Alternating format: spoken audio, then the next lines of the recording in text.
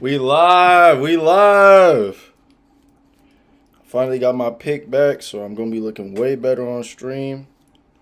For sure, for sure. Um, I'm very hyped for this stream. Um, y'all don't even understand how hype I am for this stream. Cause we got so many good things going on right now. So many blessings. Oh my god, I'm so fucking hyped right now. Let me make a thumbnail picture for my stream real quick.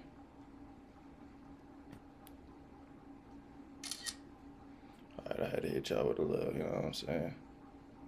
What the fuck? Why are we on Apple Music? Alright. Let's go ahead and go to the live.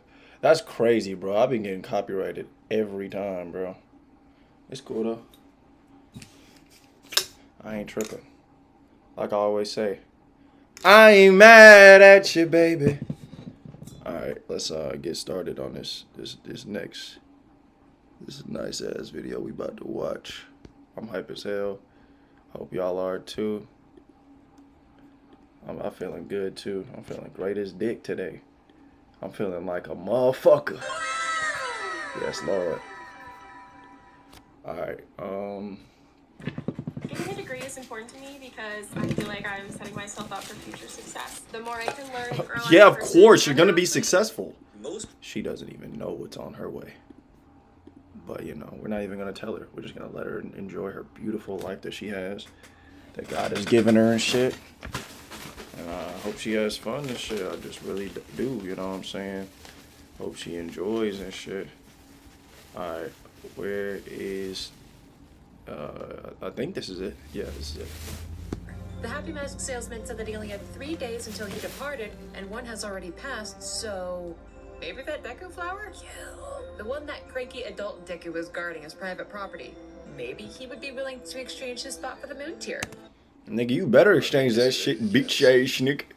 You better exchange that shit, bruh. You don't got time for your fuckery today, buddy. Get that shit on the dick right now. As luck would have it, the Deku man has been searching for just such a thing. Something that he can take home to his wife. Lucky, lucky, lucky day for both of them. It's a fair and square trade. Link can have the Deku flower, and Deku man can lay Block down with a lavish gift for his wife. Title lets Link know that the tower only I can't wait till I get my wife, y'all. Yes, Lord. opens up once a year, at midnight on the eve of the carnival. So Link has some time to wander Clocktown and take in the sights before confronting that scoundrel. The next morning, the exploration begins. Link hears from a juggling duo the rumors about a kidnapping that took place to the south. But don't worry, the kid woke up. He goes... They kidnapping niggas in Zelda? This ain't no kids game, y'all. couple local game parlors to try out some new fun. After all, he is still a kid. At the Stockpot Inn, he's welcome to look around and socialize, but there are no rooms or beds left to rent, with the carnival just around the corner. He listens to an elderly woman as she reads him a story about the carnival, chats with the frustrated dance Damn, she had a strong... Okay, whoa. upstairs, finds a milk Whoa! that only adults... No. She had a strong ass nose. This nigga got a strong ass nose too. This look like Lil Mario brother. On some W... That is his brother, on some W Gamer. to be in, and then chances into the mayor's abode. In his office, there's a tense argument taking place between city guards and the carnival committee. The captain of the city guard is trying to get the mayor to issue an order for citizens of the city to flee. Public servants and committee members are duty-bound to remain, and it's a death sentence. The moon is sure to crash soon. Which, wait, what, did he say crash? But the leader of the committee insists that that's nonsense. Does the captain really believe that the moon will fall? You can't trust niggas like these. I had a nigga today. He drinking a certain drink. I'm like, if you keep drinking that, nigga, your sperm cells gonna die. And your dick gonna get smaller, nigga. He like, dude, that's just not fucking true. It's just not true. Like, it's just not true. I'm like, bro. Alright, you don't gotta believe me. I'm dead serious, but okay. Don't believe me if you don't want to, bitch ass nigga. And when your dick gets smaller, you can't please your bitch. Don't act like I ain't warned you.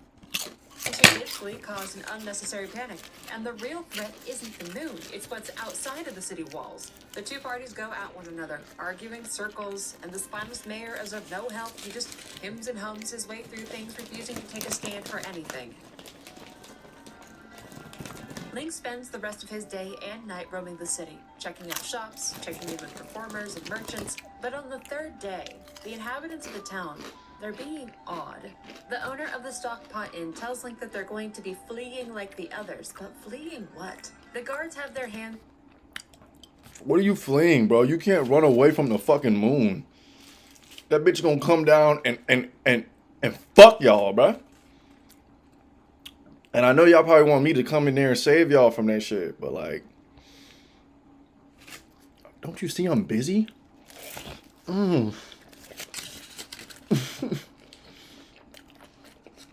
Y'all are cooked, bro. I'm eating this burrito right now.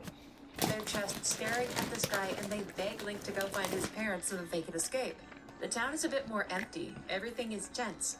The man with the carnival committee had said something about the moon falling, but the moon falling, that just can't be true, right? The strained day fades into a suffocating night.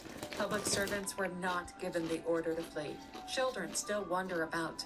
A few vendors remain, and the ground is starting to shake. The closer it draws to midnight. Bro, this nigga's head is like, it's just odd, bro. What you gotta wonder is what the fuck is this nigga thinking? This nigga head look like a lopsided elbow on a Tuesday afternoon, bitch ass D. The more potent the fear becomes as a roar starts to bellow through the lands. And at midnight, as planned. Meta, how can I get my 2-year-old eat his bread? Bro, that's not what happened. This is some bullshit.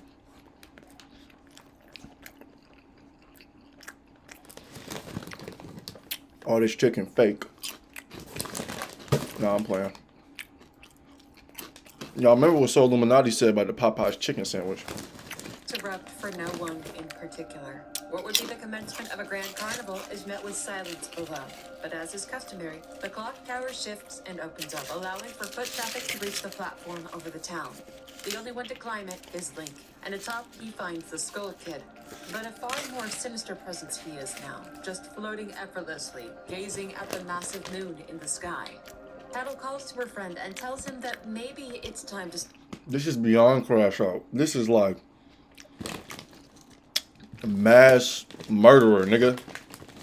The hell's your problem, bro? You finna murk all these niggas with a moon? First you were just trolling Link, now you on dick. To give the mask back, return what they stole. But it is her brother Tail who answers, begging them to find the ford in the swamp, mountain, ocean, and canyon, to bring them here. And to answer Tail's outburst, the Skull Kid strikes him, to the shock of Tattle. He had never hurt them before. They were supposed to be friends. What was the Skull Kid doing? But whoever these four are, it's far too late for that now. It's almost a joke to him.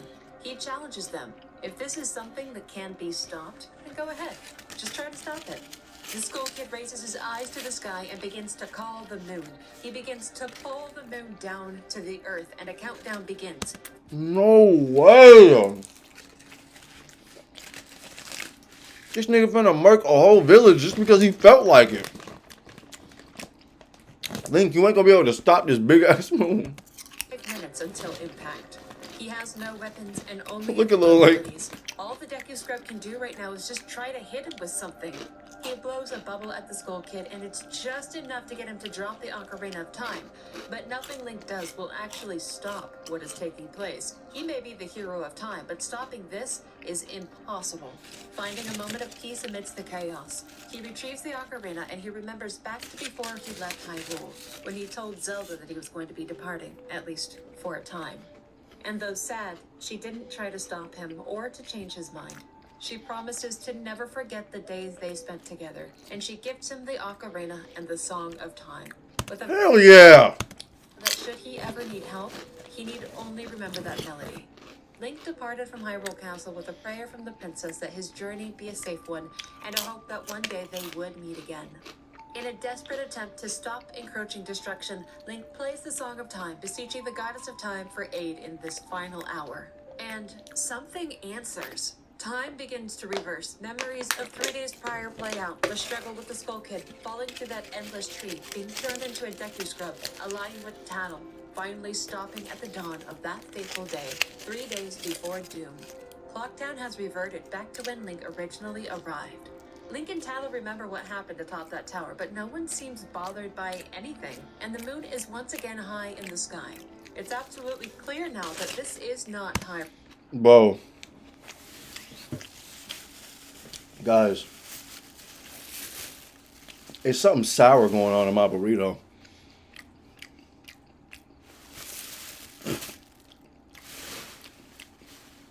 I don't fucking like it. It's fucking with me, bro. Why is there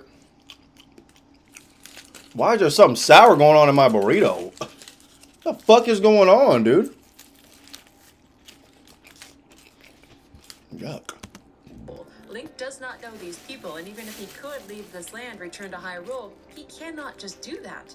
These people are going to die if he doesn't do something. This is a new mission. It's a new purpose, a new calling. What he lost in Hyrule, he has found here in this place called Termina. Now, that weird Happy Mask salesman, he had said that if Link could retrieve the precious object stolen from him, then he would help him turn back to normal. And Link did get his ocarina. The salesman had also asked him to get back the mask that was stolen from him, but... Yeah, Link couldn't get that shit. That's a hard task, bro. That nigga fighting a dragon, man. Fuck out of here. You know, one step at a time. The first stop is that salesman inside the clock tower. And as soon as he sees the ocarina, he jumps to conclusions. Link has succeeded, gotten back what was taken from both of them. But hold on a second, wait a minute. Does the Happy Mask salesman remember? Does he remember talking to Link, remember their deal? Because everyone else forgot. Everything reset, but the salesman didn't. Is he truly not from... Bro, my burrito has been fucking compromised. What is going on? It's like something in my burrito like ruining it right now. The hell? Termina then. Yet Tattle remembers their previous cycle too. Just what is this man that he could be immune to the reset and casually possess something like Majora's Mask? One has to wonder, what's beneath the mask of the Happy Mask salesman? To honor his end of the bargain. Wait, so this isn't his face? What the fuck is this guy then? I thought that was his fucking face. What the, dude? Is he dick? Bro, I know this nigga ain't fucking playing with me, bro. Stop fucking, ugh. It must be the rice, bro. Y'all telling me y'all selling bad rice? Teaches Link a haunting melody, the Song of Healing. This melody heals evil magic and troubled spirits, turning them into masks. It soothes the... I'm never getting rice from Chipotle again, bro. What the hell, man? Damn! within the Deku Mask, allowing Link to remove it freely. Termina is a land of broken hopes and sorrow. This melody will be of great use in the future. The salesman gifts Link the Deku Mask to honor this day. Whenever the hero wears it, it will change him into his Deku form. Now, it's time for Link to honor his end of the bargain. The mask, Majora's Mask. He would like it back now, because he did get it back. No. I didn't get you it back, Dick. You gonna have to beat my ass about it. Right here. Didn't he? News that Majora's Mask has not been recovered drives the unnervingly grinning man into a full meltdown of panic. He completely breaks his composure and wails that something terrible will happen if it's not returned. And in an effort to make Link understand the importance of this errand, he tells him a bit about the mask's origins. The salesman knows that this mask is cursed, a terrible relic of an ancient tribe with a blood-stained history. Power is bestowed upon whoever wears it, a magic so indomitable that it could bring about the end of the world. And somehow this shit landed in a random nigga's hands. I ain't gonna lie, y'all niggas cooked. Beings were so frightened by it that it was sealed away in shadow. In time, the tribe of legend that used the mask faded away, and the true extent of the mask's power was left unknown. That is, until now. See, that's what I was saying. I wouldn't have let this shit happen. Nigga like me would have grabbed the mask and took it somewhere and buried that shit. And whoever thought to dig it up, gonna get fucked about it by me. In a consensual manner. Don't worry about how I'm gonna get it done. But they're getting fucked. He confesses that he went to great lengths to obtain this mask, but does not confess as to how precisely he did it. When he had his hands on it, he could sense doom within it, like a dark omen, and he begs of Link to get it back before something truly horrible happens. And of course, the hero agrees. The salesman knew that he would. With this agreement struck, Link checks out into the world of Termina to undo the evil brought to these lands by the Happy Mask salesman. It's time to get that mask back. Skip the rental counter with... I ain't gonna lie, y'all. I'm dead ass about to pay for the YouTube shit so I get 0 ads. It's $18 a month. That really ain't shit. But man, I'm getting to that point.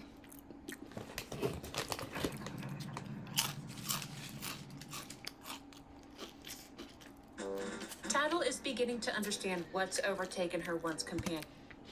I see why my homie went to the hospital for eating too much Chipotle. Because sometimes they don't change out the food, bro. Some of the rice was fucking sour. How you got sour rice in your shit? Luckily, I'm a superhuman. You know what I'm saying? I'm going to just absorb that sickness and shit. But man, they some bitch ass niggas, man. I'm going back to eating Moe's. What the hell? Link. That mask. It's the source of all this trouble. Her brother Tail had told them to bring the 4 here, from the swamp, mountain, ocean, and canyon. The locations will be easy enough to find, but what Tail meant by the 4 who are there is a bit of a mystery. One which there is only one way to solve, which is to go there and investigate. First stop is the swamp. Niggas always investigating shit. Police ass nigga. Like, why don't you just let the problem come to you? Oh, my bad. I forgot you're in a rush to save the fucking world. My bad, bro. I'd be to come at you like that, Link. But you know I raised you better than that, little nigga. Don't you ever investigate shit. You go in that bitch socking shit. You don't even ask questions. Know what I'm saying?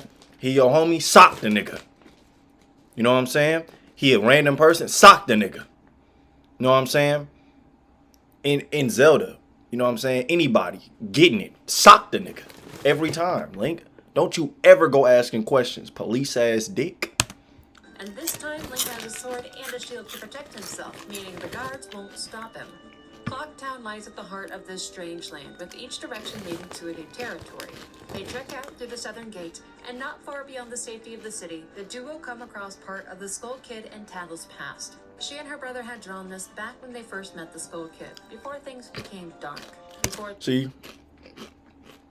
That's y'all problem. Y'all was dicked out about the Skull Kid. Now he about to destroy the world with a fucking moon. Get your shit right, fairy ass niggas. This is what happens when you get too dicked out. Hey, chat. This what happen when you get too dicked out. Or when you get too fucking thirsty, nigga. Damn, bro. Get y'all shit together, man. Don't ever be too dicked out by the nigga, or else they might destroy the world. Mask. They found him shivering in the cold during the storm. He told them he was alone, and that his friends had left him, and the 3 of them decided that they would stay together. And for a time... Now that's cute. I love that for you. I love that for you. But look what he doing now. Fucking... My stomach just made a sound. Let me talk to my inner machinations real quick. Body, if there is something in you that is food poison, I want you to burn it with the stomach acid. You will not get sick. We will restore ourselves very quickly. Anything negative enough to cause us sickness, we will purge it all in this one night. See, that's how you gotta talk to your body. were happy. They spent their days playing in the fields, getting into innocent enough mischief, exploring the forests. But that happy time ended when they attacked the Happy Mask salesman in the wood and stole Majora's mask. It's a confession to how they came to possess the mask. They had. So y'all just attacking niggas now? Why y'all like? I thought y'all was happy. Just how you know they wasn't happy? They was just using each other, bro. Out here attacking random fucking citizens, bro. Y'all some bitch ass niggas. So much trouble. The progression of it all. Skull Kid's descent into what he's become. It still doesn't make sense to Tattle. They leave the memory there and they move on to the swamp. At first glance, nothing is clearly off within the swamp, save an odd peak in the distance that's oozing something purple. There's a boat and photography tour available that's interesting enough, and a potion shop with another familiar face from Link's past. One of the... Yeah, bro. Link is dead, bro. I gotta think about this shit. Link already clapped her. When he fell down that huge ass thing, that nigga died. sorceresses from the Gerudo Desert. She doesn't start flinging ice magic at Link when he walks in the door. This actually looks like a legit shop. The Right. shopkeeper tells Link that her sister went into the woods out to find mushrooms and she never came back. She asks Link to go track her down. Kind of strange to be talking to one of the twin sorceresses. Even stranger to see her working in a shop. But better than the alternative of rampaging ice beams. The other sister is deep in the woods behind the house, laying on the ground, calling out for help with two monkeys at her side. Okay. They dash off at its approach, and the old woman says that something attacked her from behind while she was picking mushrooms. But it wasn't the monkeys. You know what's funny about life though? Like, it's hilarious because, like, if you were to get clapped, this is exactly probably what would happen. You know, you'd probably like be in a dream. Because even if you think about dreams, like dreams are just so random and weird and different and just out of this world.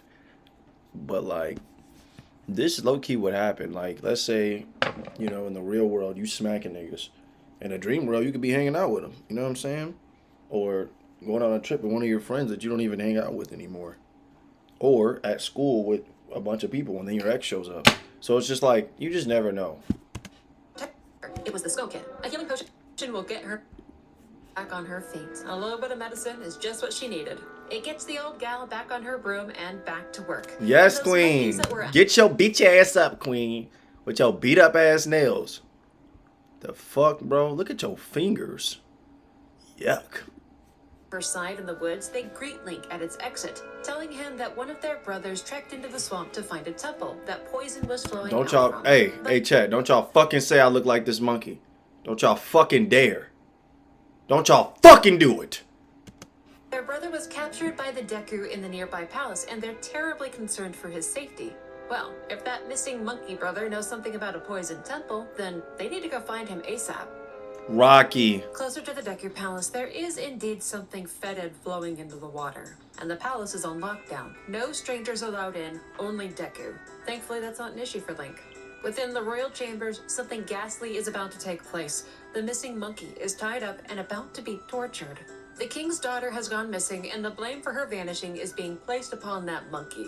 His torment is going to be a public affair for all Deku to witness, but the monkey himself has a very different story to tell. Well, that's fucking racist. The hell's wrong with dude? The fuck that monkey do to you? And that's why you fucking... Bro, you know what? Fuck it. I'll say it. Before you speak on him, please go find him those two niggas. Find the one that stuck dick in him and the one he sent to prison. Bitch ass nigga. He claims that he did nothing to the princess, and that if they don't act quickly, then the princess is going to fall victim to a monster. Finding a way into the monkey's holding pen scores Link a more private conversation with him. He doesn't have long to talk, but he tells Link that he went to Woodfall Temple above the waterfall in the swamp to check out the source of the poison flowing into the waters, as did the Deku princess, and he saw her get captured by the monsters that were now inhabiting the temple. Snitch ass nigga. Why you snitching though? Bitch ass guy? I don't give a fuck if you got captured. Keep that shit P. That's what you gotta do. That's what I wanted you to do. This is exactly why I didn't save your bitch ass, and I sent my little shooter Link to help your bitch ass, nigga. Can't believe your ass, bro. Snitching like a birdie. My God, stupid at. That's a chicken. Doesn't go up there and help her, then she'll never make it out alive. It's up to Link now to save her and cleanse this swamp. And to aid him, the monkey will teach him the melody to open up the temple. You got It's it. a song that only the Deku royal family knows, Let's making hear it it. apparent that the monkey is a friend of the princess. Bet. But the bull-headed king of the Deku refuses to listen to reason, and the torturous punishment of the monkey will begin soon. Link had best hurry to that temple. The Deku princess isn't the only one depending on him now. The path to the temple is impassable to all save those who can use Deku flowers, meaning outsiders are effectively kept out. But there are more helpers to be found, even here. A familiar face from a faraway land is nearby. Though, of course, it's not the same being as from past times. The great owl Link once knew.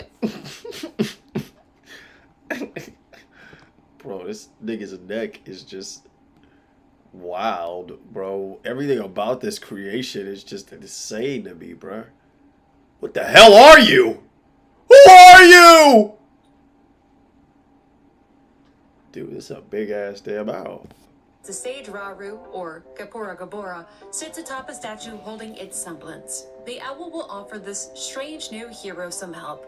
Using these statues will allow Link to quickly move across areas that he's already been to. Not bad. But there's little more that he offers, at least for now. No words of prophecy or story, just simple aid in his journey. Notice how Link is a musical nigga. He be playing shit. If y'all paid attention to me, that's me too. I'm not just a funny guy on stream telling jokes. I make that music. I'm a hero of time. Bitch ass nigga. Y'all know why Link this strong? I taught him that. That's me. That's me who taught him how to do that. That's me. And he's off. Ensuring the temple can't be encroached upon, the entrance lies beneath the pools of its courtyard, and only the song of the Deku royal family can open the way forward. The guardian of this temple is missing, allowing it to be infested with creatures that do not belong. The stench of decay permeates the temple. It's dark, gloomy, full of monsters, just like the monkey warned. See, that's what I like. Danger, suffering. Yes, sir. I'ma need that if I'm going in the temple to fight niggas. You know what I'm saying? I'ma be weaving shit. Oh, shit. Oh, shit. Ah! Whooping niggas in a fuckle.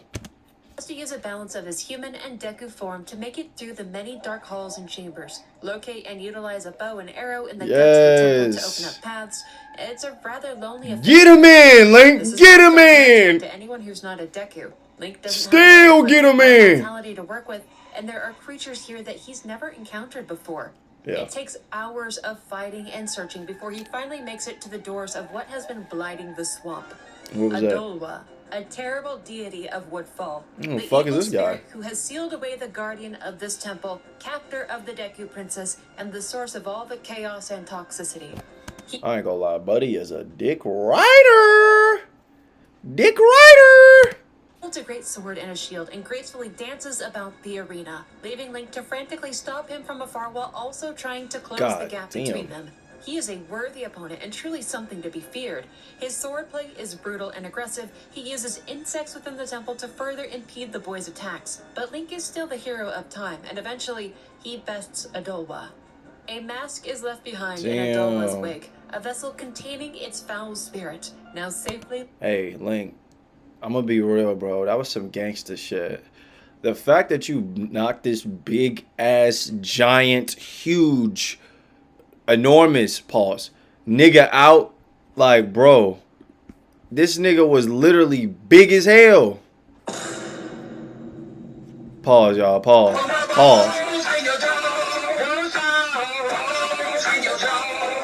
Pause on that. But still, though, you know what I'm saying? Hey, Link, that was some W gamer.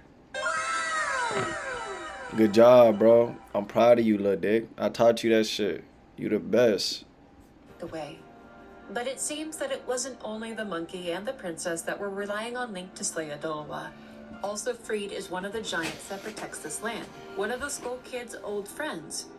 It stays far away from Link in this strange place between realms, and it speaks in a way that Link does not understand. but the giant is able to teach the boy a melody. It too is a haunting song, the Oath to Order. Though it's not yet apparent how, this song will serve a greater purpose later. Tattle is able to make out a few words from the giant before it departs. Call us, it says. And with that, their meeting ends. Look, you're not actually going to get anything done by watching another YouTube video. In fact, you're literally only procrastinating more. Wait. If only he knew what I was doing right now with his stupid ass. See, this is what happens when you don't think about the dumb shit you say. It's streamers blowing the fuck up just reacting to niggas. And that's not even just my form of content. Sometimes I do gameplay. Sometimes I do commentary. Sometimes I do music. Bitch ass nigga. But you didn't think about what you was saying. You just was talking out your big ass grill. Now, time to celebrate. The waters of the swamp run clear once again. The temple is restored. Tattle pieces together that the four which her brother spoke of, that guardian must be one of them, which means there are 3 more that they must find around Termina. The importance of this mission has been fully set upon Tattle, and she genuinely apologizes for the troubles that she has helped cause. She kind of misses her landing at the end by insisting that Link doesn't hold it against her, but, it's progress, at least. Their next stop should be the mountains. But first, the Deku Princess is free. She's... I ain't gonna lie, when I was getting my Chipotle meal, I saw a nigga wearing a dress. He looked just like her, bro. She might look a little better than he did though, but yeah, bro. He wasn't looking too good, man. He was real ugly. But you know, I don't got a problem with that, you know. Sometimes I just like to tell the truth. You know, that nigga ugly as shit. This pie to Link, and after he tells her what's been happening to her friend the monkey, she asks him to whisk her back to her home. She just knew that her father was going to act the fool after she went missing. They have to save that monkey. Link carried... Whoa! You gotta save that monkey! ...away from the temple and sees her safely return to her home. She is able to stop the tornado. Link, what? You just put her in a baby-ass jar and fuckled her yang? How the hell you doing that? Oh, I get it. You know magic, don't you, little Link? You could have told a nigga I didn't know. Of her friend, the monkey, and set the record straight on what took place. But so much time has already passed. It's well into the 2nd day already, and there are still yet 3 directions to explore. So, Link decides to return to Clocktown to check in on folks. They've done so much work. Maybe things have improved in town since the last time they were there. When they ride in, they find that, well, things seem almost exactly the same. People see the moon in the sky, but they've done nothing different. Link enters his... Yo, that nigga y'all just saw, that nigga Islam. That nigga is Islam. He on the carpet praying and shit. Bomber gang code at the bouncer, checks out the observatory. I'm gonna be real, y'all. I know I told y'all I converted. I didn't even legally convert. I don't even know the steps to legally convert to Islam. And I did my research, bro. I wouldn't be a good Muslim, bro. I did my research. I figured out that they said that you can't eat meat. They said it's haram. And then I also figured out that when I hear the spiritual speakers talk, it's like they're talking like they can't be as perfect as him. You know, Allah and stuff. And, you know, they just want to beg for his mercy and shit. I don't subscribe to that idea. You know what I'm saying? I feel like if God is, you know, nurturing and shit and cool and he loves you, that nigga ain't gonna be judging you like how they be saying. It's not even like how they say it. It's just like they be acting like they gotta be so perfect, bro. Like, dude, relax. You know what I'm saying? But ain't nothing wrong with the religion. If it works for you, it works for you. I guess I'm gonna just do me though. You know, I'm gonna just do my religion. You know what I'm saying? Hinduism is still like one of my favorites of all time. I just love, like, you know, what they do. But I love what what's his name's do too. I like what the Muslims do. I just like when they say the real shit. Like, I don't like when they're talking about being in fear and you know, not being enough to please Allah and stuff like that. I don't like that shit. I genuinely don't. I'd rather them just, you know, when they say the real shit, that's when I'm really feeling it. That's when I'm really feeling the message. But I heard a lot of things today that kind of woke me up, you know, from my own disguised, awkward darkness. You know what I'm saying? So I just feel like I want to respect the religion as much as possible, but I don't think I'm ready just yet to convert. But you know what I'm saying? Peace be upon all of you. In the bomber's notebook, he checks out the stockpot inn, but it's like these people aren't even aware that the moon is going to fall. The carnival committee's leader is in the town square yelling about cowards in his disgust. In the end, his workers fled the town, leaving him here alone to see the Yo, why this nigga got 3 bags and he fly it? This nigga is a W gamer. opening of the clock tower. During the final night, when the clock strikes 12, the clock tower drops open and once again reveals the pathway up to the center. The hero and Tattle make their way up and once again confront the Skull Kid, the mask, Majora. It plays out precisely the same as it did last time, even with the additions to Link's arsenal. None of it makes a dent in the Skull Kid, but this time, Link plays the Oath to Order, the song that the Guardian taught him. Link and Tattle haven't freed the other Guardians, but this is all they have. Maybe it will make a difference. From the swamp, one Guardian answers the call. The Guardian runs to the clock tower, raises its arms, and tries to hold back the moon. There's no answer from the mountain, the ocean, the canyon. The Swamp Guardian tries alone to stop the apocalypse, but it's not enough. Yeah, bro, it's the moon. It's not gonna be enough. That thing is like, it's not the size of a planet, but it's like, it's small. It's a small planet. So it's like, you can't stop it, bro. I don't care how strong you think you are, bro. You know who can stop it? Me. That's me. But y'all ain't hit me up, so y'all cooked. Count begins. They failed. Link must rewind time. Return to the first day. But with the swamp cleansed, the Guardian freed, the Deku people made safe, perhaps things will be better this time around. The waters will surely be safe, the monkey will not be tortured, the princess will be with her father, the temple will be cleared. But that's not what happens. Link rewinds time. That's so fun. Coolest plugin I ever used. And all of it is undone. The Mask of Adolwa is still his, but the temple is corrupted. The Deku Princess is gone, the monkey will be tortured, the king enraged and frightened. The waters of the swamp are Oh once my again ridden with poison. god. Imagine having to reverse time over and over again until you get the right outcome. You know what this reminds me of? Loki. Yo, did Loki steal the idea of Majora's Mask? Sort of. I mean, they both green. Every good thing that Link has done has been reversed, undone. But he cannot go back to the swamp to save them. There's just not enough time. How could he do that and go to the mountain as well? He must harden his heart, not think about the torture of the monkey, not think about the fear of the Deku Princess. They have to find the next Guardian. They must leave the swamp to its suffering. Tattle recommends that they next travel to the north, to the snow-capped mountains. It's dangerous to be sure, but it's also scenic. It's a lovely route that far exceeds the wonders of Death Mountain back in Hyrule. Boy, it sure is snowy though. Who could possibly call this place home? Right. About halfway up the mountain is a tiny village, serenely covered in snow. There's a cute... Hey, bro, I'm gonna tell y'all something about snow. When I was a jit, I really liked snow. I really liked snow. Thought it was awesome. You know, we had a bunch of family to play with. Throw snow at your boys, or throw snow at your family members, you know. Just have a good time.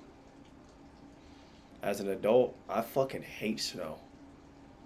You know, like, it's cold as fuck. You know what I'm saying? It's harder to drive.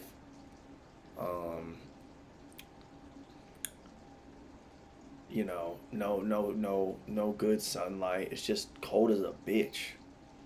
I mean, the sunlight, it's like 50-50, but I'm more of like a sun guy. I like it when it's hot enough to go to the beach and shit. Bridge over a stream, a picturesque cabin, and uh-oh, there's a Goron in the snow. Why is a Goron on a snowy mountain? Oh no. That ain't good. This mountain clearly is not in the state that it's meant to be. Right. The cabin here is actually a blacksmith shop, and their hearth is completely frozen over. The Goron on top of the ledge is freezing and starving, but there's nothing here that clarifies why this mountain is covered in snow. He don't need to be in there freezing and starving, nigga. Go find shelter. Yo ass just like stupid ass nigga move. Go somewhere. Higher Link must climb to find his answers. Right. Most water sources are completely frozen solid, and the road up to the mountain is plagued by wild animals that attack. It's cold. on sight. Being the gatekeeper But and Link's it's fears are cold. It's all. confirmed Oh, he's a eventually. He reaches the gatekeeper. That's why he doing a job. My bad, Dick. village, the home of the Gorons. These are not people that live in cold climates, at least not in his experience. So why would their home be nestled here, of all places? Well, Right. this snowfall is a very recent development. In the Goron city, the only place accessible to him right now is the shrine, where a baby is crying non-stop. At first, it's a tragic sound, but whoever is weeping is proving themselves to be a non-stop source of sorrowful bellowing. The little creature responsible for the grating noise is the son Ah! Oh no wait. of the village leader, Oh no wait. Like Oliver I. Oh Elder, no. who has gone Oh no missing. wait. Oh wait. The Oh child wait. is Ah! crying. His father, who is Ah! the This nigga mouth, bro. elder, went into the snow to investigate what was happening at the temple atop the mountain, and he never returned. But Link didn't encounter an elder on his way up here, and there's only one path up the mountain to the village. The elder was nowhere to be seen, like he just vanished off the face of the earth. Back out in the cold, Link comes across that owl again. He offered him help once before, and he does so here as well. The owl says that across this chasm, Big bro. Goron Village, is an item that will allow Link to see what the naked eye cannot. The Great Owl aids Link once again by leading him across that chasm, acting as a guide on where is safe for him to traverse. Several leaps of faith later, Link finds himself at a shrine, and Hey, W Owl in the chat, bro. This nigga holding shit down. Oh fuck. Fin is the lens of truth. Once used to uncover the secrets of a dead place, now it will help prevent the death of this mountain. Nice It aids Link one. in seeing what was once invisible to the naked eye. It can help him traverse the chasm back to the Goron village, but he doesn't make it far before the lens reveals a great new tragedy. What? As an older adult, I didn't want to spend As an all my older time adult, binge-watching. you way too grown to be on my screen without my permission. So go ahead and talk in silence while I speak over you. Ghostly figure looms in the Goron village, its belly torn open from a vicious wound. He can't quite believe that Link can actually see him. As a test of this, the ghost asks Link to follow him. Oh, wow. He leads him way back down the mountain to that lovely little village with the blacksmith shop, and then goes Oh, he died. the face of the cliff covered in hidden ladder segments, and atop it is a monument to a fallen Goron hero. This ghost is Darmani III, and this is his gravesite. He knows that he's dead. He's under no illusion. His final act in life was traveling to Snowhead, the apex and temple of the mountain, where a demon was now residing. He just knew that within Snowhead was the source of all this snow, and that if he could defeat it, then he could save the Goron homeland. But he didn't survive the journey. The Great Owl has told Darmani that the one who could use magic would find him soon. He had Damn, bro. Imagine just being dead. Like, you know, and you're just floating around. That shit probably suck, bro. That shit probably sucks. I would find something to do, though. I ain't gonna lie to you. I would find the funniest niggas ever. You know, the most enlightened niggas ever. And just go sit next to them and be like, alright, there. What I do next? met Link, so he begged. I still would be a funny nigga, bro. I'll be joking, like, even in the afterlife. And you gotta think about how many niggas I could talk to now. I'll probably talk to X. It depends, though. If he reincarnated, then I ain't gonna be able to talk to X at all. Or Michael Jackson. Damn, I won't be able to talk to either of them if they already reincarnated. But if they didn't, I could just walk up to him. Hey, Dig, what's up? How you doing? Dap him up and shit. To heal his sorrows, to bring him peace, to let him rest. And of course, the gentle hero plays for him the song of healing, meant just for beings like Darmani. The soft notes of the melody soothe his soul and bring him a peaceful, lingering moment surrounded by his people. Perhaps a time long past, but a good place to linger on, surrounded by Yes. those that he treasured. Darmani is able to pass on now, knowing that the fate of his people rests in the hands of someone who can do what he could not. Nice. He reincarnated. We don't gotta worry about him coming back now. Leaves for the hero a mask that will allow Link to take his form when worn. It will aid him in the mission to come. That crying child, though, it still troubles Link. So, before departing for Snowhead, he returns to the Goron village once more to try talking to the toddler in Goron form. Seems that the little guy recognizes him as Darmani, and for a moment his tears stop. He asks where his father is, he just wants his father, and then once again his sobbing resumes. Well, the elder didn't make it far, in fact. Aw. Oh, too bad, man. You can't be sad forever, though. Lock in. A short ways down the mountain, the cold overtook him, encasing him in ice.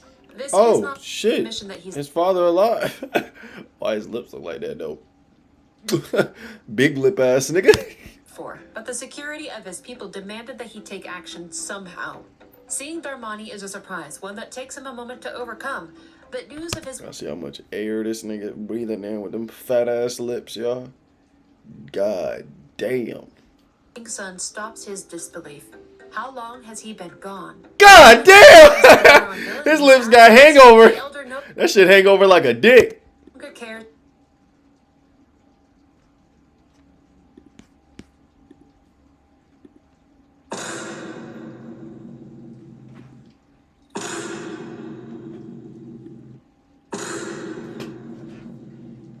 My bad, y'all.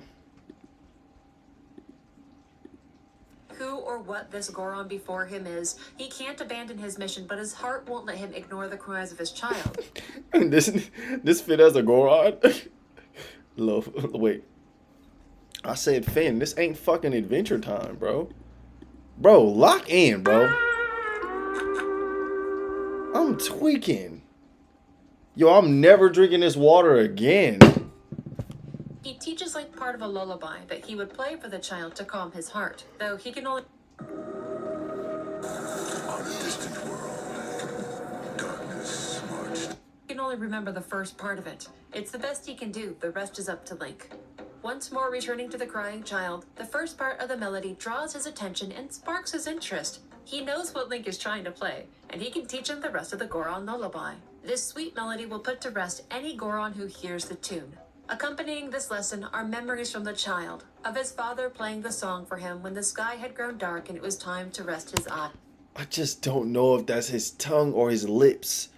I don't know why the creator like made his lips like hang. Playing Yucky. this here now, all the sheltering Gorons in the shrine draw up and fall into a slumber. At least for now, the wailing of the child has ended, and it's time to get up to Snowhead. Nice. The route to the top of the mountain is arduous, with monsters cluttering the road and snow rolling down the slopes. Yeah, It's Link, only I ain't gonna lie, Link, you are dead, bro. Like, since when are you able to become other people and do shit like this? You weren't, well, was he doing this in Ocarina of Time? No, you weren't doing this in Ocarina of Time. This is the only game you could switch in the characters, bro. You're dead, bro. by a Goron that can leap the gaps, effectively keeping outsiders away from the temple. Something is blocking the final stretch towards Snowhead, though. A strong gust of wind keeps Link from progressing, but it's as though it's coming from nowhere. After some awkwardness and frustration, Tattle tells Link that something is in the blizzard, and who would have thought? The lens of truth reveals a massive Goron sitting atop Snowhead, causing all the turbulence. The Goron's lullaby calms the raging spirit, putting it to sleep, and sending it careening into the abyss. Damn! Whoops. Well, at least now the way into Snowhead is open. While at first the height and confounding design of the temple is daunting, there's a strange order to it, making it a test of patience to climb. An odd assortment of villains call this place home, ensuring that the ascent is far from uneventful, and here Link obtains a valuable addition to his bow, an arrow tipped in flame. But the true goal lies high above all else here, locked behind a great door.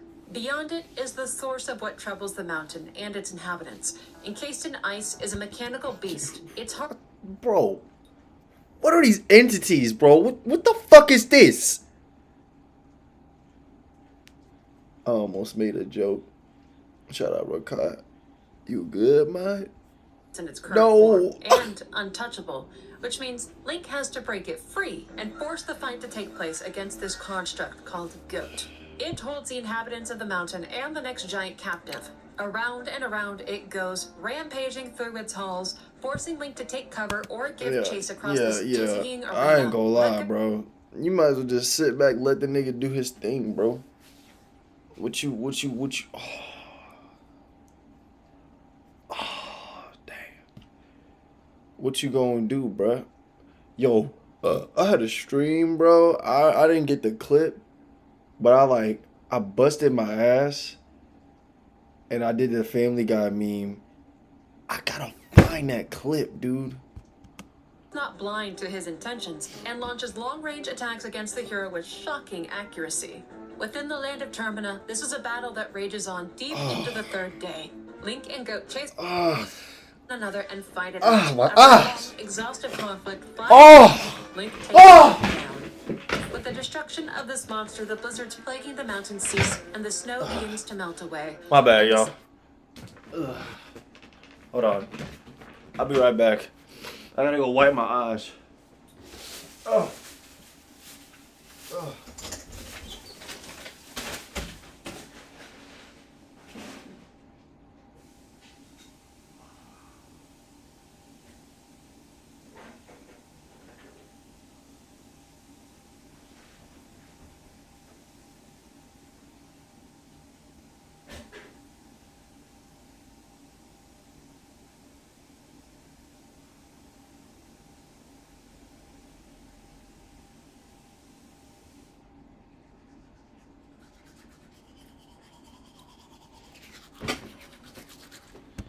Great Giant is freed from its bonds. Though it cannot act against the Skull Kid now, when the time comes, it will be an ally to Link in stopping the madness enveloping this land. The Giant is able to tell Tybalt that they are guardians, protective gods of this land, and that is all it tells them before departing and returning Link to Termina.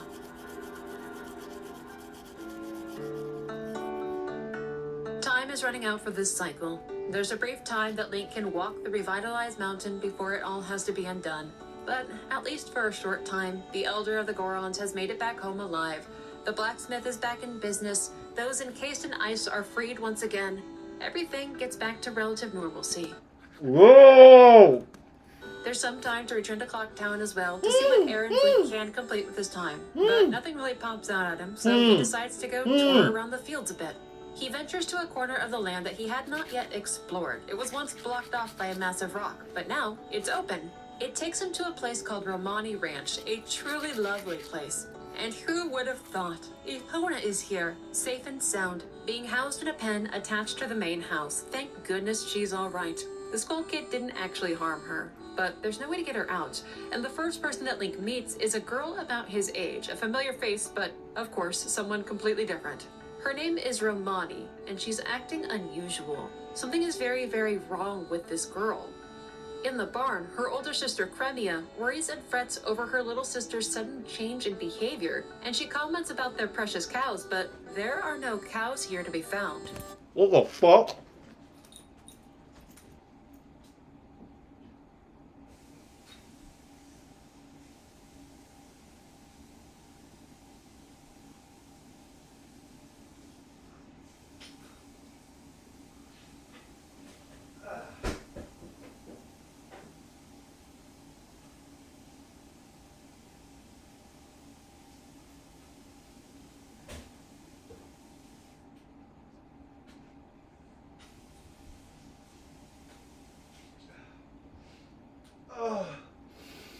Oh.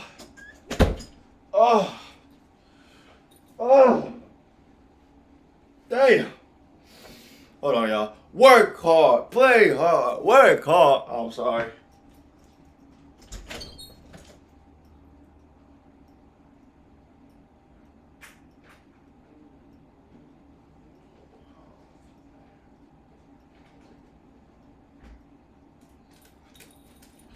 Work hard. Play hard. Work hard. Play hard. Something horrible happened, but neither of the sisters can put to words exactly what. They're both traumatized.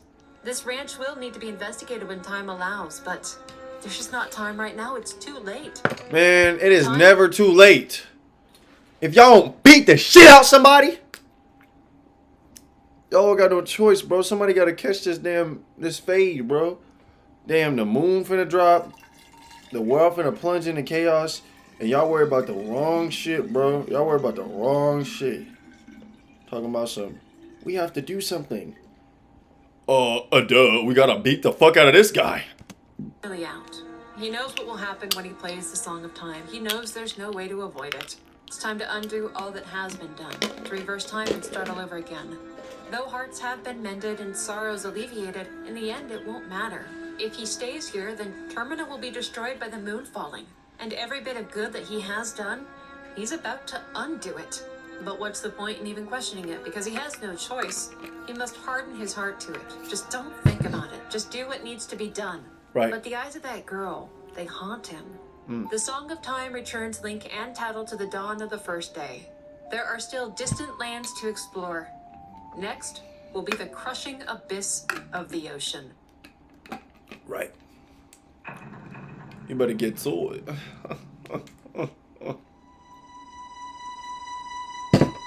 That poor girl. Link can't let it go. What happened to her? What took the light from her eyes? There's a land to save. Termina is sickly and dying. Time is running out once again. But Romani Ranch, it's so troubling to him. But he can't forget why he's here. He's supposed to be the hero of Termina, right? Yo, Link. I know you young and shit. But you better tighten the fuck up. We got a moon coming down in like the next 5 to 7 hours. Get your shit right.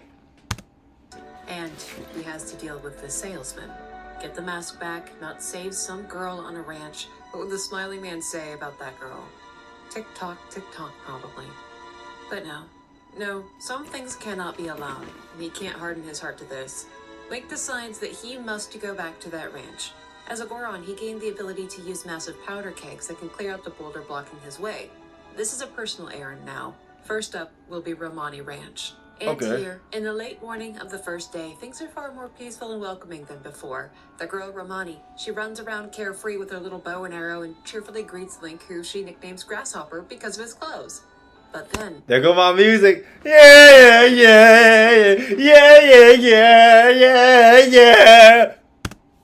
oh, a 1,000-yard stare overtakes Romani, and she tells Link that they are coming. They come at night, every year when the carnival approaches. They come riding in on a bright, shining ball. What the A whole dog lot shit of them fucking nigga farts? come down. And then they come to the Moo.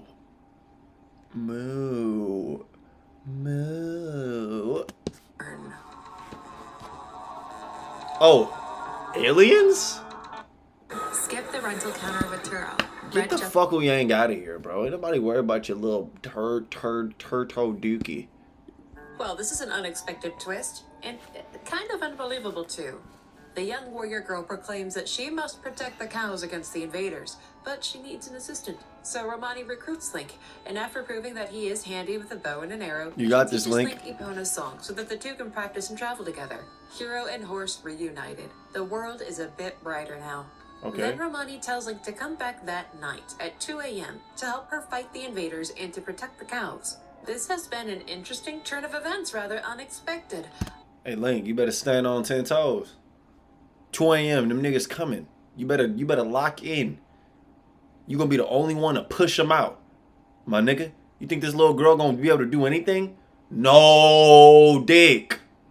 She gave you the damn fucking time frames, all of that. She hooked you up. Now you can't let these niggas slide, bro. You gotta push them out. Literally. Link will absolutely come back here to aid in whatever this task is. Until then, however, Link and Epona can roam the fields of Termina together. On the ranch, they meet a strange man in a cuckoo shack named Grog, who seems viciously depressed. He knows the moon is going to fall, and his only regret in life is that he never got to see his baby cuckoos grow up. Poor guy. See, it's niggas like this that gotta wake the fuck up, bro. You still got time to be alive, and you gonna sit here and be depressed of that you didn't get to watch some shits grow, cause you know the moon is gonna fall, and you gonna die. Okay, nigga, it ain't like you can stop it. Go have some fun, nigga. You about to get clapped, bitch ass nigga. or at least try to stop it. Nigga like me, you lucky, bro. Like I said, bro, you should have just called me if you was this depressed. My nigga, nigga like me, I would have stopped it. As the sun sets over Romani Ranch, the two sisters head inside for their supper and to settle in for the night. Young Romani will be sneaking out in a few hours, but it gives Link time to scope out a spot to perch on. The girl had said that they would be defending the barn, but it's hard to get a good visual of the fields and the barn. What did she mean by all of that anyways? Who is going to be coming for the barn? Undead Goron? The ops. Oh, put that on Dead Goron. The ops. Zombie Deku? The boy has a few hours to mull over all the possible or a pack I just hit my knee. Oh. Oh. raving mad cuckoos. The cuckoos would actually be scarier than the bandits. Right at 2 a.m., the girl sneaks out of the main house and runs for the barn. It's showtime. And at 2:30 a.m., lights enter the fields from the sky. Aliens or ghosts? Alien ghosts are coming straight for the barn. No doubt they want some of that sweet, sweet Chateau Romani milk, and I mean, who can blame them? There are few joys greater in life than getting blitzed off of milk. These are the they that Romani knew would be coming for the cattle. And for all the rest of the night, Link runs about the house rooftop and around the barn to shoot the invaders with the trusty ranch. See, Link marking the ops. Get them fucked up, Link. Fuck they ass about it. Listen, before you speak on the ops, make sure you find them two niggas. Find the one that stuck dick in him and the one he sent to prison. There to help keep track of them. Around and around they go, with waves never ceasing in their approach. When one goes down, another pops up to take its place. You gotta fuck them, Link. You gotta fuck them! Sunrise, if you can just hold out against them. Romani is in the barn protecting the cattle, but if even one gets through, then it's game over. The girl is not a trained combatant. He has to keep them all away from the building. After hours of shooting and chasing, finally, the sunrise vanquishes the invaders. He actually did it. Romani Ranch is safe. No harm came to the girl or the cows, thank goodness. Romani rewards Link with a bottle of their signature milk, along with directions on how precisely one drinks milk, and then she quickly hurries back inside before her big sister wakes up. With the road out of the ranch open and nothing amiss on the property, Cremia can deliver a shipment of their milk to Clocktown. She will be heading out after her work is done at about 6 o'clock that night, and she invites Link to join her on the wagon ride, if he would like. Hey, Link, you don't gotta go on the wagon ride with her. I got you, big bruh. Link, let me go. Let me go with her, bro. I got you. Let me talk to big sis. Let me talk to big sis. Really need transport around, but it sounds like a pleasant experience. And Link, you're not even her age, bro. Talk to her. You know what I'm saying? You can go fucking play with flowers outside with her little sister. Let me get big sis. We the same age. Out, you know, if something should come up. So sure, why not? This cycle is dedicated to Romani Ranch, so Link hangs out until that evening. And at 6 p.m. sharp, Cremia is waiting outside the barn with a loaded up wagon, ready to... Bae, how you gonna go on a wagon and not call me? You said I don't even like white girls. Bro, what do you mean? Like, bro, I can open up. Dr. Umar, chill, bro. Bro, chill, bro. I wasn't watching nothing, bro.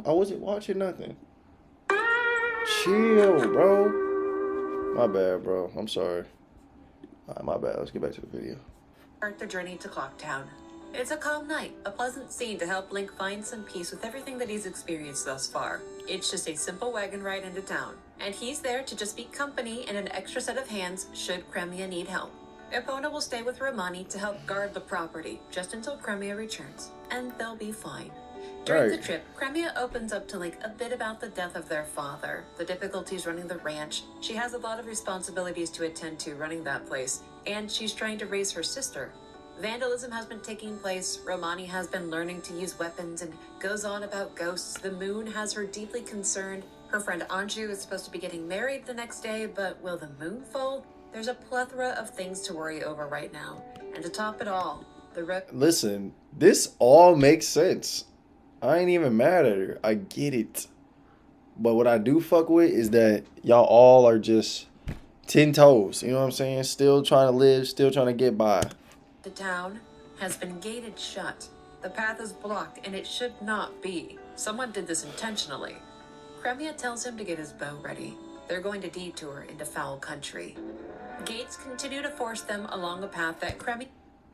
Did she just say Gates?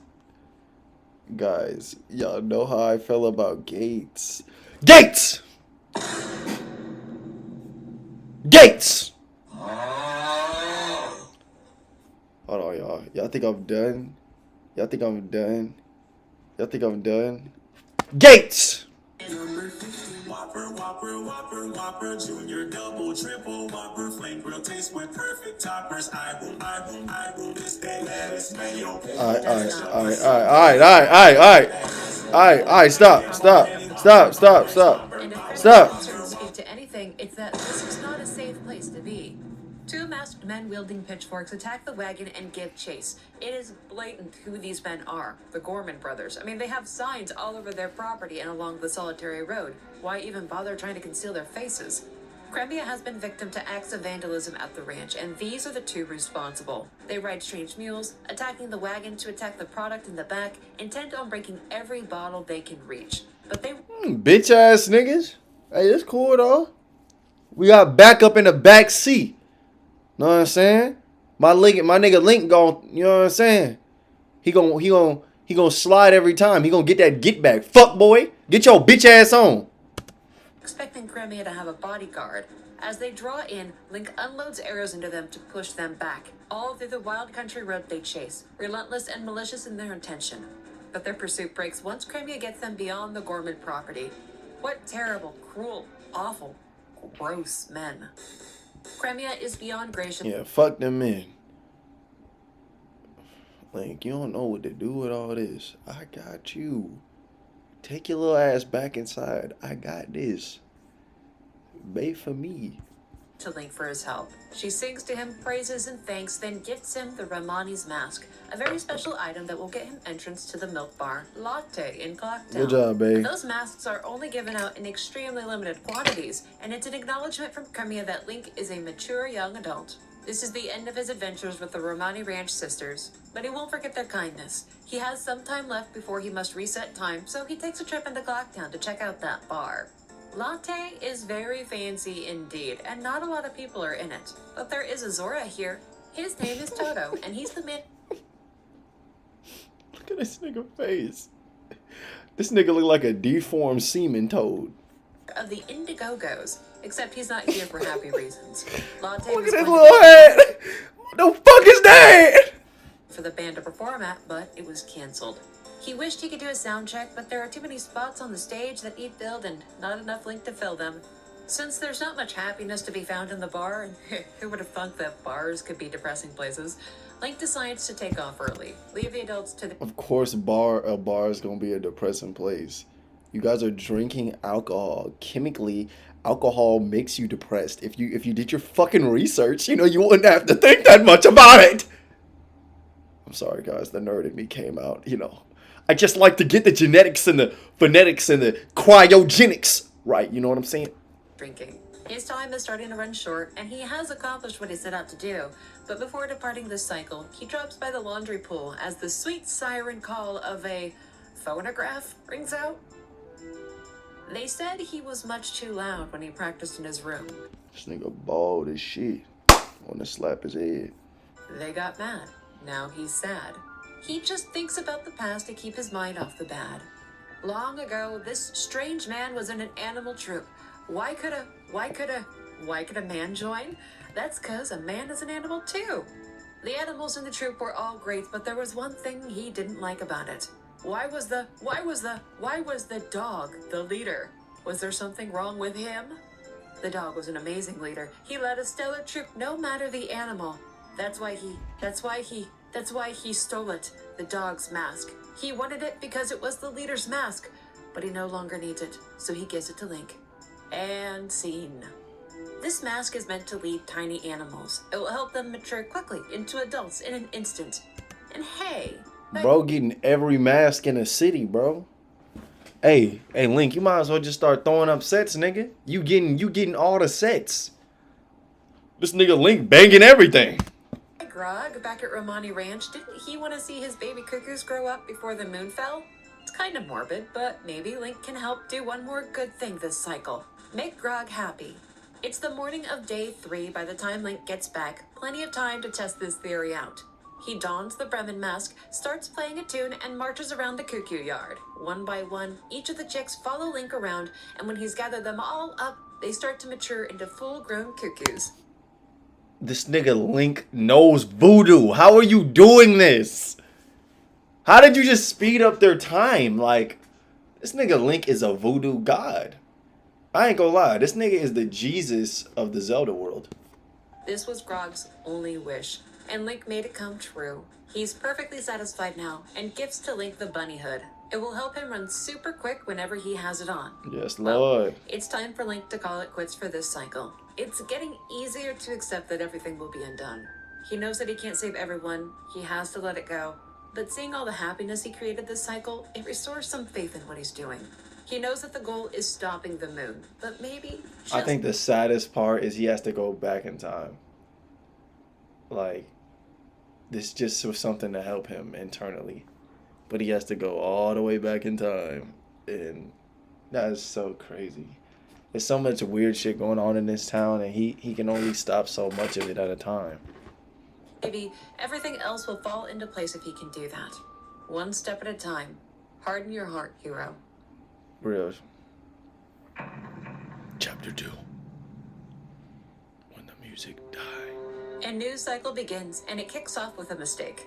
Link must go to the ocean to the west, but sometimes directions are hard. He goes east instead. He jumps a few barriers, but there's no clear way forward. The only thing in this little clearing is a conspicuous rock circle. The lens of truth reveals a lone, sad soldier named Shiro, who is so uninteresting that no one has ever stopped to talk to him before. He's been here for years, he says, waving his arms, asking for help. Link... Damn, y'all niggas not gonna help, little bro? My nigga cooked off that drink. Look at him. He sipping on his drink. That nigga fucked up. Poor guy a potion that will get him back on his feet and to repay his Oh, shit. Link helped him. So he was just down on his ass and Link gave him a little potion. AW Link in the chat. Shiro gives to Link his mask, the stone mask, which will make him just as boring and uninteresting as Shiro. With his health restored and his mask cast aside, Shiro jumps to his feet and begins his journey in learning to... Yeah!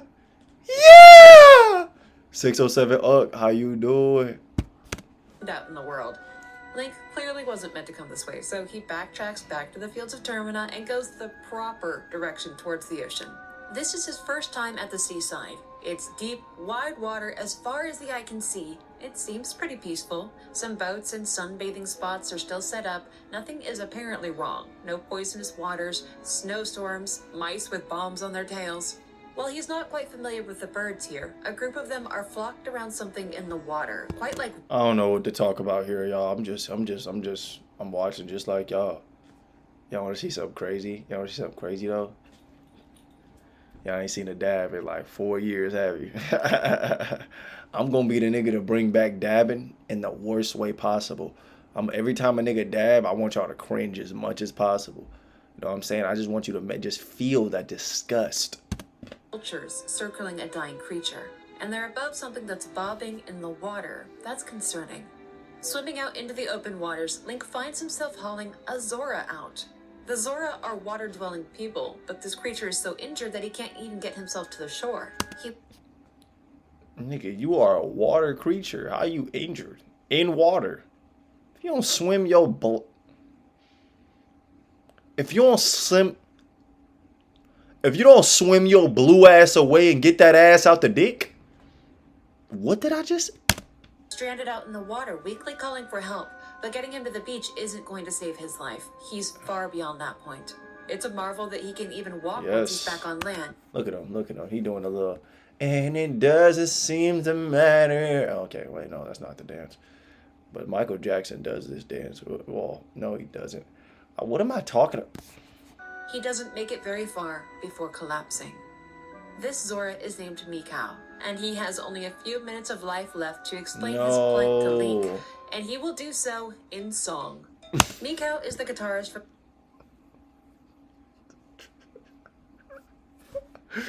This nigga just pulled a neon and faked his death.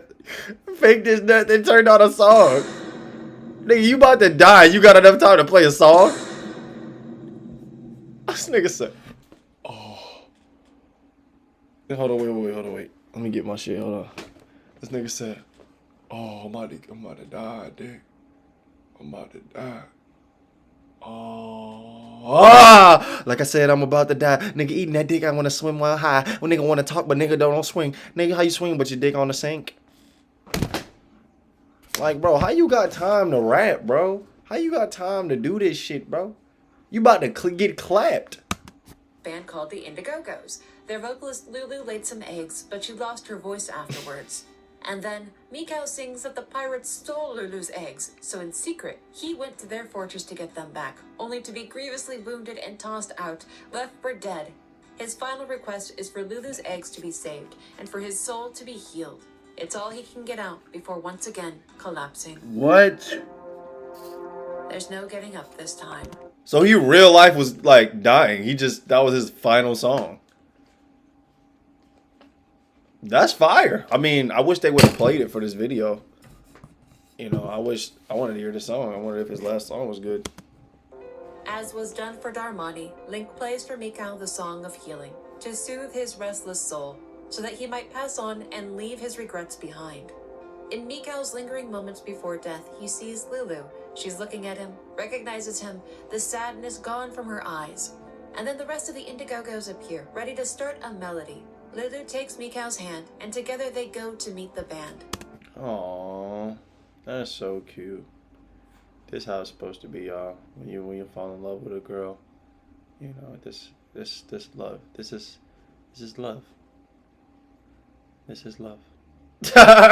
You know, but it's always something that goes wrong. Maybe, you know, maybe they're gonna see if this was real life. What might happen is maybe he might end up cracking her on accident, or if they're both mature and they love each other, then that will never happen, and he'll just find his own girl, doing his own thing, and these two will just, you know, meld with each other for a while, up until they get annoyed of each other's personalities, and then they'll go further away from each other, and then they'll have to find new versions, better versions of different people. That's how real life goes. Or, in a better universe, our universe, a better version, maybe they just live happily ever after. Do y'all believe in happily ever afters? I feel like I should start believing in happy ever afters. Because I feel good, bro. Life is so good. This is where Mikau will stay, and in his wake will be left a mask which will contain the spirit of a legendary Zora guitarist.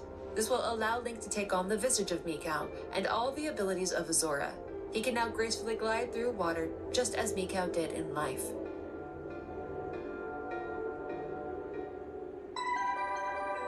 The home of the Zora is not far away, just on the other side of the cove. And just like the ocean outside, the water isn't poisoned or frozen or boiling or gone. Things here seem alright. It's just folks going about their day, with the stage being prepared in the middle. Yo, this music is like out of a dream, dude. It's like, it's nothing but dream music I'm hearing right now. The hall for the Indiegogos. Link is recognized as Mikau, which gets him direct access to the band members, namely the leader of the band, Evan. The ocean is changing. Oh my god, this music is so vibey! Because there's trouble brewing at the Great Bay Temple. Descendants of the Zora protector of the temple are fated to be met with trouble when this happens, namely Lulu. Upon seeing Link as Mikau, Evan asks him if he got the eggs back, and that he hasn't is distressing. Lulu has taken to... Wait. So Link is wearing dead people? This nigga is wearing dead people's faces. Nah. Game Theory's the one who originally said this. Do y'all believe it now? This nigga dead as fuck. Think about it. He dead as a bitch. He wearing dead faces. Standing outside, staring at the ocean, not attempting any communication anymore. Evan believes that if they can get her eggs back, her sadness will fade and her voice will return. He's kept her situation a secret, but the Indogogos are supposed to be performing at Clocktown. The carnival is in just a few days. He won't be able to cover up the situation forever, and believes that Mikau has the blood of a Zoran hero. He is the only one who can fix this. Link chases off a creepy stalker from Lulu's private room, and inside he finds her diary, which he reads with no hesitation, as though the dirtbag outside wasn't bad enough.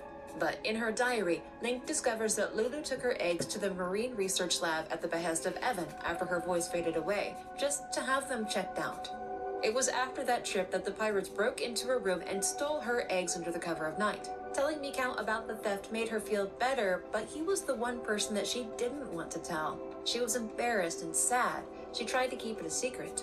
If Lulu knew what had become of Mikau, her heart would break all over again and anew. Lulu herself is standing outside the Zora Hall, all alone, staring out at nothing. She looks to him with recognition and a moment of hope, but seeing he's empty-handed, she loses the light in her eyes again. Like she's trying to tell him something, but she just can't. Oh, that's a lot of people that just want to tell people things and just can't. I don't struggle with that because I know, it's not necessarily that I feel like life is fleeting, but I feel like there's just no point in holding it in and not letting you guys know what I'm feeling. I'd rather you know what I am feeling at this current moment in time. You see, I just want you to know how wonderful this world is. And telling you would only make me happier. Do you get what I'm saying? After learning all of this, it feels like a heavy gloom is sitting over the ocean now, a stark contrast to the happy mood of Romani Ranch. Lulu's diary made mention of a marine research lab taking care of the eggs before they were stolen, so Link decides to drop in under the guise of Mikau to sniff out any— Oh, fuck! This nigga ugly as shit! God damn, you ugly as hell! That nigga would have scared the shit out of me, bro. I wouldn't have even been able to finish talking to this nigga. I would have dipped. leaves before taking off for a pirate fortress. And the elderly researcher is in fact This expecting nigga face look Mikau like a whole fuckle. the eggs, and that he doesn't have them yet is irritating to the old man. So, this is where they need to be delivered. He will take care of them, and he's expecting 7 in total. Good to know. Yo, his face look like duck dick. That nigga. You said how I know what duck dick look like?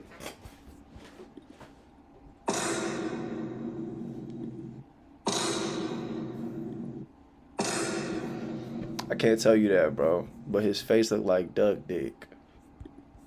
The coastline is that fortress. It's a massive complex, and it's well guarded by an all-female clan reminiscent of the Garuda from Hyrule. If you work with vocals, let me show you how to save This tons nigga of got a time and fat save ass professional face. results. It's called Xbox. It's like having Get your ass out of here. If they spot Link, he'll be violently ejected. But to add complexity to the situation, there are traps to avoid all around the fortress. But it seems that fate has been on Link's side. That mask that he got from the wounded soldier, Shiro, it makes Link so plain, so uninteresting, that he's practically invisible while wearing it. And with the stone mask on, Link doesn't have to creep around the corridors dodging patrols. He just walks right past the guards. But See, that's like me. That's like me, y'all, when I put on the nigga lamp. Nigga lamp! Nigga lamp! See, y'all can't fucking see me, bruh. Y'all can't even see me. Don't even fucking lie, bro. You can't see me. I'm nigga lamp. Alright, let's get back to the video. even with the aid of the mask, this place is hard to make heads or tails of. There's not an egg in sight, but confusions are eased and more complications yet arise when Link comes across a heated moment between the leader of the pirates and one of her lieutenants. 3 of the 7 eggs were lost at sea when they were attacked. Shorty got ass. I'm eating all in that ass. I'm eating the back of that ass. I'm putting my whole tongue in that ass. A massive sea serpent. Oh good, oh good. They originally took the eggs because the Skull Kid had told them that they were the key to getting into the Great Bay Temple, which is obfuscated by a dragon-shaped cloud. If they can get all 7 together, then they'll be able to get into the temple and they'll find hidden treasure within. Of course, that's not true, but they believe the Skull Kid, and they'll do anything to get that supposed treasure, even steal a new mother's babies. That's some dark crash out YN shit. I love it. Unfortunately, for the pirates that is, they're not the best at upkeep, because there's a bee's nest in that room, and it sure would be a shame if somebody broke it, especially since there's an egg in that room. Y'all said why I say that? They bad as shit. I'm trying to get some pussy. Man, you tripping. They're guarding, and some sort of a treasure. Oh golly darn, Link shot down the nest, and oh no, everyone's fleeing. Anyways, the Stupid ass nigga. They said, they gotta get the fuck out of there. will come in handy. It's a hook shot. Link wielded this once upon a time as an adult, but it's perfectly workable in his child form as well, and it will aid him in collecting Lulu's precious eggs. 4 are hidden within the fortress, 3 are someplace out at sea. Good. The prospect of deep sea diving is a bit terrifying, so for now, Link will spend some time here in the fortress just taking his time to clear it out, not because he's afraid of the dark water. It's just time consuming. One by one, he finds them spread out around the compound. They're guarded by well-trained pirates that would rather fight him than just throw him out in fair one-on-one combat. And each combatant he knocks out honorably leaves him to continue his search through the fortress rather than call in backup. By midnight, all 4 eggs are collected from the fortress and delivered to the Marine Research Lab for treatment and observation, which leaves 3 more, which were lost at sea after a massive sea snake attacked. Oh, good. This is going to be awesome. Oh, good. Apparently, there is a sea snake nest at Pinnacle Rock. That's what you were so happy to tell us? I'm not impressed, bae. I didn't mean to say that. I didn't mean to say that, y'all. I didn't mean to say that. I didn't mean to call her, bae. I'm sorry. Just visible off in the distance, so it's not terribly hard to find. Link saves a golden seahorse from a nearby fisherman, gaining him a personal guide through the murky waters of the ocean, but eventually he has to confront it. And it's deep into the night when Link finds it. A deep, dark hole in the ocean floor that's filled with nesting sea snakes. And every cavern has to be checked for an egg, starting from the top, all the way down to the bottom. Hey, I'm gonna tell you something, bro. I feel like the chickens, I'm a bitch ass nigga. Cause I be eating the fuck out y'all eggs. I know y'all didn't think, damn, when I had these eggs, I know they was probably thinking, man, I'm about to have some babies. And then here come humans. Oh, that's chicken eggs. Give me that dick. You know I need it. Go ahead, let me get your egg. Know what I'm saying? That's us. That's us when we get the egg. Every time a chicken lay an egg, a human right there about to grab the dog shit out them eggs so they can sell it in fucking Walmart or Publix to a nigga like me. Yeah, I said it. A nigga like me that's ready to eat chicken eggs. You think I'm gonna let that chicken have a baby? No! I'm gonna eat your chicken every time. I'm gonna be naked as fuck and... Alright, let me stop. Snake that Link passes by comes out to greet him with a thrashing head and a low moan. This is a get... Guys, I was talking about chickens eating chicken eggs just now. And then all of a sudden, a Nature Boy meme came in my head. And get out as quickly as possible kind of a situation. But the final 3 eggs are safely recovered and removed from the lair. All 7 eggs are now safely under the care of the lab researcher. Wonderful news that can finally be delivered to Lulu. But to their surprise, they all begin to hatch. Little baby Zoros begin to flutter around the tank. And then yet another surprise. The little guys are all lined up to form the notes of a song that Link can learn. It will be called the New Wave Bossa Nova, a song meant to restore their mother's voice. The researcher urges Link to go find Lulu. Play this song for her. It's meant for her. In the form of Mikau. My nigga said it's meant for her. So the goal is to make little shawty happy. My little shawty. And I know I see you treated bad. I'm on that bad.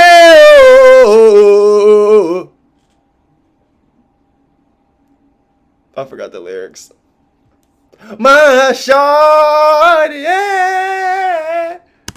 Link rushes to Lulu and plays for her the song her children created. Yes. And sure enough, something about it draws her voice out again. Lulu sings freely and joyously, accompanied by Mikau on guitar. Yes. The restoration of her voice awakens a nearby sea creature, a great turtle that acts as a sort of keeper to the Great Bay Temple. Though the turtle has slumbered for many years, he's still aware of the goings-ons within the ocean. Oh, I know this turtle. We fight on this turtle on Smash Bros. Lulu by name. The return of her voice acted as a signal for him to awaken and offer guidance to the Zora warrior that he would meet, namely Link. Atop the back of the Great Turtle, the hero of time now has access and transit to the Great Bay Temple. It's time to cleanse it and save another giant. Yeah! Facility is almost a factory, but what purpose it serves isn't really known. Maybe this place helps keep the oceans. Okay, y'all. I gotta fix something. Something's weird about this camera.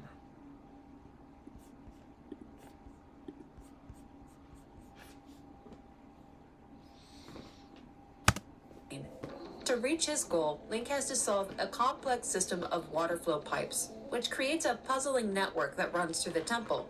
Turning on certain mechanisms and controlling the direction of the water flow gradually opens up new areas. Here, a once guardian of the temple, Wart. What the fuck is that? He got all these fucking things around his shit. Have you ever heard of a bath, my nigga? Yo ass needed fucking stank ass shit.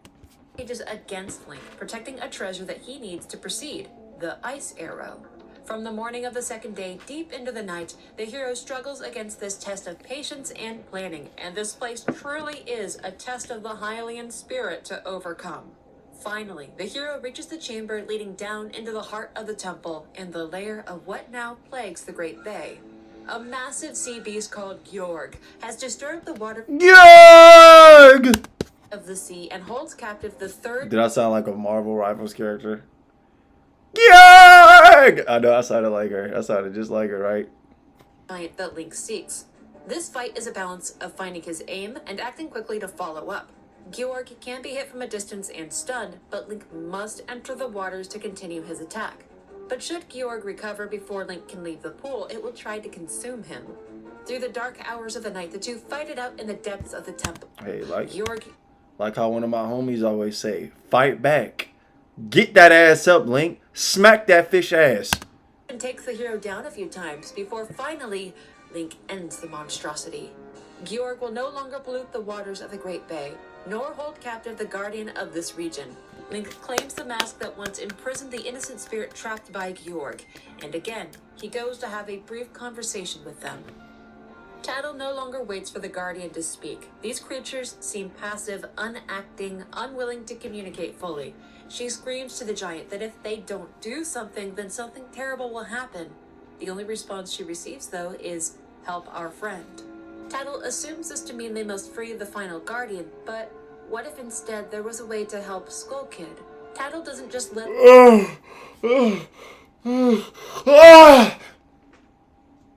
Bro, wake up, dude. We don't have time for this bullshit, bro. Skull Kid about to destroy the planet and you goddamn talking about some dick shit. Lock in. Guardians make more requests. She issues one in return. She asks for a guarantee of cooperation, but the giant doesn't respond to it. They are sent back to the Great Bay. Oh, look at the turtle. Hold on, y'all. I got this song I want y'all to listen to. It's actually a bop. I really hope I don't get the... Alright,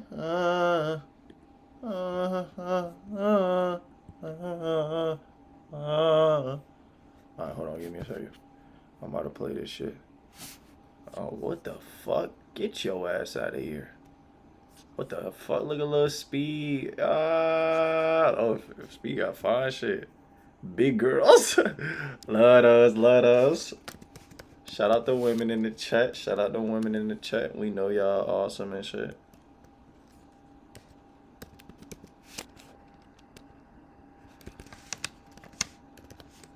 All right, let's see. Let's see.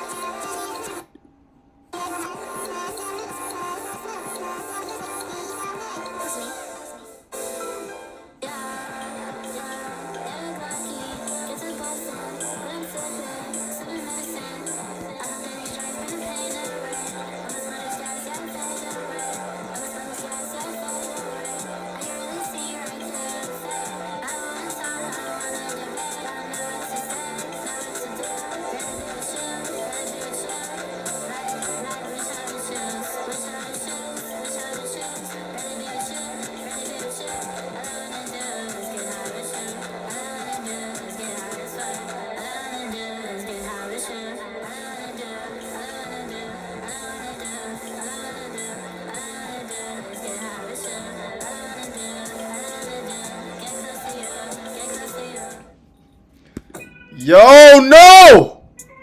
No!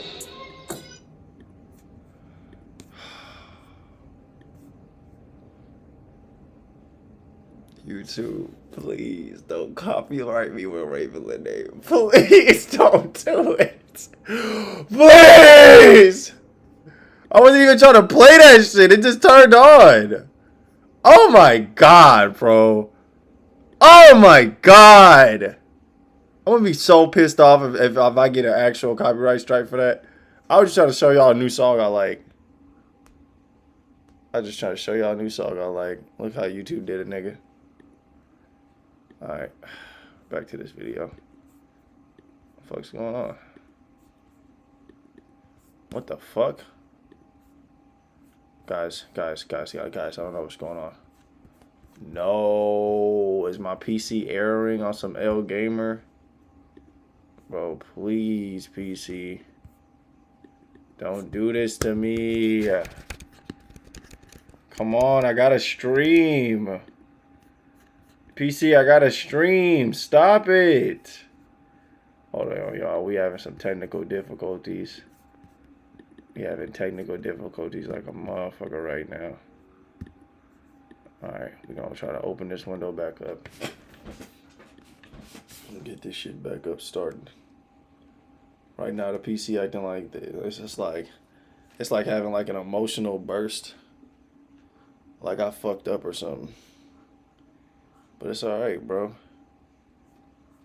Worse than ever. Okay.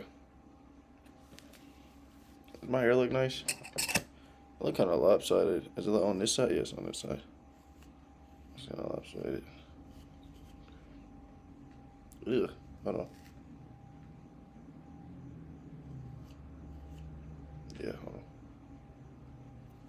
Hold on, yeah, hold on. We gotta get it right.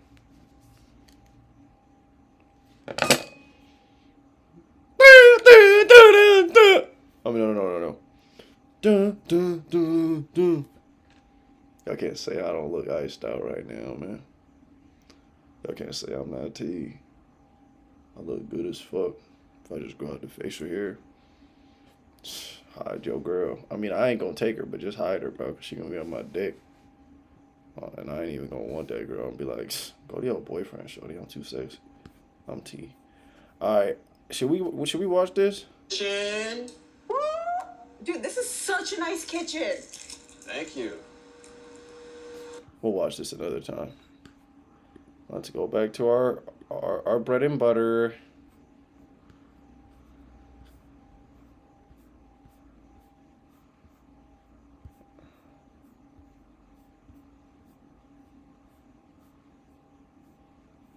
Dude, what the hell's going on? Okay, there we go. That's crazy. I ain't even turn this shit on, bro. They just playing shit.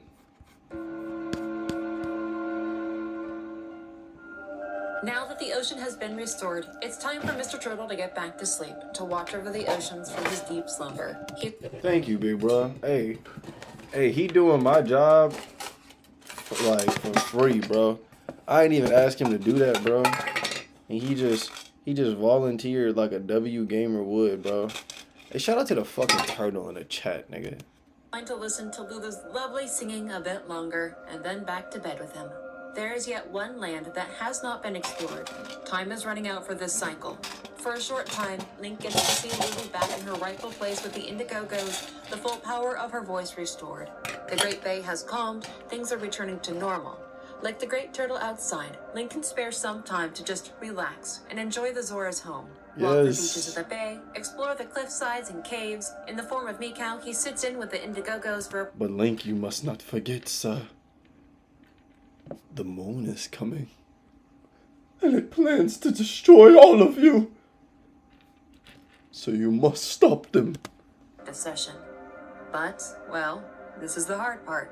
Undoing all of it. Return Lulu to her heartbreak. Bring Mikau back to live out what remains of his life.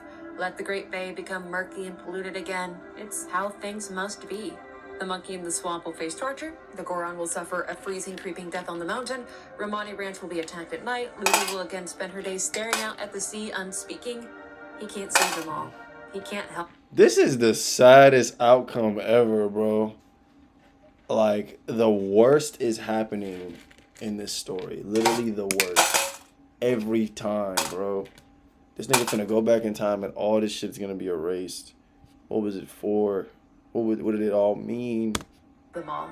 But out of desperation, Link goes to Clocktown at midnight on the final night. 3 of the Guardians are freed, so maybe that's enough to stop the moon. Link and Tattle confront the Skull Kid. Things play out much the same as before. He plays the Oath to Order and calls the 3 freed giants from the corners of Termina. The swamp, mountain, and ocean respond to the song. The 3 of them lift their hands to try holding back the moon, but it's not enough. He has no choice. It's time to go back to the dawn of the first day. Don't think about anything else, at least not right now. When will it be enough, Dick?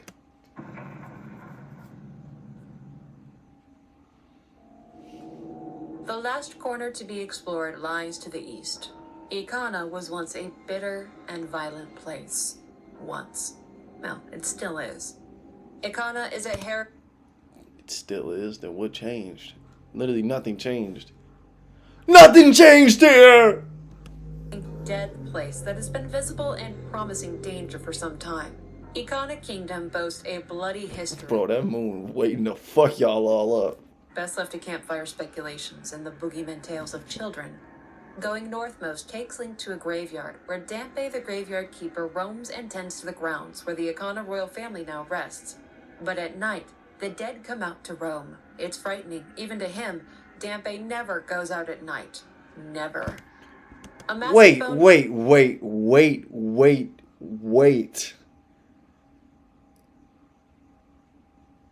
Dampé's dead. That's the same nigga from Ocarina of Time. Link is dead, y'all. Like, that's Dampé. Rests here, a long-dead captain called Skull Kida, who cannot rest peacefully in death due to his failings in battle long ago. But if Link can awaken and chase down Kida, engage him in combat and defeat him, then Skull Kida will tell him of his woes, and that he has long awaited an order to rest, an order that he wishes he could give to his men as well. With Link besting him, Kida passes this request on to Link, and asks permission to finally rest, a request that Link is of course all too happy to grant. You don't wake your ass up, nigga. What you trying to rest for? I mean, you kind of funny looking though, so you probably cool, bro. You can go ahead and go to bed. It graciously gifts to him his captain's hat. This will allow Link to communicate with the dead soldiers of the Ikana Kingdom, to issue them the order to cease their wandering and to rest. Night has fallen over the graveyard, Dampé has taken shelter indoors, and there are undead Ikana lying about the field. But while wearing that mask, none of them bother Link. They call him Captain and they give him respect. He orders a gaggle of them to open a particular gravesite that they're marching around. After all, if the captain demands it, then they will obey. A small gauntlet lies beneath that grave, leading Link to a brightly colored stage guarded by a fearsome iron knuckle. They're just as lethal here as he remembers them in Hyrule. Damn, bro. Link, you got socked in your shit. You got knocked the fuck out, nigga. But why is use an iron knuckle here, guarding a stage. That seems unnecessary, if not outright. But you know what matters? If you keep getting back up and you keep fucking trying. At the end of the day, if you lose 1,000,000 times and you still get back up, that's what matters, bro. The universe gonna be like, hey, Dick, I got you, Bill Porter. I got you, Bill Porter. And it's gonna lift you up, bro. It's gonna bring you to where you need you to be. For kill. Upon its defeat, the curtains of the stage pull back, revealing a stage and another bow. But this one doesn't act with hostility. Rather, he politely introduces himself. This one is named Flat, the brother of Sharp. They both once served the Akana royal family as composers, at least in life. Flat claims that Sharp sold his soul to the devil and locked him away here countless lifetimes ago. But Flat doesn't speak ill of his brother. He's angry with him, yes, but he's quite worried over Sharp as well.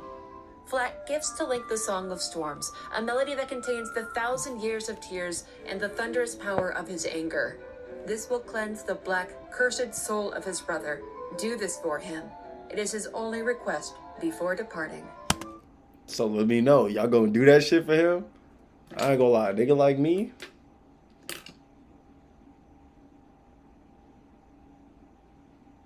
Nigga like me? I'm gonna have to think about it. I'm gonna have to think it over. Daddy not just gonna get up and waste his time. Daddy not gonna waste these footsteps. You know, every day I'm just, I don't feel like wasting my time, nigga. I'm a valuable, you know what I'm saying? I'm valuable. I'm a special person. Dude, this is a horrible gaming experience. You know what else is horrible? Everything about this fucking ad. The Poe Collector that Link knew from dark times within Hyrule. You wanna know who else is tired of ads? Me! It's a gatekeeper to the heart of the valley, demanding that Link show them proof that he can at least see the spirits of the now haunted land, which Link doesn't actually have. The Poe Collector tells him that he must obtain a mask containing wandering spirits, which can be found near the ranch. But Link spent like 2 days running around the ranch. There were no weird haunted masks there. Unless they mean the Gorman brothers. What you looking for, Link? What you looking for? Those two dolts that chased Cremia's cart through the backcountry. Link rides back to that road up to the ranch, and at dawn of the second day, he goes to see the two weirdos. They start insulting Link and his horse as soon as he's in sight. They have some pretty rich insults for two men that can barely dress themselves. They challenge him to a race and promise that they'll give him something nice if he wins, unwilling to let them hee-haw their way. I'm gonna give y'all something if y'all win. These fucking bullets, bitch ass nigga. If y'all beat me in this horse race, y'all getting blammed up. I'm about to push y'all out on some W gamer. You know we in the game, so I'm about to throw these carrots up your ass. Through mockery towards his horse, Link agrees to the race. It's a bit like that time that he raced Mr. Ingo at Lon Lon Ranch back in Hyrule, except now there are two of them and the racetrack is a bit of a death trap. Perhaps that's intentional on the Gorman brothers' part or poor upkeep. What is clear though is that Link whips them, and staying true to their wager that She said Link did what? You said, oh wait, not SoundCloud. Oh, yeah, my bad, yeah. Technical difficulties. Technical difficulties right now. Let's go back to what she said so we can make the joke again. Technical difficulties. as soon as it returns. There's no way a little girl could be in Akana Canyon alone. Something here is certain. Their own body away to leave. Will cleanse the black, cursed soul of his brother. Do this for him. It is his only request before departing. The Poe Collector that Link We gotta try all over again. Give me a second. from dark times within Hyrule acts as a gatekeeper to the heart of the valley, demanding that Link show them proof that he can at least see the spirits of the now haunted land, Show us dick! which Link doesn't actually have. The Poe Collector tells him that he must obtain a mask containing wandering spirits, which can be found near the ranch. But Link spent like 2 days running around the ranch. There were no weird haunted masks there. Unless they mean the Gorman brothers? Those two dolts that chased Kremia's cart through the backcountry. Link rides back to that road up to the ranch, and at dawn of the second day, he goes to see the two weirdos. They start insulting Link and his horse as soon as he's in sight. Why he moving his neck like that? Pretty rich insults for two men that can barely dress themselves. Y'all both some hoes. Challenge him to a race and promise that they'll give him something nice if he wins. Unwilling to let them hee-haw their way through mockery towards his horse, Link agrees to the race. It's a bit like that time that he raced Mr. Ingo at Lon Lon Ranch back in Hyrule, except now there are two of them and the racetrack is a bit of a death trap. Perhaps that's intentional on the Gorman. Oh, hell no! Or poor upkeep. What is clear though is that Link whips him, and Link did what? He whipped who? Oh, is it because he's white? I mean, the farmers are white too, but don't worry about that. I just wanted to get that clip in there. true to their wager, the elder Gorman brother rewards Link with the Gyara's mask, something that was worn by ninja spirits. How did the Gorman brothers?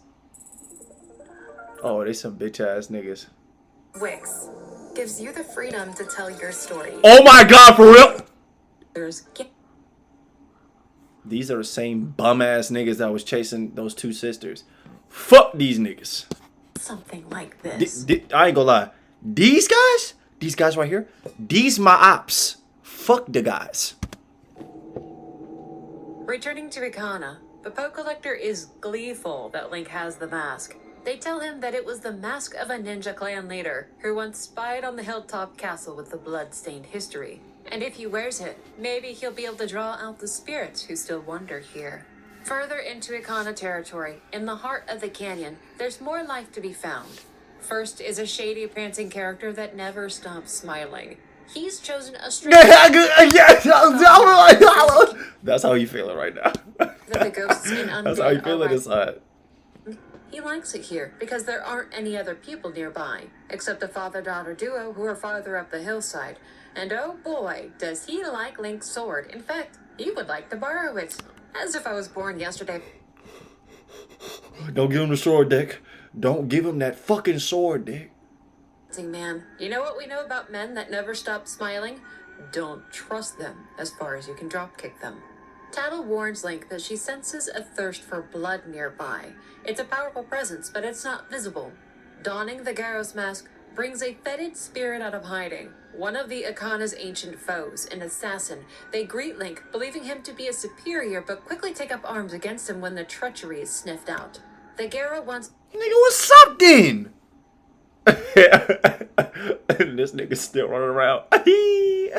So happy ass. these hills in blood. Not even death could halt their hatred for the Ikana. There's way too much going on right now. Niggas trying to assassinate my nigga Link, and there's a dumbass running around the field happy as shit while this shit going down. Without honor. In fact, when bested by Link, they will admit their fault and offer Link bits of advice and history before they burn their own body away to leave no trace of their self behind.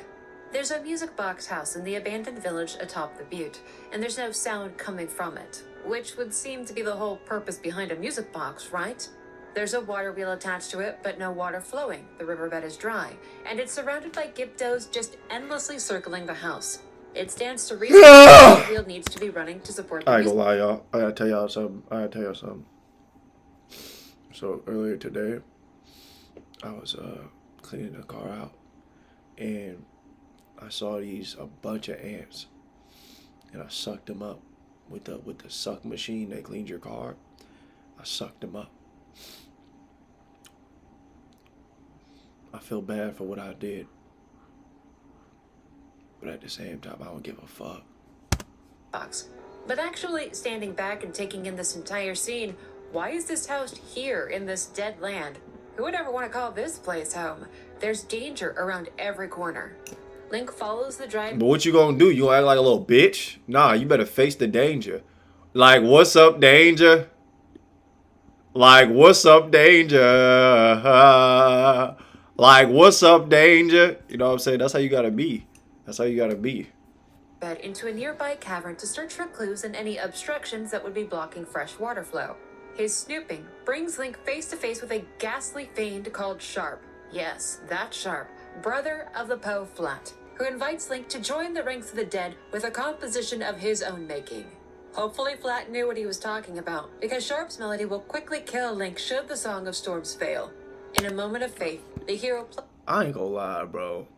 That's the thing about these niggas that's testing Link like this. Y'all not finna test me like that, bro.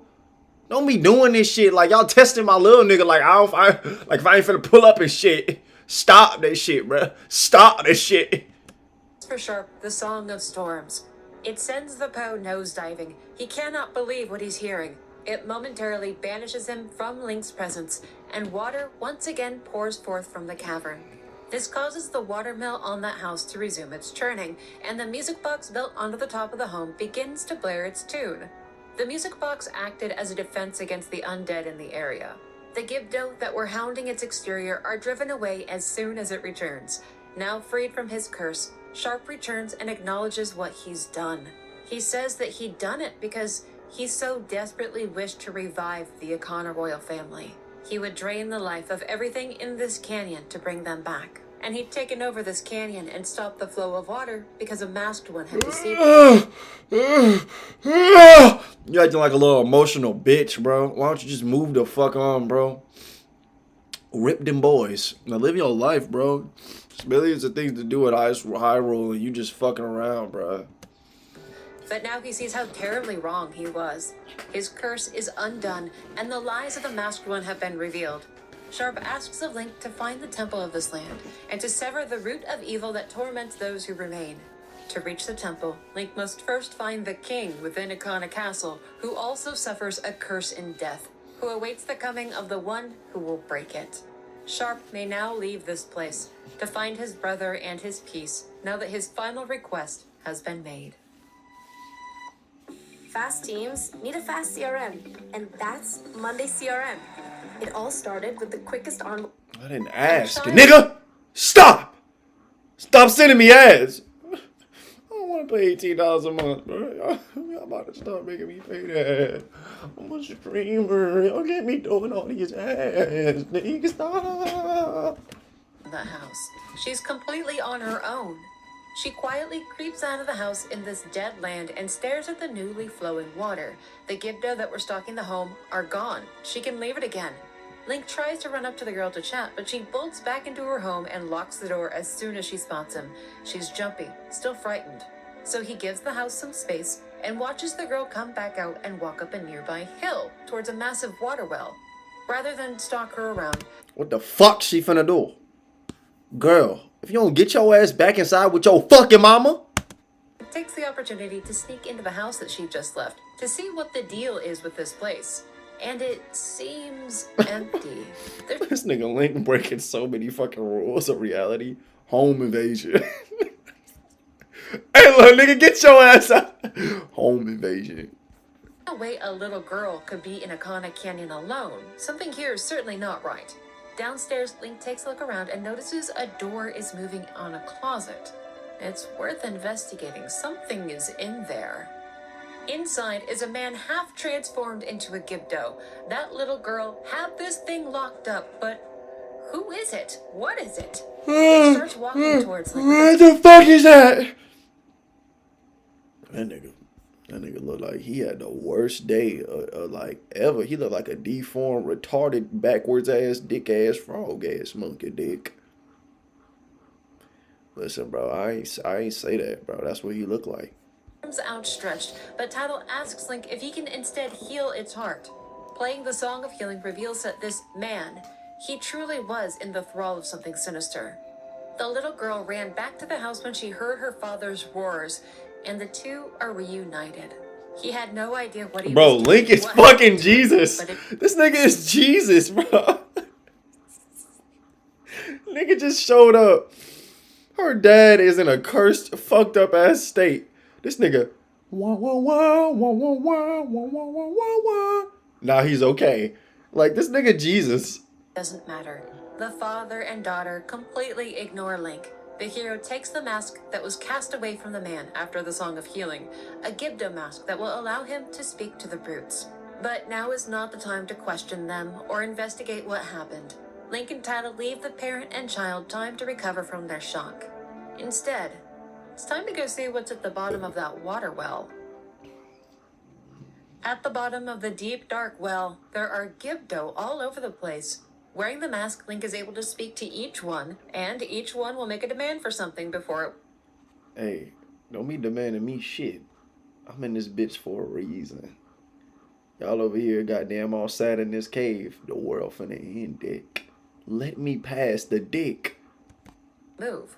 It forces Link to go out and Whoa! What was bro just doing? Number of odds and ends around Termina to make his way through this fresh hellscape of a labyrinth. Right. It takes him hours of travel and combat to satisfy every Gibdo blocking his path, but the reward for this is certainly worth the effort. What is it? He finds the mirror shield at the end of the watery well.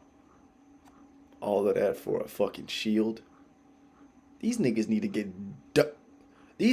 get dropped on the back of their dick. It opens up a secret passage that connects the water well to another previously unreachable place, the I take back everything I just said. That they low-key helped out. yard of Ikana Castle. Sharp had said that the king was awaiting one who could break his curse, and that doing so would lead him to the temple of this land. The Alright. castle is infested with the dead, and after countless years abandoned and hollow, it's decayed into rubble and rot. Damn. This was once a splendorous place, an empire to be feared, now occupied by corpses and memories of violence. The Garo that Link brings out of hiding give him hints on how to proceed through the castle, and how to face the Great King once he reaches his throne room. It would serve Link well to listen to their wise words. Egos du Ukana died with his kingdom, yet he still sits upon his throne. His guardians never left his side, not even in death. Link should expect a brawl. Expect them to do whatever it takes to kill. I ain't gonna lie. I'd expect anything. I'm expecting smoke behind all this shit, bro. The moon finna hit dick. Y'all think I'm finna let the moon just fuck the planet? It's Big Link in this bitch. Hyrule! You know I'm about to fucking go stupid in the pain. him in that throne room. Egos du Ukana himself led an empire that nearly toppled this land. He could possibly be the most dangerous thing in this canyon. Listen to this. I'm a bitch nigga, but I be sucking that back. I'm in that chilling, man. I'm sucking that ass. I ain't gonna lie. That was the best ad we got. Fate's fortune that the Garo and Ikana destroyed one another. And Link is not here to choose sides or fight ancient wars for dead kings. If any oppose him, he will fight them.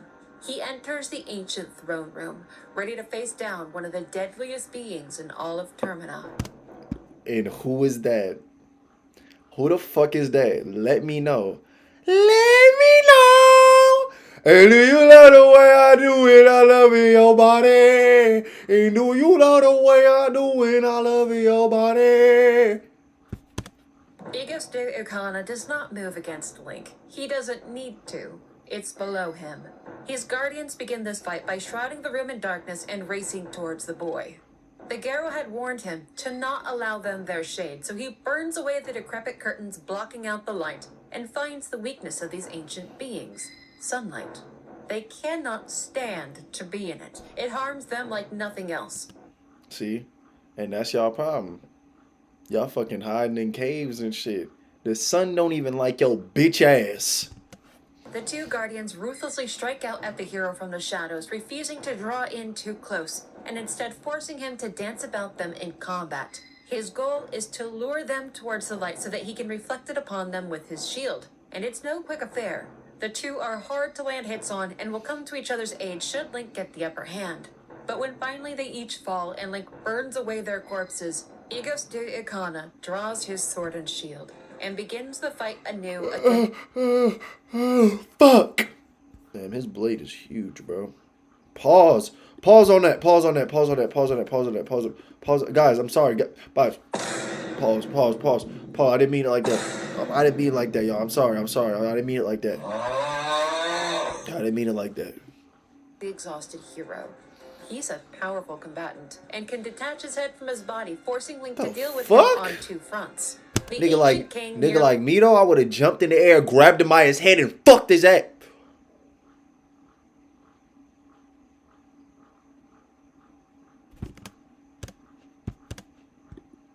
succeeds in cutting the boy down, ending his life, but by a hair's breadth, Link manages to bring Egos du Ikana down, Nice. casting away the evil curse that clouded his mind. Right. With his vision and thoughts cleared, in the moments before he finally leaves this world, Egos du Ikana reflects upon his old life and the fall of his kingdom.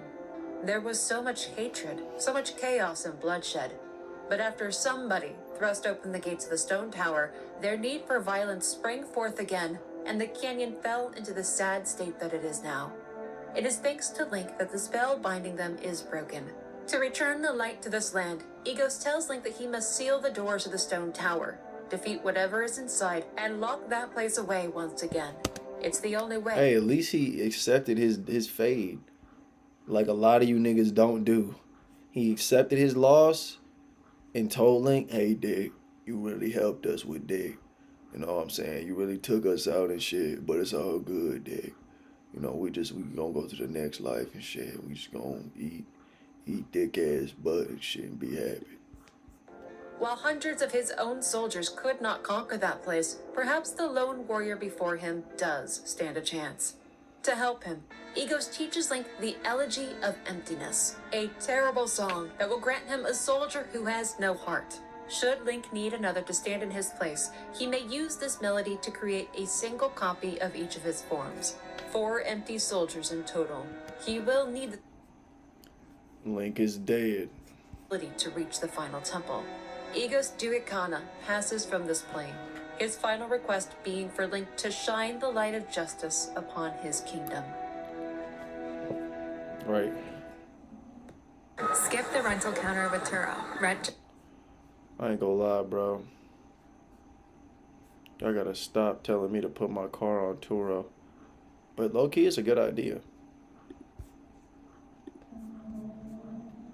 It's almost impossible to feel regret with the end of this cycle.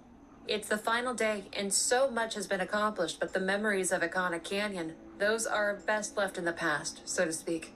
That girl and her father in the music box, they could be helped once again on his passage through, but that water well, the derelict castle, the undead and skeletal soldiers, the Garrow, they're all things perhaps best forgotten.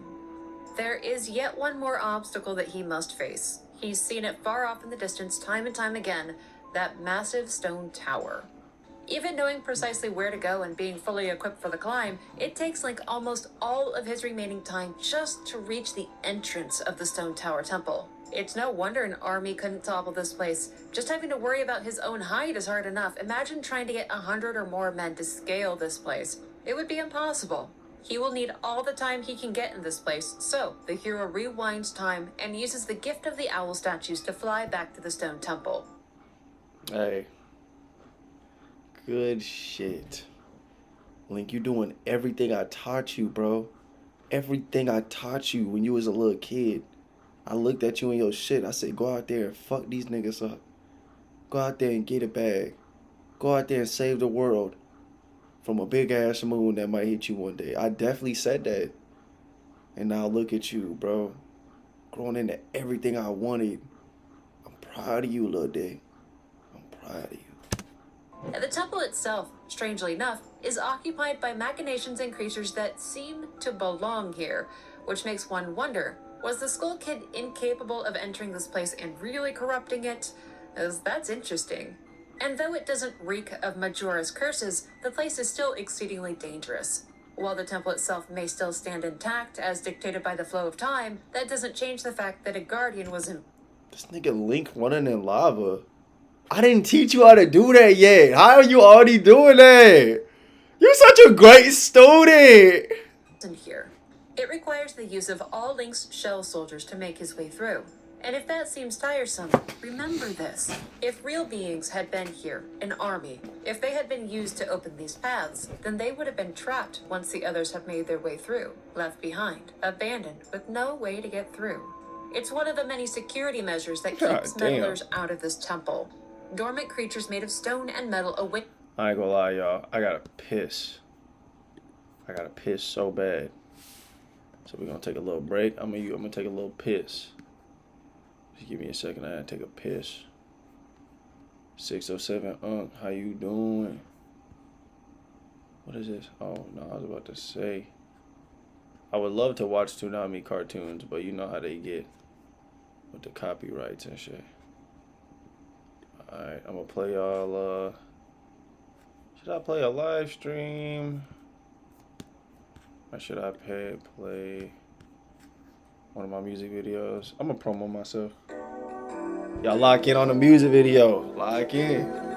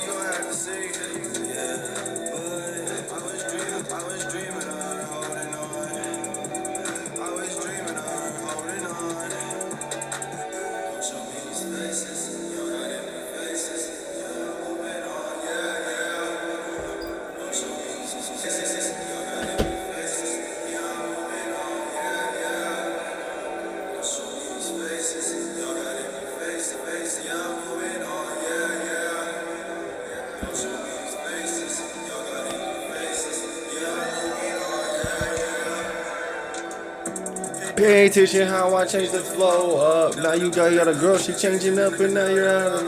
I'm happy because you changing up the flow. I know it's cool. You trying to match my flow. I know you heard of people doing that. I'm trying to make a stack. You done heard about your dad. I think they worried about enough. They killed you.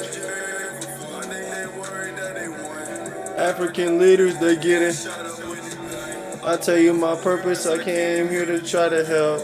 Jumping upstairs, I'm really worried about myself. You never could care, I know you heard about it all. I know how my stare could just break right through the wall. Yeah, yeah, yeah, yeah, yeah. I'll tell you my purpose, I came here to try to help. Jumping upstairs, I'm really worried about myself. You never took care, I know you heard about it all. I know how my stare could just break right through the wall.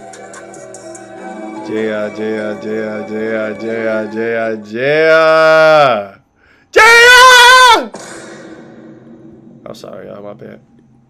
When Link draws in too close, dangerous combatants that guard doors and pathways, but most curious that Link should meet a still living being here, a Garo master in flesh and blood, and as soon as he sees Link in the tower, he attacks.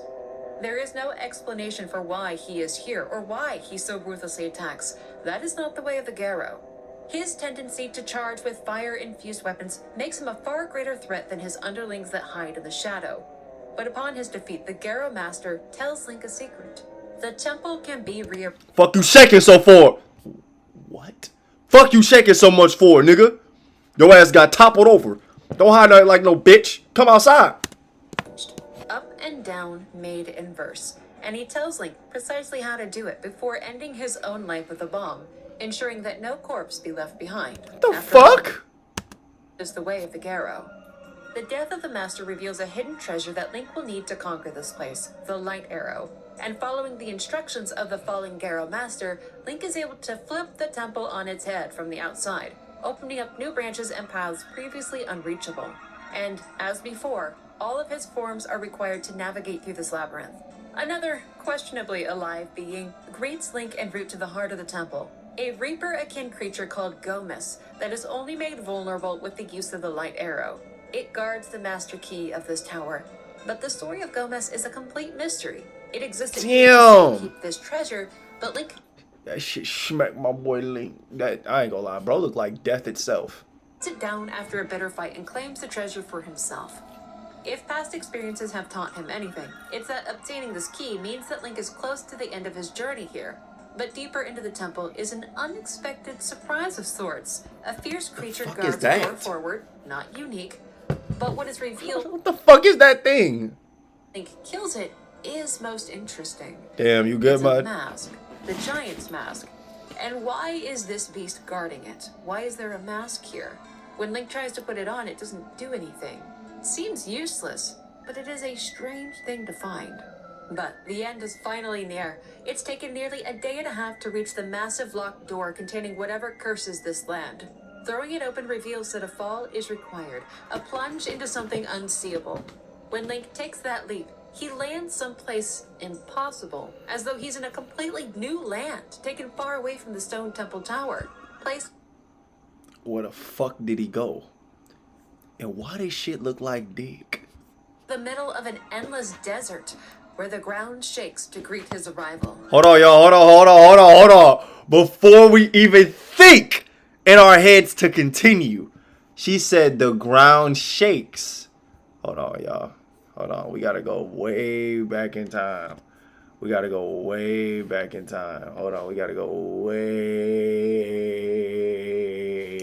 in time.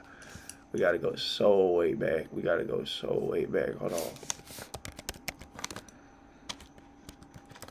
She said the ground shakes.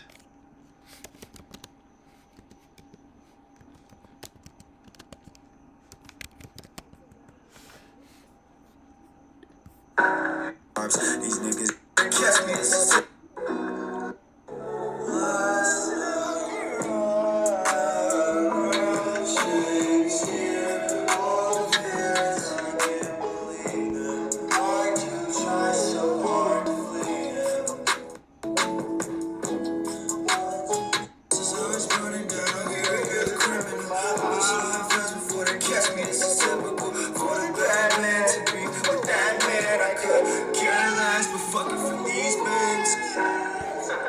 This is 4 years ago.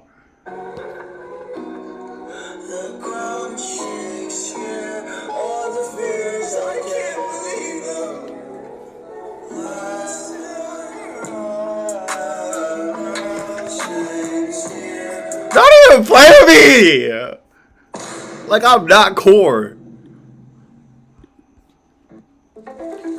Get the fuck out of my shit.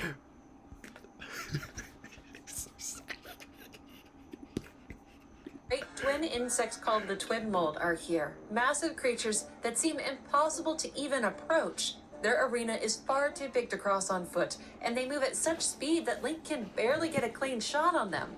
But that giant's mask, he can put it on here. So that's why it was hidden and under guard. A method to Damn! Ah! That nigga said, I'm him! That nigga said, Gates. That nigga said, he. That nigga said, my nigga. Now large enough to face them head on, the challenge has become learning to control his oversized Yeah, body Link, just slice and them up land now. on the tail or head of each worm. But their constant movement and shielding of their weak points, it still makes it an extremely difficult fight. And to add further complication to the process, the mask drains Link's magic. He can't use it forever. And after a long, grueling game of chase and slash, he's forced back down to his original size to fight on foot. And it's not impossible to do. He could absolutely kill the twin mold with just his bow and arrow, but the accuracy that would require would be phenomenal. Nigga like me, it wouldn't even take that long. I would have jumped in the air, grabbed it. Feel me? Took a bite. Ah! It's good, nigga. Crunched even harder. I got bite the whole glizzy. No. What I was trying to say was bite the back of his tail. And then after I beat the boss, lay him flat, right? Fuckle on his yang.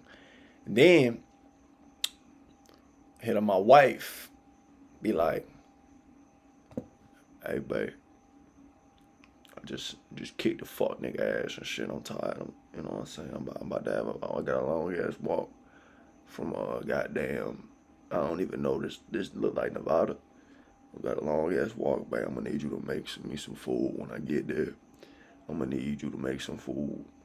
So then I'm like, she like, oh, okay, I'll make some food. You think you gonna need some ass too?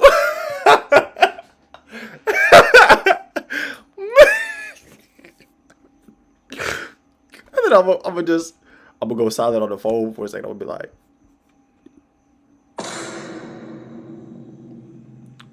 of course, you know I'm gonna need that ass.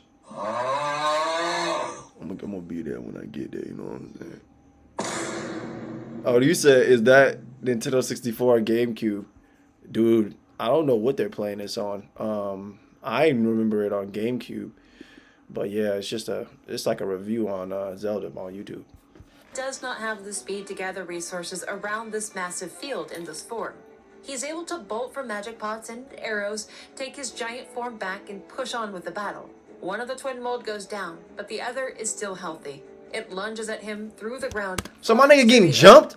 Hey, Link, tag me in, nigga. Tag me in. I'm about to slap him in his fuckle. His attacks with his carapace and destroys his sources of magic and arrows as it flies about.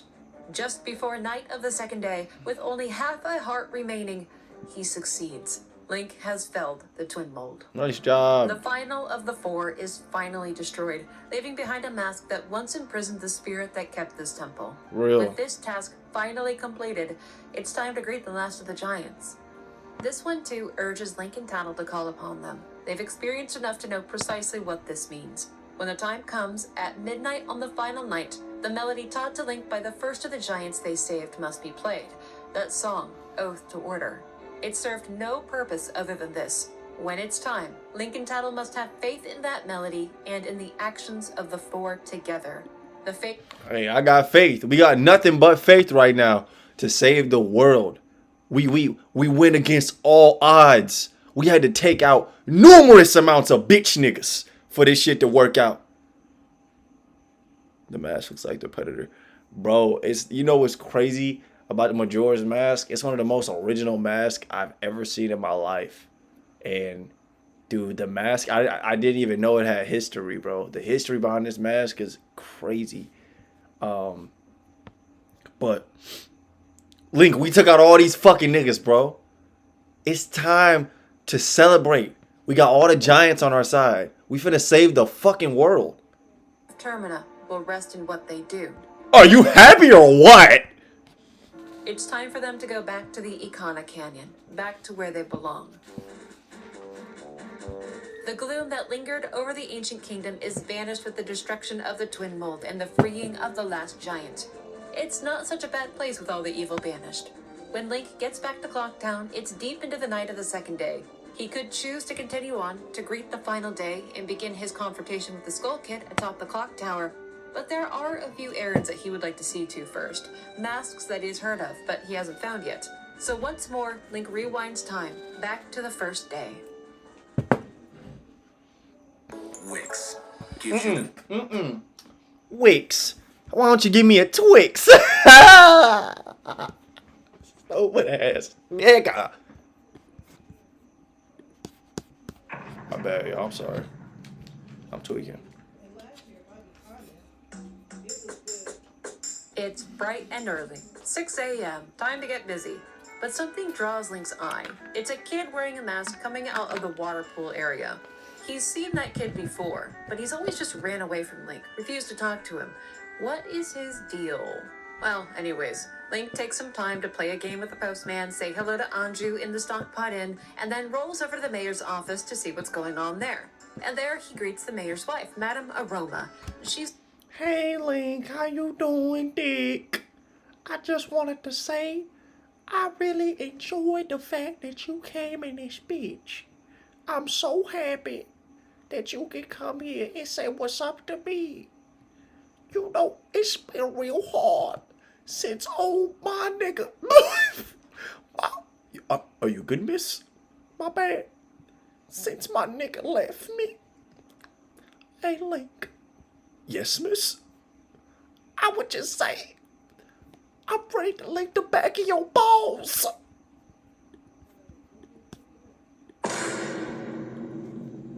Miss, I cannot let you do that. kind of a new face to him. She's having a conversation That's how with it really Turner, happened. the manager That's really what happened, y'all. of the Indigogos. Madame Aroma politely greets Link and asks if he's the expert person finder that she hired. Or rather, she assumes that he is. Her son, Cafe, has been missing for a month now. She has no idea where he went. He simply vanished without a trace. Madame Aroma gives Link a mask that will give him the authority to investigate Cafe's disappearance. And that mask, oh my, that hair is familiar. Link saw someone that looked like this just this morning. It was that kid at the water cooler costume. Oh shit. He is very. This nigga just trolling. Link snoops about Cafe's room and he finds his journal. It says, "A wedding ceremony is soon. It might be early, but I finished my wedding mask. I wonder if Angie made hers. She tends to do things at the last minute, so probably not. There's a gathering of the fellows at the milk bar tonight. I plan to show off my wedding mask and talk about my sweetheart as best I can." Oh, that's sweet. A wedding ceremony with Anju? Wait, Cafe's a kid. What the hell, Anju? Okay, well, hold on. Maybe Link was wrong. The kid wasn't Cafe. Asking the receptionist about the whole affair confirms that Cafe and Anju are engaged. It's public knowledge, so maybe Anju is the first person that he should see about this. I want to get engaged one day, y'all. To be married to the right woman. Oh, golly. It would be great. It would be so great. There's nothing I like more than women. As you could see, I clearly respect them. You know, that's always been my thing. Man, to have a wife. Oh, golly. In a world like this. He seemed so in love with her in his diary. He wouldn't just vanish and not tell her, right? Seeing somebody wear this mask, it's a shock to Anju, but she quickly rebounds from it and carries on without a word on the topic. So, she won't be a lead.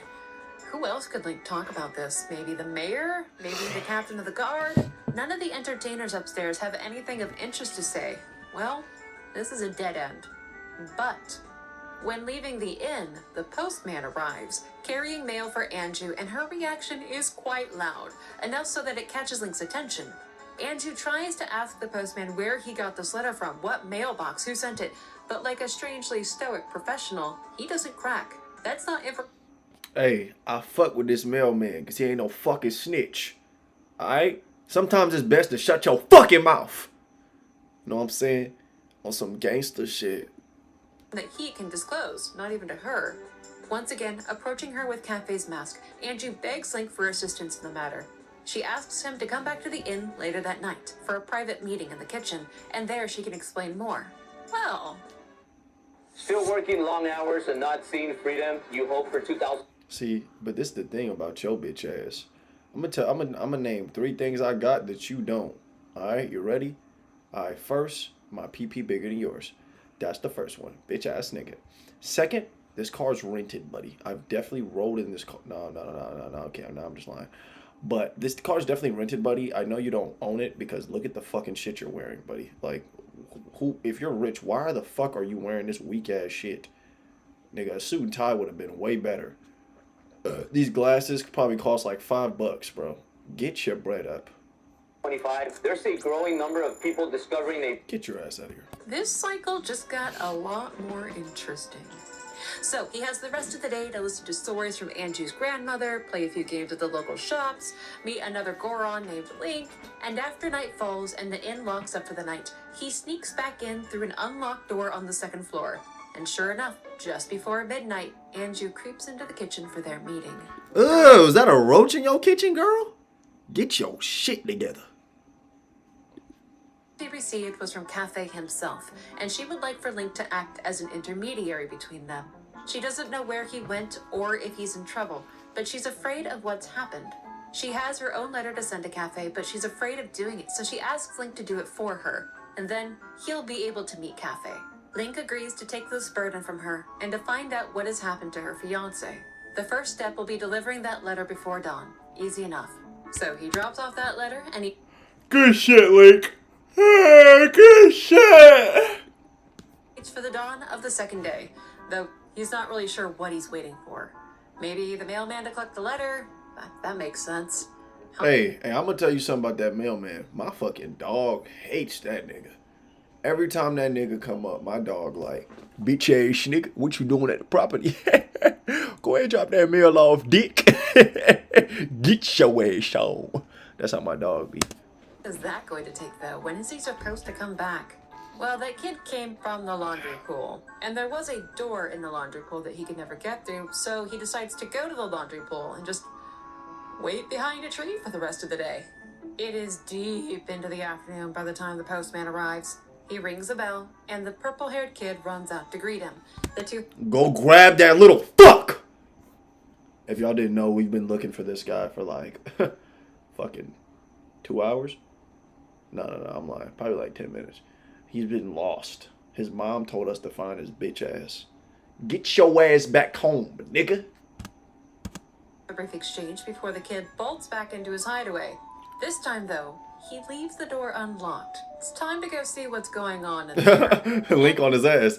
Bitch ass nigga, get your ass to the house. This kid, he says that the letter Andrew wrote said that Link could be trusted, so he's going to tell him a secret. He's Cafe, all 3 feet of him. Ooh, yikes. This is really, really complicated. Complicated, but not problematic. The school kid did this to Cafe not long before his wedding. He tried to get help from the Great Fairy in North Clocktown, but on his way there, somebody ambushed him and stole his wedding mask. A grinning, prancing man. Cafe is good friends with the pawn shop owner in town, and he knows that stolen items tend to wind up there. So with his friend's permission, he's been held up here watching out for anybody that would come through with his wedding mask. So you telling me this little fuck with the mask pulls up on this guy doing nothing, just trying to get married to his wife, and turns him into a kid? This dude's a dickhead! And Link has met a man that fits that description in Icona Canyon. He really wanted to borrow Link's sword, if memory serves. It's Wait, so this the nigga that did it? possible, if not likely, that he is the culprit, that he targeted Cafe because he was a kid and couldn't fight back. Cafe will remain here, watching for the weird man to walk into the pawn shop. Link will go give Anju a pendant. It will serve as a promise to her, one that she'll understand. It's a promise that Cafe will return soon, that he has not abandoned her, and he certainly hasn't forgotten her. Hey, that's a good boyfriend. That's some shit I would do. Know what I'm saying? If my girl was like, where my nigga at? Where my nigga at?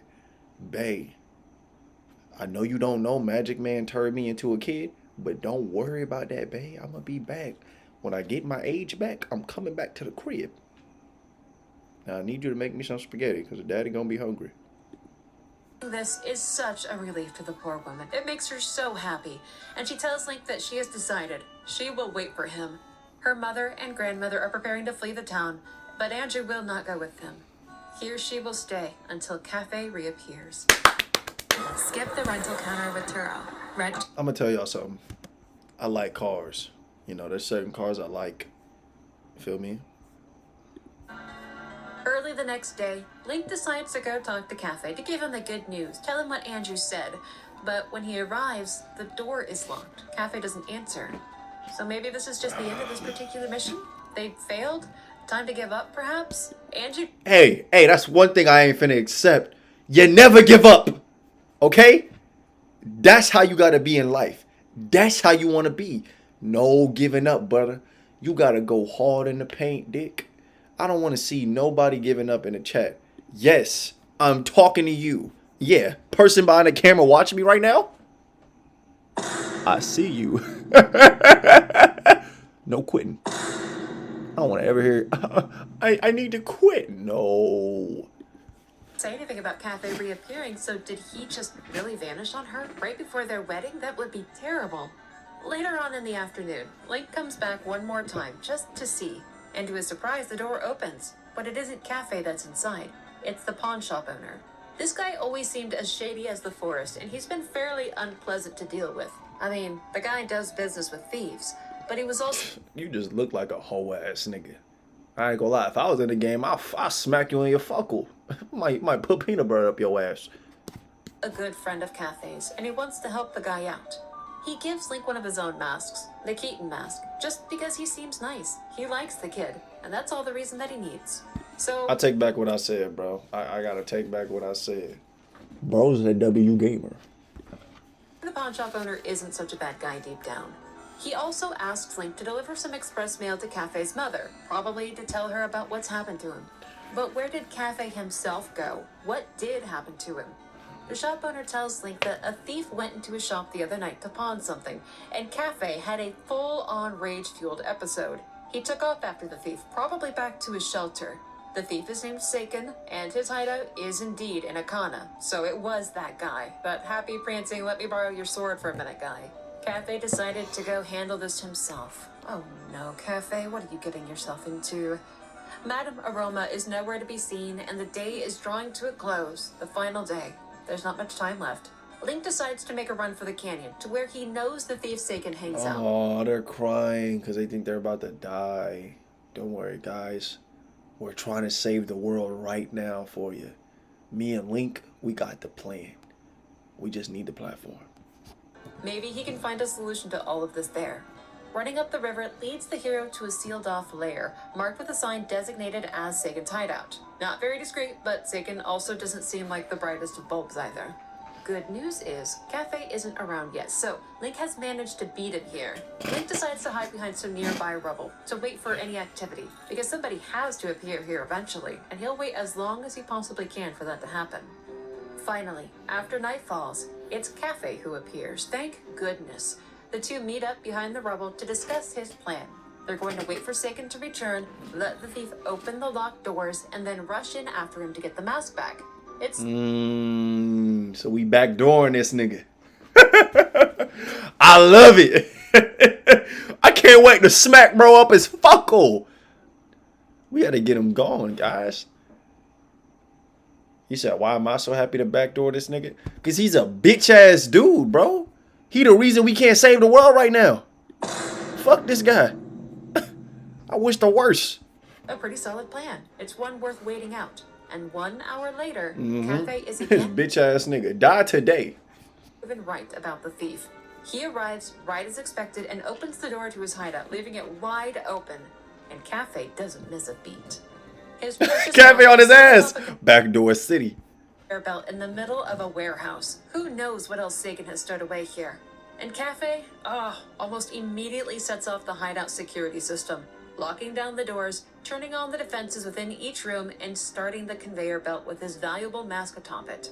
If they can't reach the end of the belt before the mask, it will be dumped out of reach. They're on God damn it, bro. You fucking selling.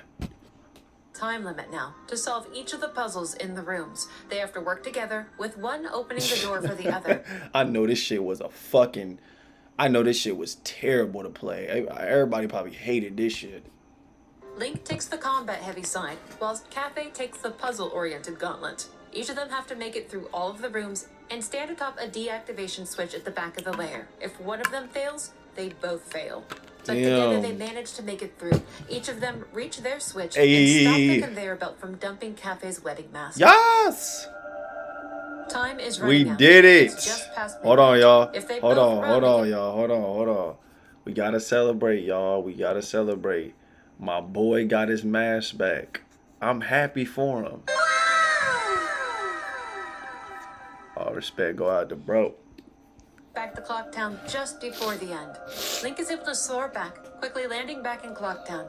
It gives him just enough time to find Cafe's mother, Madame Aroma, to deliver that special letter, to let her know what became of her. I'm just so happy another man is in my house. Hey, how you doing? You ever have your earlobes linked? That's what she thinking in her head. I'm just reading her mind for y'all. She chose to spend her final moments at the milk bar latte, sitting alone with only the bartender around. She looks every bit like a heartbroken mother. Delivering Cafe's letter to her is a comfort she desperately needed. It's far too late to escape what's to come, but at least she can face it knowing that her son was alive and trying to get back home. And next is Andrew. Link goes to where she's waiting, and he sits with her, silently, hoping that Cafe makes it. With only 1 hour to spare, Cafe does make it back to Andrew. But seeing him in the body of a child, it's not easy to accept. She turned off. She like, oh, you're a kid now. So how are we gonna... Yuck. I don't think I like you anymore, kid. They were supposed to be wed, but this wasn't her groom. Setting aside her tears, Anju greets and accepts Cafe. Even if he's not the same, she's gentle with her words. She knows his scent from their childhood. So long ago, they agreed to marry each other on the eve of the carnival. There's no way that can happen now, but they decide to exchange masks and to gift Link their couple's mask. It's a thank you for reuniting them and for witnessing this event. Oh, that sucks for him, bro. He got turned into a kid. Imagine you're about to get married and then some fucking random weird guy just pulls up on you and turns you into a kid and you're a grown man. Like, that's like the worst outcome.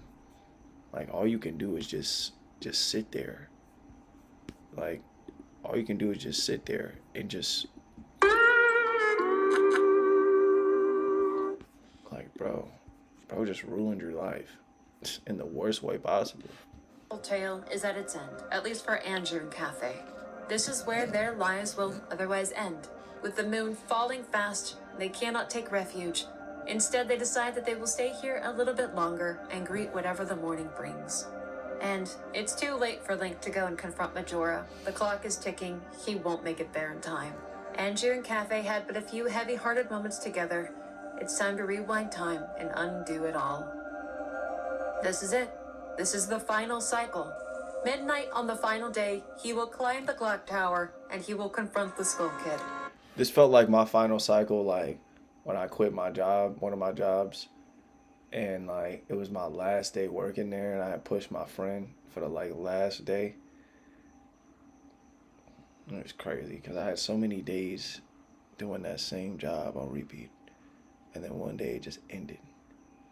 And then like I went through this era of grief, wanting the job back so bad. Even last night I had a dream about working there again, but it's a lot of the people that I used to really like that work there aren't there anymore. So in a weird way, the position, the job itself has lost its value. When you lose your important workers, the job holds little meaning, doesn't it?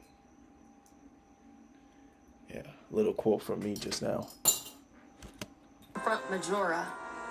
End this madness. Oh, yeah, I'm getting bread. Niggas talking shit they ain't want to spend. I'm gonna eat that. Oh, man. Chapter 1. Failure. The swamp, the mountain, the ocean, the canyon. They're all awake now. The guardians of this land stand ready to heed Link's call. But what they'll do upon arrival is a complete unknown. Maybe they'll handle the Skull Kid and Majora. Maybe they can unmake the curse of the mask. Perhaps Link need not struggle more against this threat. He's back at the dawn of the first day, which gives him plenty of time to dread once again climbing that clock tower. In his bomber's notebook, there are gaps in schedules and times, things around town and the fields of Termina that he certainly missed, but the anxiety of facing the Skull Kid makes focusing on anything other than that confrontation almost impossible. He goes to see Anju at the Stockpot Inn, but he can't bring himself to stay there, knowing what turmoil is taking place in her heart. The entertainers upstairs are going about their business, not knowing that Gorman was en route to see the mayor's wife and that their carnival appearances were all going to be canceled. Damn, this nigga, imagine just knowing every bad thing that's gonna happen to everyone around you. And it's like, in alternate worlds, you stopped it, but you can't stop it this time because you have another big mission. Maybe he could just jump ahead some time with a story. Anju's grandmother is always willing to read him a tale, but being in the inn is just too stressful. Instead, he'll just fast forward time himself. That night, Link stands outside the Stockpot Inn and just stares out for a few. What is he doing? This is an actual waste of time, jumping ahead when he could at least make the effort to see what's going on around town, see if he can help anybody. Maybe if he finds something to focus on, the anxiety of night 3 will ease up. It's the usual, the same old around town. The main square is quiet, vendors are closing down, there's not a lot to see or do. Sure, there are a few interesting interactions here and there, but for the most part, things are just peaceful and ordinary. Y'all know why? Because shit about to go down. Niggas not worried about nothing but this moon hitting that bitch. Passes from early evening into late night, and just past midnight, Link walks into the northern section of town, where something distressing is happening.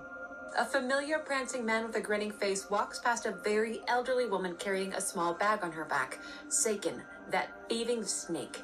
And, true to his nature, Seiken grabs the bag off of her back, pushes her down, and begins to run away with it. Out of reflex, Link runs to the old woman to see if she is all right, but in doing so, Seiken gets away. The whole thing happened so fast, and the guard didn't move to stop him. She says that she was packing bomb bags for her store, but it's long gone towards like... Why is this old lady packing bomb bags? What the fuck you about to do, ma'am? You about to blow some shit down? See, this old lady got the right idea. She finna blow the moon down because she don't want it to blow the world up. See, she got the right idea. Canyon now. That's really Never mind, she don't got the right idea. How you gonna blow the moon down? It's just gonna spread apart and still blow every... Never mind. Seiken is actually the absolute worst, and Link completely failed to intervene on her behalf. It's not like him to miss something like that. So for the rest of the night, he takes to riding through the fields of Termina, searching out anything that he might have missed in his prior journeys. But here too, things are relatively quiet.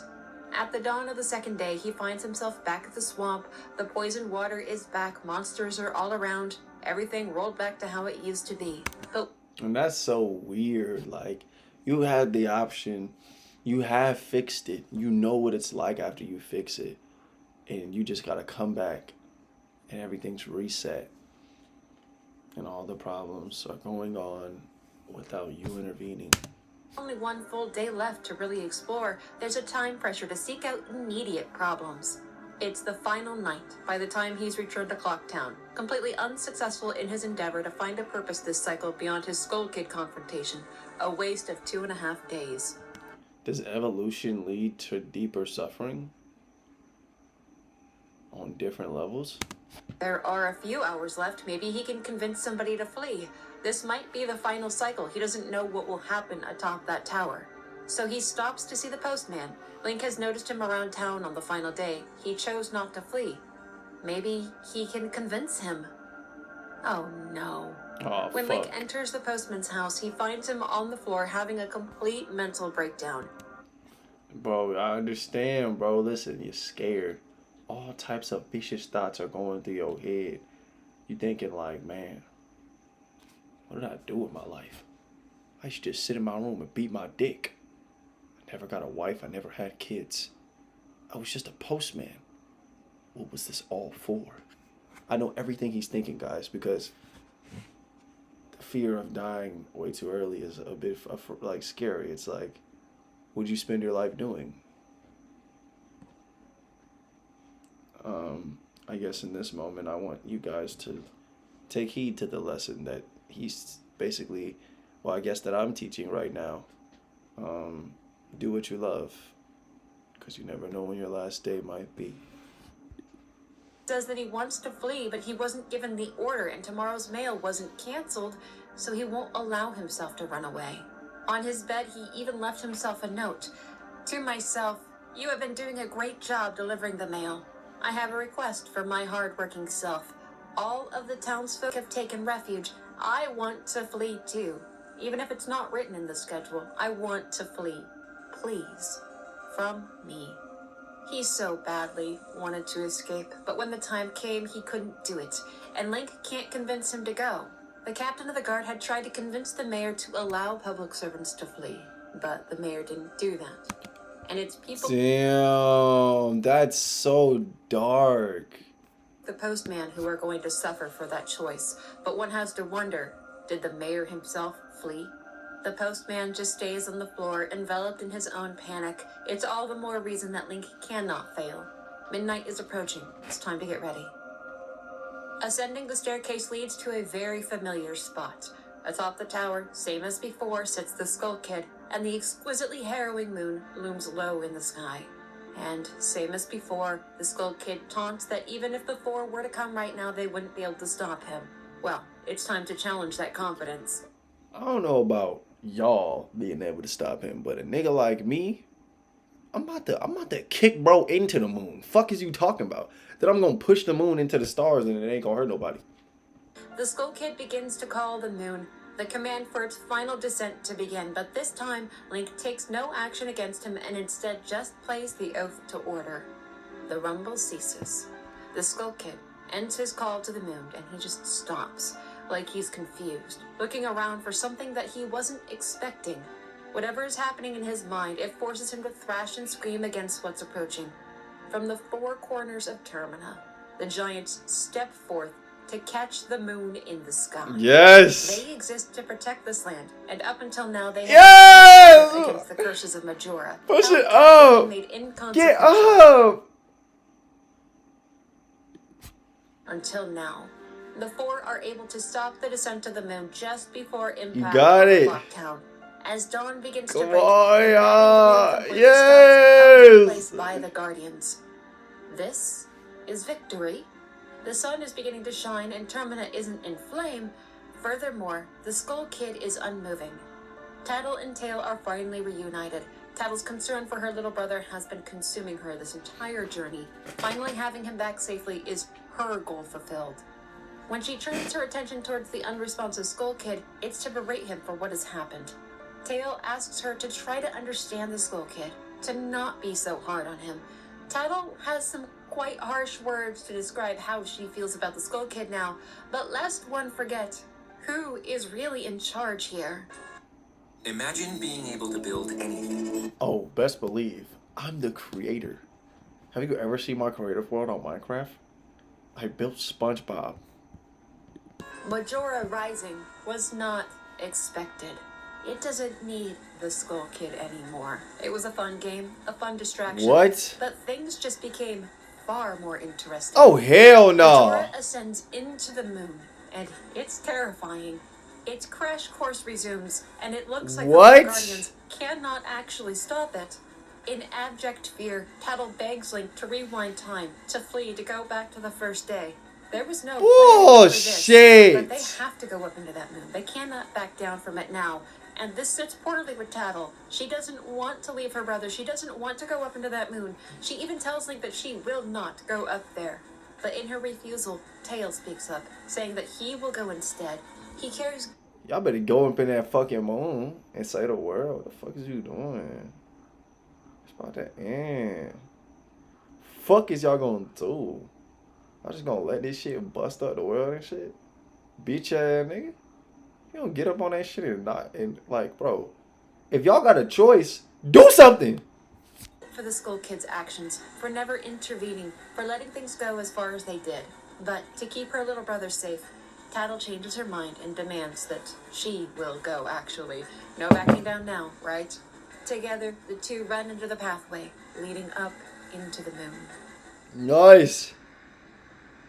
It's lovely. A huge, lush field of grass surrounded by a forest. And in the middle of the field rests a massive tree. There are butterflies all around it. This the last level. This like the level when like you discovered everything about the final boss and now you gotta have a talk with him. And children playing beneath it. Children who wear the masks of the foul spirits that trap the Guardians of Termina. And another who wears the mask of Majora. Will you play with me? You're a boring kid. A game? What? Why would he play a game with someone wearing the mask of Majora? Each of the four children running around the tree ask Link if he will hand over his masks to them. Masks that they didn't earn. Most of these were gifts from the people of Termina, and they just want him to give them away to make them happy? Give them to presumably evil beings? No. Nigga, fuck all that. If y'all niggas don't lock the fuck in, bro.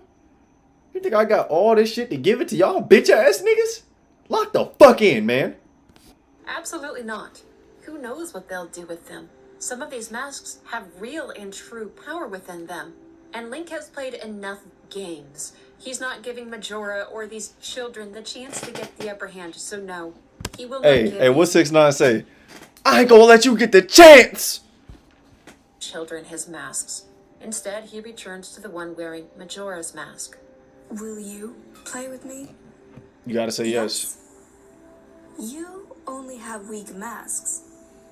So, you'll play? Yes? Well, shall we go? Majora's arena is psychedelic and unusual. 4 walls hold the masks that sealed away the Guardians of Termina, and Majora itself sits upon a seat of importance. It is the eye draw of the room, a sun-like throne, and when Link draws in, This nigga ore farming like a motherfucker. Majora engages. For all its manipulation and cruelty to others, Majora itself is unlike any combatant Link has ever faced. Were Link not the hero of time and once holder of the Triforce of Courage, this presence would see him cut down in a matter of moments. Even as a seasoned fighter, Majora is immediately difficult for Link to handle. It twirls around the room in loops and makes it hard to shoot and difficult to dodge, forcing Link to learn a timing in which Majora may be vulnerable with its weak sides exposed. But that opening is extremely brief, and being out of position is an opportunity lost to inflict pain on Majora. And each arrow loosed is one that he will not have later. Once this realization is made, the hero slows his attack to calculate each shot, and I ain't gonna lie. I wouldn't know what to do against this fucking weird thing. I think the best you could do is like grab him by his the fuck? The most you could do. What the fuck? The most you could. Whoa. The most you could do is grab him by his little tentacles and just like pull.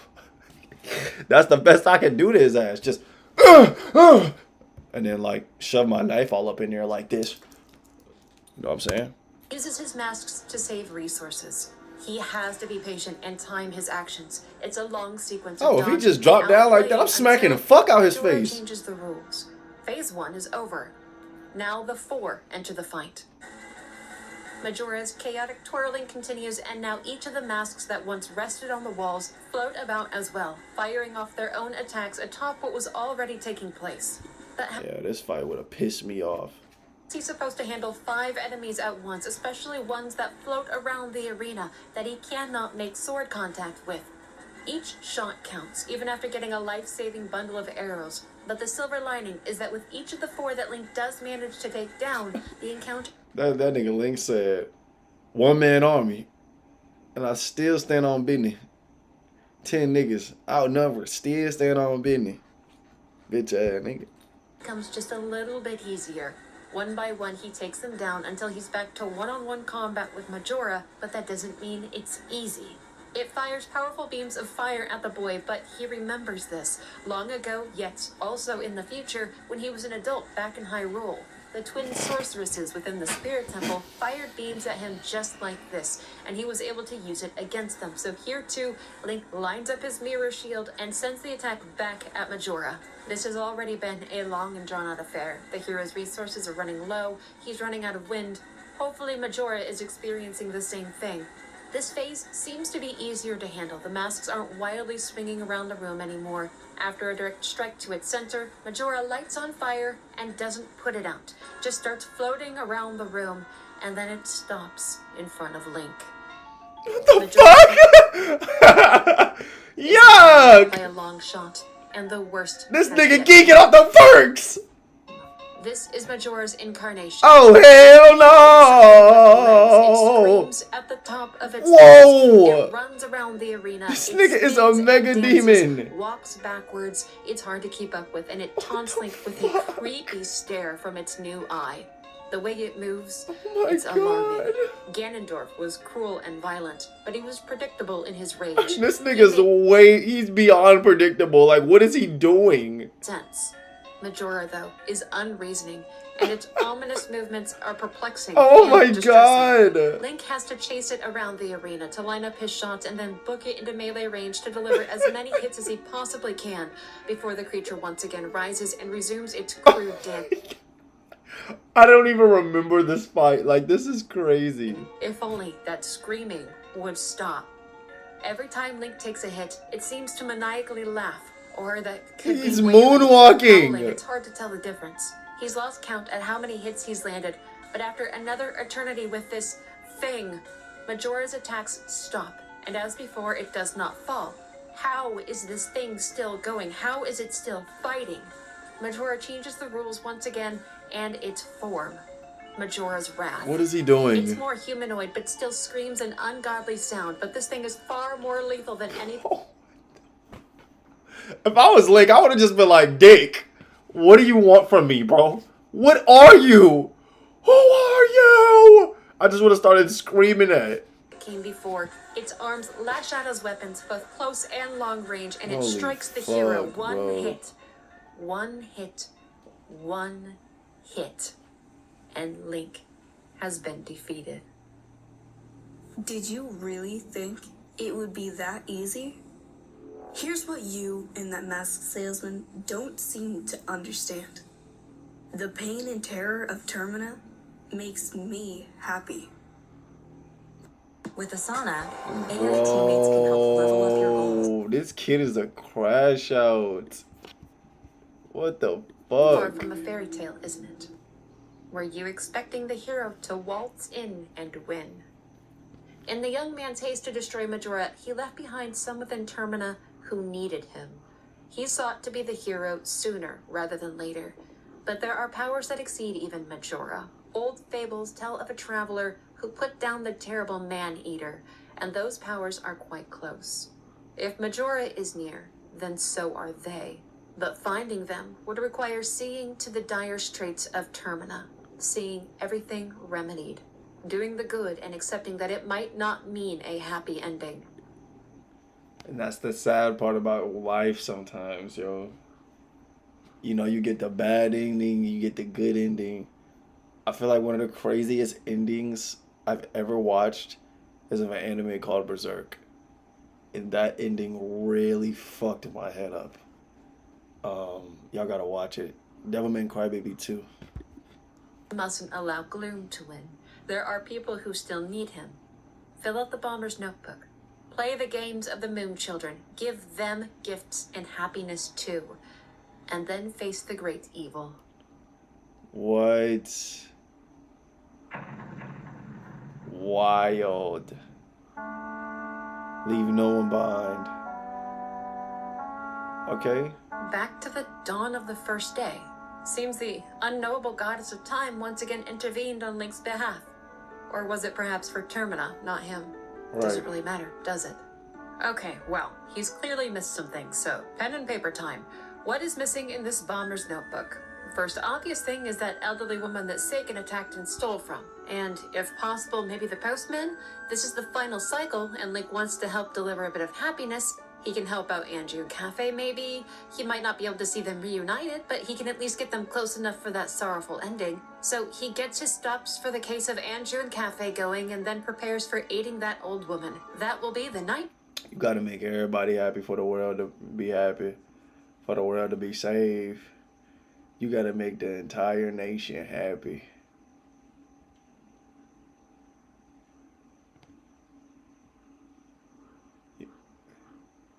Where the fuck am I? First day, easy enough. But you know, if he's helping the postman, Andrew, Cafe, the old woman, why not the Romani sisters? This nigga. Well, at least he's trying, you know? So, he knows their schedules, he has plenty of time. Hop to it, no That time to nigga, I lament ain't gonna over lie, a that nigga lot. from earlier looked like a boiled egg. Link runs to the ranch, talks to Madame Aroma, talks to Andrew. He does it all with time to spare.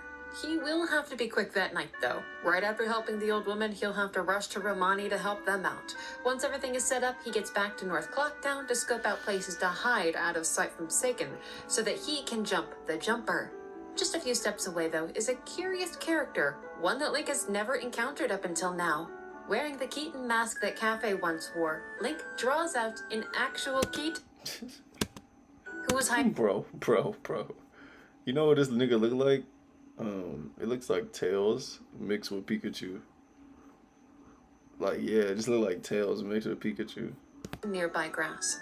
This is an unexpected surprise, and he has some trivia for Link. Let's see how you do. Answer me this. Pick one of three choices. What are the magic words that Tingle created? Tingle, what? Abracadabra, Cuckoo Tingle Rama, Kalu Limpa. Of course, Kalu Limpa, you do. Coloring pie. Nigga, how the fuck are we supposed to know this? Pirates. I don't know shit about your fucking game, stupid fox. Fuck you. Next question. What weapon does Romani, the girl at the ranch, use in practice? A bow, slingshot. I would say a... I don't know, I gotta pay attention. I'm gonna say... slingshot. Slingshot? A bow? Or she doesn't use one? Of course, the answer is a bow. She killed many men with it. Next question. What instrument does the Skull Kid play? A tin whistle, a flute, or an ocarina? The Skull Kid? The Skull Kid. Who's the Skull Kid? I'm gonna say... I'm gonna go with the tin whistle.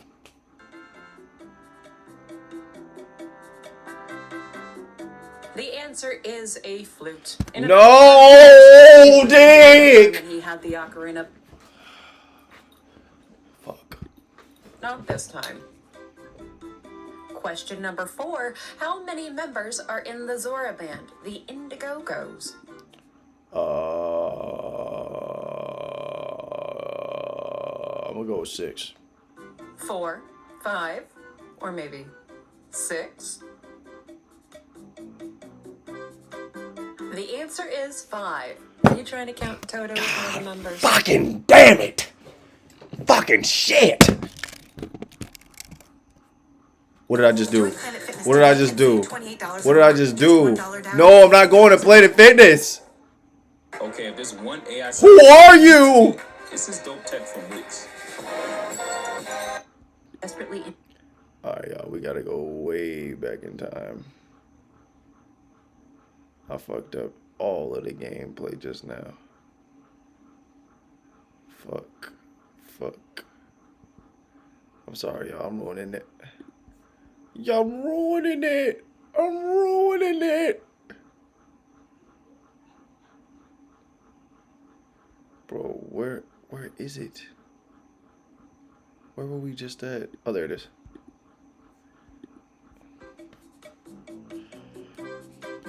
The answer is 5. Were you trying to count Toto as one of the members? Man, fuck. Here we go. Last question, and it's a tough one. Okay. How many balloons does Romani, the girl at the ranch, use during practice?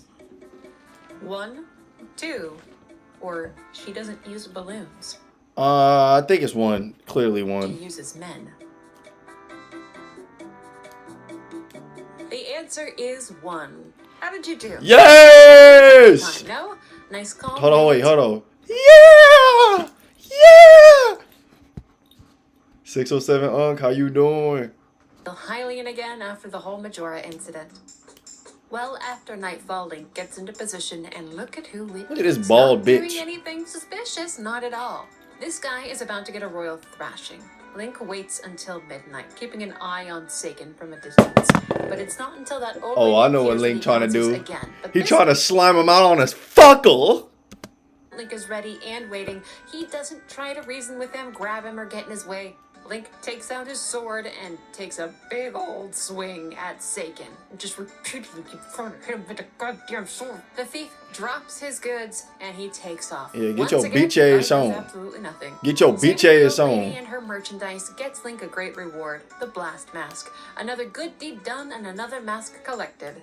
Time to get back to Romani. Let's go. He only has about an hour until the invasion begins. He quickly rushes and talks to Anju, gets her letter, and then he flies to Romani Ranch and just barely makes it there in time. Link again saves the sisters, saves the ranch, brings a big, bright smile to their faces, and That's what the fuck I'm talking about, Link. Do your shit. He'll come back to help Cremia on her wagon ride. Now, what else did he miss along the way that he could do really quick? There was a weird house in the swamp near the Deku Palace. That's another good lead. He could go see what was going on there. He flies back out to the swamp, and within that creepy... I keep fucking up, y'all. My bad. Webby house, Link finds a man in a state of transformation. He's somehow changing into a Skulltula. He begs Link to kill all the golden Skulltulas in his house and break the curse that he's under. And the reward for doing this is the Mask of Truth, another familiar item from a faraway place. Good shit, Link. Good shit. What else? What else? I'm so proud of you. I'm so proud of him. I'm so proud of him, bro, because I really taught him all this shit. Y'all don't know, but I'm Link's dad. Being here reminds him of something. What felt like an eternity ago, after he had rescued the Deku Princess from Adolwa. They'd mentioned that the butler had prepared something for him. But did he actually ever go find the butler? He remembers that to the right of the palace was where he was told to go. But, well, going there's a bit of a problem. The water is poisonous and there's some octopus thing in the way. So the water needs to be not poisoned. Oh good, he messed it up. He was supposed to come here after cleansing the temple and he didn't.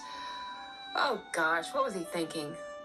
Okay, well, this is a lesson to be learned about diligence. So he has to go kill Adolwa again. It's fair enough. The hero remembers enough about the temple that he could probably clear it again with some time to spare, and he already has an owl statue activated that will get into the entrance really quick. So he rushes back to the fetid courtyard, brings the temple back up to the surface, and he heads back in for round 2. Link, listen, I'm going to tell you something about my round 2.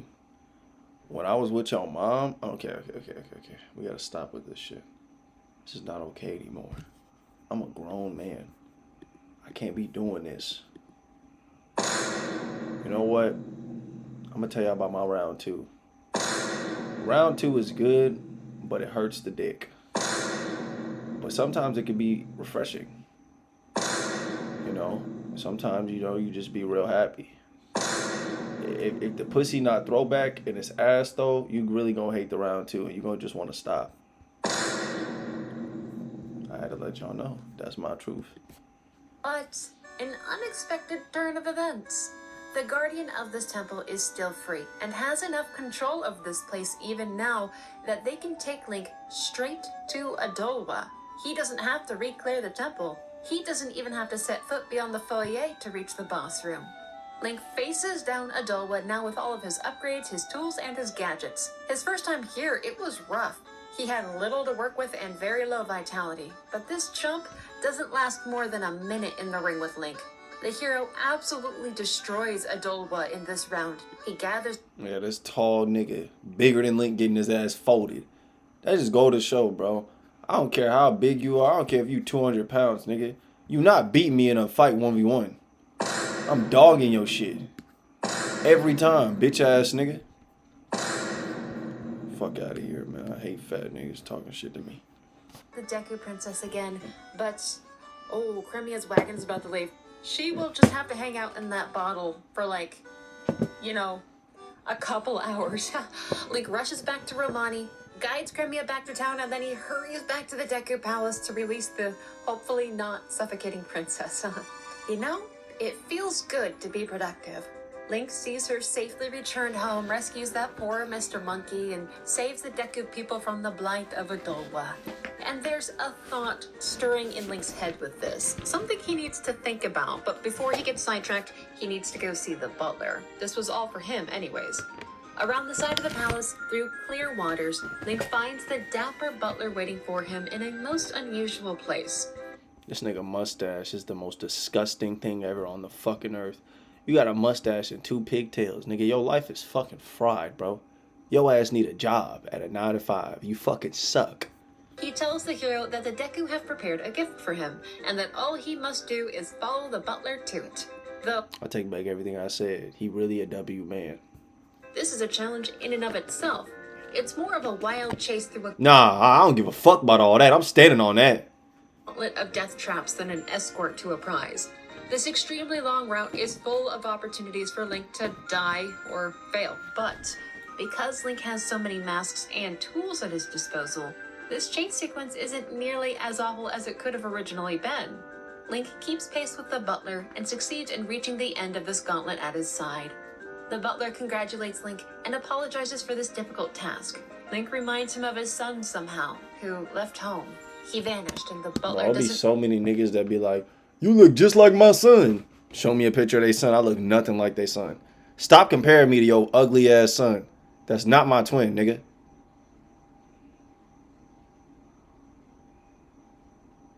No disrespect to him, though. Where he went. Nah, I take back everything I said. I'ma stand on that. Your son ugly as shit compared to me.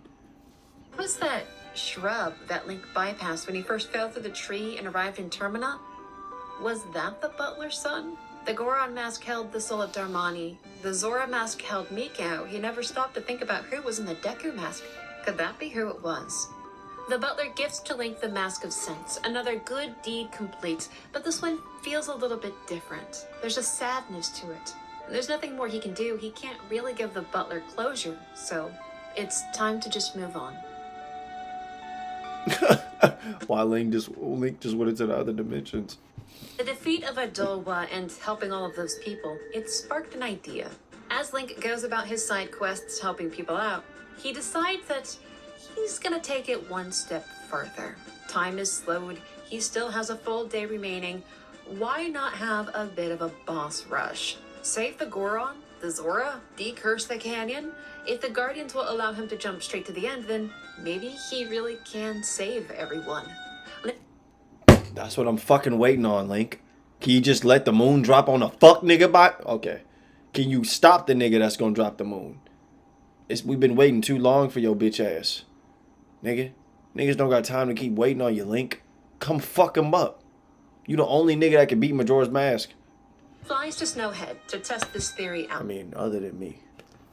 He doesn't have time to unfreeze the Elder or soothe the spirit of Darmani, but he already knows the song that he needs to lull that massive Goron spirit to sleep. It lets him beeline back to the temple, and sure enough, a portal has been ready to take him straight to Goat.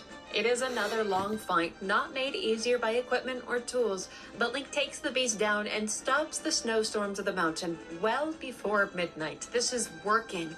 He continues his pace, clearing side quests, helping those he can, and then he flies out to the Great Bay. He can't take time to get Lulu's eggs back, but if he can purify the waters of the Great Bay, make it safe again, then the Zora themselves should be able to handle that task. Nice! He plays for Lulu the song that her children taught him, awakens the great turtle nearby, and gets back out to the Temple of the Great Bay. Good fucking shit, brother. I'm so happy for you, buddy. You're just a great guy. I saw it. This place was a huge headache, but Link doesn't have to do a thing. The Guardian whisks him away to the lair of the inedible Georg. And this time around, he takes them on... Fuck you mean it's not edible? I can't eat it. What if I was hungry, Dick? They just gonna not let me eat that shit. What if I was hungry to eat that shit, though? What you mean it's not edible? Velocity down in one go. No problem.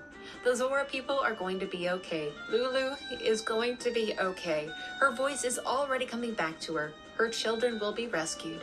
But Link can't stay to celebrate. He flies to the final of the four, the Stone Tower Temple.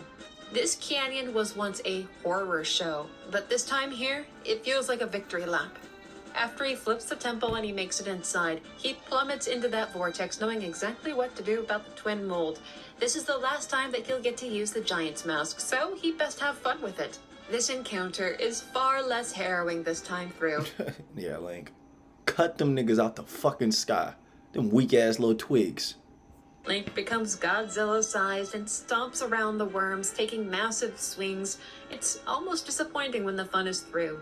He has to shrink back down to normal, get a move on, but it was definitely fun while it lasted. The third day hasn't even dawned yet. Because he saved the old woman the first night, Seiken never went to the pawn shop, so Cafe never leaves town to go chase him down. He'd already seen through their stories before, but it still feels sad not being able to finish it out. So the postman, Madame Aroma, Andrew, and Cafe are all depending on him to truly succeed in saving Termina to find happy futures. It's not the finality that he hoped for, but he got them far enough along that should a fourth day dawn upon these lands, they'll be okay. The postman will be able to return to work, a family will be brought back. This nigga hates his job. He's like, fuck this kid, bro. I just want to go home, bro. I got 2 hours left. Together, a wedding will certainly take place if Cafe's curse can be lifted, and he can apologize enough to Andrew. He's got a bit of free time, so Link goes for a ride in the fields again, and he hears a strange music coming from an iced-over mushroom sort of thing. There's an almost naked, absolute sex god of a man dancing under the Sex god? What the? Who the fuck is this guy? night. He died some time ago, but his only regret was not passing on his dance moves.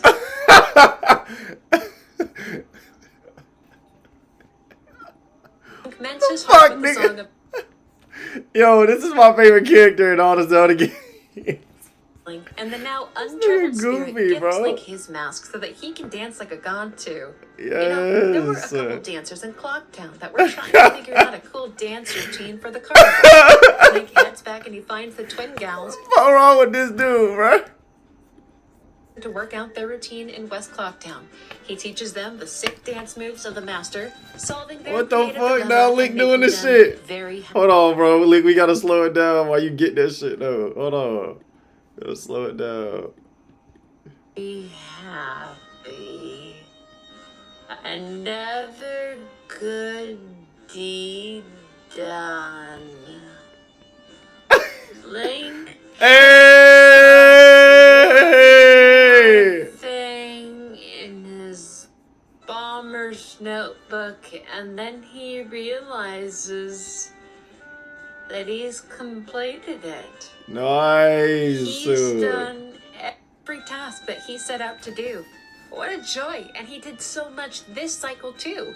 He still has all of day 3 to prepare for the moon, so he fills up his quiver, gets potions and fairies, collects every battle resource that he can find. He checks that he has all of his masks on hand, and when he's ready, he jumps ahead to the final night. Now, Link, you can't fuck this up, man. If this nigga hit you with the final last move that one tapped you, you gotta weave. You know what I'm saying? Like how I did to that girl on Sifu. You know what I'm saying? Night, the clock tower opens up, and Link ascends the staircase one last time. Again, he stops the Skull Kid with the Oath to Order, summons the Guardians of Termina to hold the moon still. He follows the mask into the mouth of the moon, back to the sprawling green field teeming with life. Let's see what these moon children have to say. Let's see.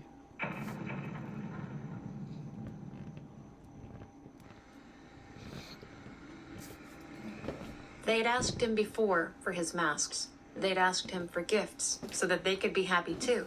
And Link had refused. Because why would he want to make these children happy after everything that had been done? But not this time.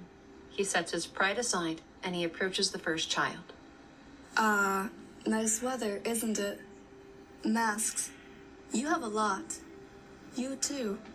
Will you be a mask salesman? Then I'll play with you. So the masks. Give me some. All these memories. See, y'all gotta be okay with giving away things. This is key in life. If you don't know how to give stuff, you won't receive. You know what I'm saying? So if you ever get rich, make sure you get your mom a house. Make sure you get your dad, you know, whatever he wants, you know, something nice, like a new car. You know, your dad probably rich enough to have his own house. You know, you always got to set your mom up with the house, off rip. You know what I'm saying? If it's dad, you know, you want to make sure your dad got a new diamond watch, a new ring he wanted, you know what I'm saying? Maybe get him a nice date with a woman that you know is going to be loyal for your dad, you know what I'm saying? With your rich money, you know what I'm saying? Take him somewhere nice. Take him somewhere real nice with that daddy. It's time to give them up, hero. Thanks. You're a nice person, aren't you? Yep. Hide and seek, let's play. All right? I'll hide.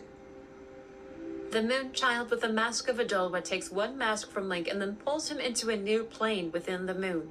Using the Deku mask, Link makes his way through a small obstacle course of jumps and flying. Should Link have lost his way through Termina or overlooked particular tasks, there are gossip stones all around that will direct him towards a person and item that he may need to progress. Right. The option to rewind time is still there, should he need it.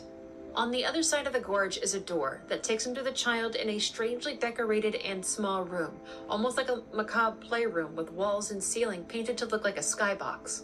You found me. Hey, I want more masks. All right, well, time to say goodbye to more keepsakes. Thanks.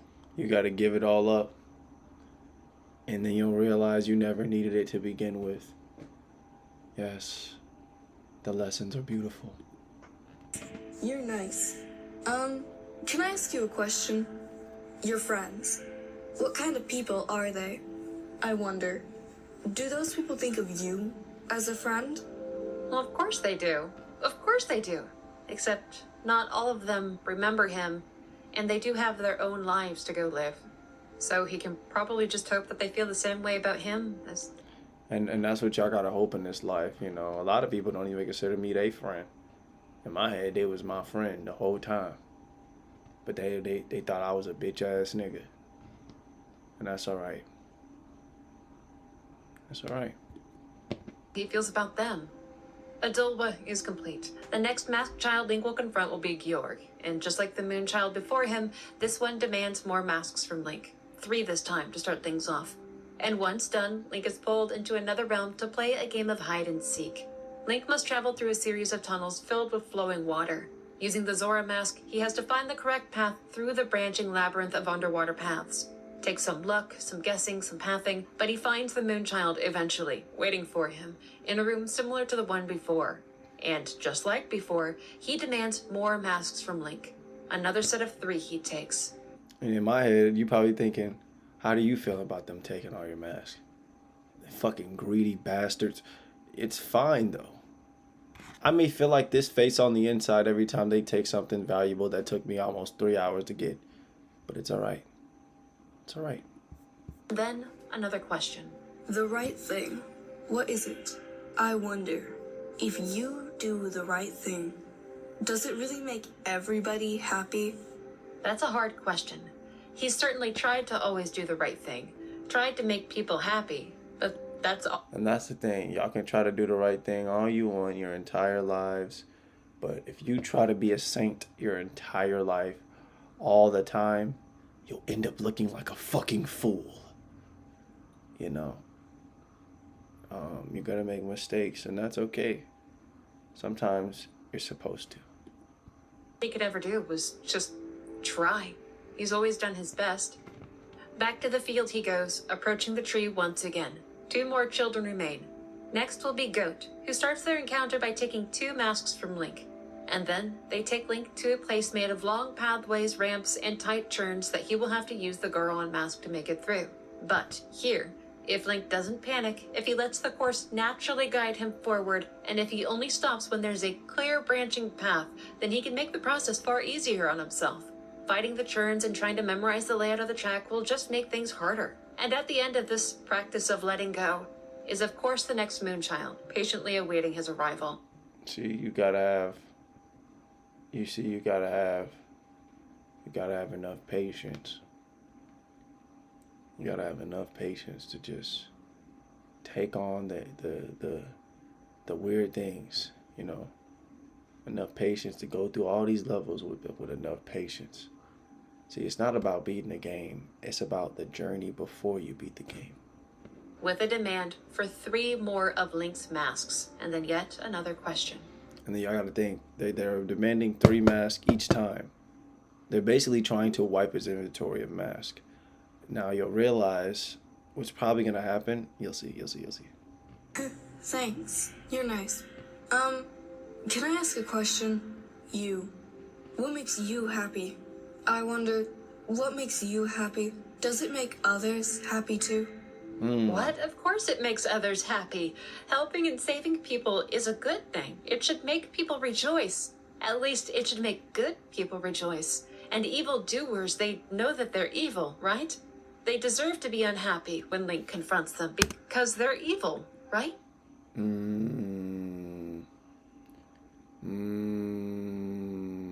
This makes so much sense. Back to the field, 1 more Moonchild remains. This one wears the mask of the Twin Mold, and he takes from Link 4 masks. His entire collection is almost wiped out at this point. Each mask he surrenders is a small punch to the gut. He's not going to have anything left by the end of this, is he? Another game of hide and seek is demanded. Hopefully this is the last time. But the Twin Mold Child pulls Link into trial by combat. 3 vicious enemies he must face, and hopefully he came well prepared with bomb chews and fire arrows to get... So y'all gonna make me fight niggas? I thought we were playing hide and seek. You know what, it's cool. I'm not even gonna bitch about it. Fight your bitch ass minions. They probably weak anyway. Through each locked door as well, because if he didn't, he'll be stuck. All right. Feeling like you're always behind is unfortunately common, but now there's a solution. Oh, Let's for be real? honest. Look at this guy's face. You can never trust somebody with this face. A lot of us are building business. The final of the Moon Children awaits him at the end, demanding all of his remaining masks. That's the last of them. Can I ask a question? Your true face. What kind of face is it? I wonder. The face under the mask. Is that your true face? The face under his mask? What other face would he have? What mask? What kind of a question is that? Of course, this is his true face. That's a wild question, if you really think about it. Who are you under this human body? What is your true face? That is a question only you can answer. I don't have that answer. You do. Is he implying that Link is untruthful or a fraud? He's back in the field one more time. The last remaining being is that kid wearing Majora's mask. It's hard to call them a moon child with that thing on their face. But as he did with the other children, Link approaches them and speaks with them. Everyone has gone away, haven't they? Will you play with me? You don't have any masks left, do you? Well, let's play something else. Let's play good guys against bad guys. Yes, let's play that. Oh! This is my favorite mask. This is my favorite mask in a series. I really like this mask. This is literally like my final form, bro. Like real shit, bro. I taught Link this form. Y'all say y'all don't believe me? Bro, get off my dick, bro. Link a mask. The fierce deity's mask. This feels wrong. Are you ready? You're the bad guy. And when you're bad, you just run. That's fine, right? Well, shall we play? So, Link is the bad guy now. What does he mean by that? This mask, is this how Majora wants to play? Link is taken back into that psychedelic arena, where Majora rests on its seat of importance. But before engaging the foe, Link decides he'll play along. He dons the mask of the fierce deity. Yes. Yes. He changes, just as he has done time and time again with the other transformation masks. But a dark energy is within this one. It feels evil. But the power is so great that Link far exceeds anything he was in his true form. The battle between the two begins, but this time, whatever Link has become dominates over the mask. He doesn't need extra equipment or fancy gear, potions, fairies, arrows to make contact with Majora. He awakened. A sword so powerful that it can make contact from the ground. In no time at all, the four mounted masks enter the fight, coming to Majora's aid. But why does the fierce deity even care? What are they going to do? Shoot him in the back? Beat him? Y'all can't do shit now. My nigga Demons. Demons is coming inside Link right now. Demons is inside him. Life out of Majora is just far too easy, far too enjoyable to pay them any mind. He continues his assault against it, pushing Majora into the next phase, into Majora's incarnation. While it stupidly runs around the room, screaming at the top of its lungs, the deity turns his eyes You upon want to be able to go anywhere now, Majora. You must fail! Masks still fluttering around the room. They're just irritating now. They're in the way, so they will be the next to die. One by one, he cuts them down with ease, ignoring Majora for a while. And when they're taken care of, he can turn his attention don't even know what to do. to enjoy the process of ending this menace. How many lives did it destroy? How many times did it defy and torment Link? And now he has the power to make it tremble and flee. Each swing feels better than the last. He pushes his wailing opponent into its final form, Majora's Wrath. The last time they fought, Wrath destroyed the boy. It was only by the grace of time that Link rose again. This time, though, no God's mercy is going to be saving anyone. Yeah, bro. Link is here to fuck you up forever now, bro. You not doing nothing. You not doing nothing. Aren't needed here. Majora's Wrath still inflicts pain on the deity, but each hit from Majora is returned twofold. The powerful sword Link now wields does so much damage that it almost stuns the wrathful creature, allowing him to strike it multiple times before it regains its senses and flees from his reach. Yeah, you ain't shit now. What that feel like? Look. You know the rules of the world. Evil never wins. Can only keep the deity away for so long. Its flailing arms are simple for Link to dodge in this form. So simple that he completely destroys Majora. If you believed the old tales, thousands of years ago, a man-eater was alone, having killed and consumed all around him. When a lone traveler arrived, it felt its deep loneliness for the first time, and it wished for it to end. The traveler did not raise a hand against the man-eater. Instead, they helped it. Once again with this fucking man-eater word. Yuck. Nigga, I'm eating men. They played the monster a song to make time flow, a melody that the man-eater happily danced to for 3 days. On the dawn of the 4th, the man-eater fell dead, and its power was confined by the traveler into the remnants of its armor. Bro, I would low-key want to wear the armor now, bro. I'm not putting on that mask, though, because that shit gonna fucking possess me. But I'm putting on the armor, bro. Carved into this mask, cast into the darkness of an unborn world. Yeah. And now finally, the two have met again, albeit briefly, and in far different forms. Once, these two danced together.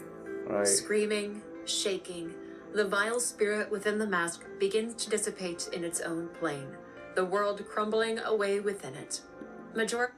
You must fail. I love it, though. I love it. I love this ending. This is a really Mask cool has ending. been defeated.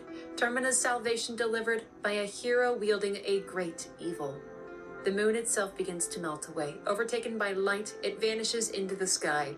Denizens of Termina and the 4 guardians watch it fade. They will not die this morning. Nice. They will greet the dawn of a new day. Yeah! Link awakens in the fields of Termina, the Skull Kid not far away, looking up at the 4 guardian giants of the land who stare back at him. In their way, the giants tell Skull Kid that they'd never forgotten about him. They were still his friend. And oh, the Skull Kid cries and sobs at hearing this. He was so sad, so lonely when they left. He didn't understand why they had to protect the lands. They didn't mean to hurt him. But still, it happened. Now he has to come to terms with that sadness and find... Yeah, bro, you fucking almost destroyed the world because you was sad about 4 niggas. Like, 4 niggas. And you know I'm the 2 niggas. Listen, little nigga. Listen, this you gotta understand, bro. Before you speak on Gates, please find him those 4 niggas. Find the one that ate ass on him. The one that stuck dick in him. Find the one that slapped ass. And find the one that fucked with you. Are you good, mud? Way forward. Though now, with Tattle and Tail at his side. The 4 cannot... I'm sorry, y'all. I'm sorry. I don't know what that was. Once again, they must return to their corners of the land to serve their purpose. They hold no resentment, no animosity, or hostility.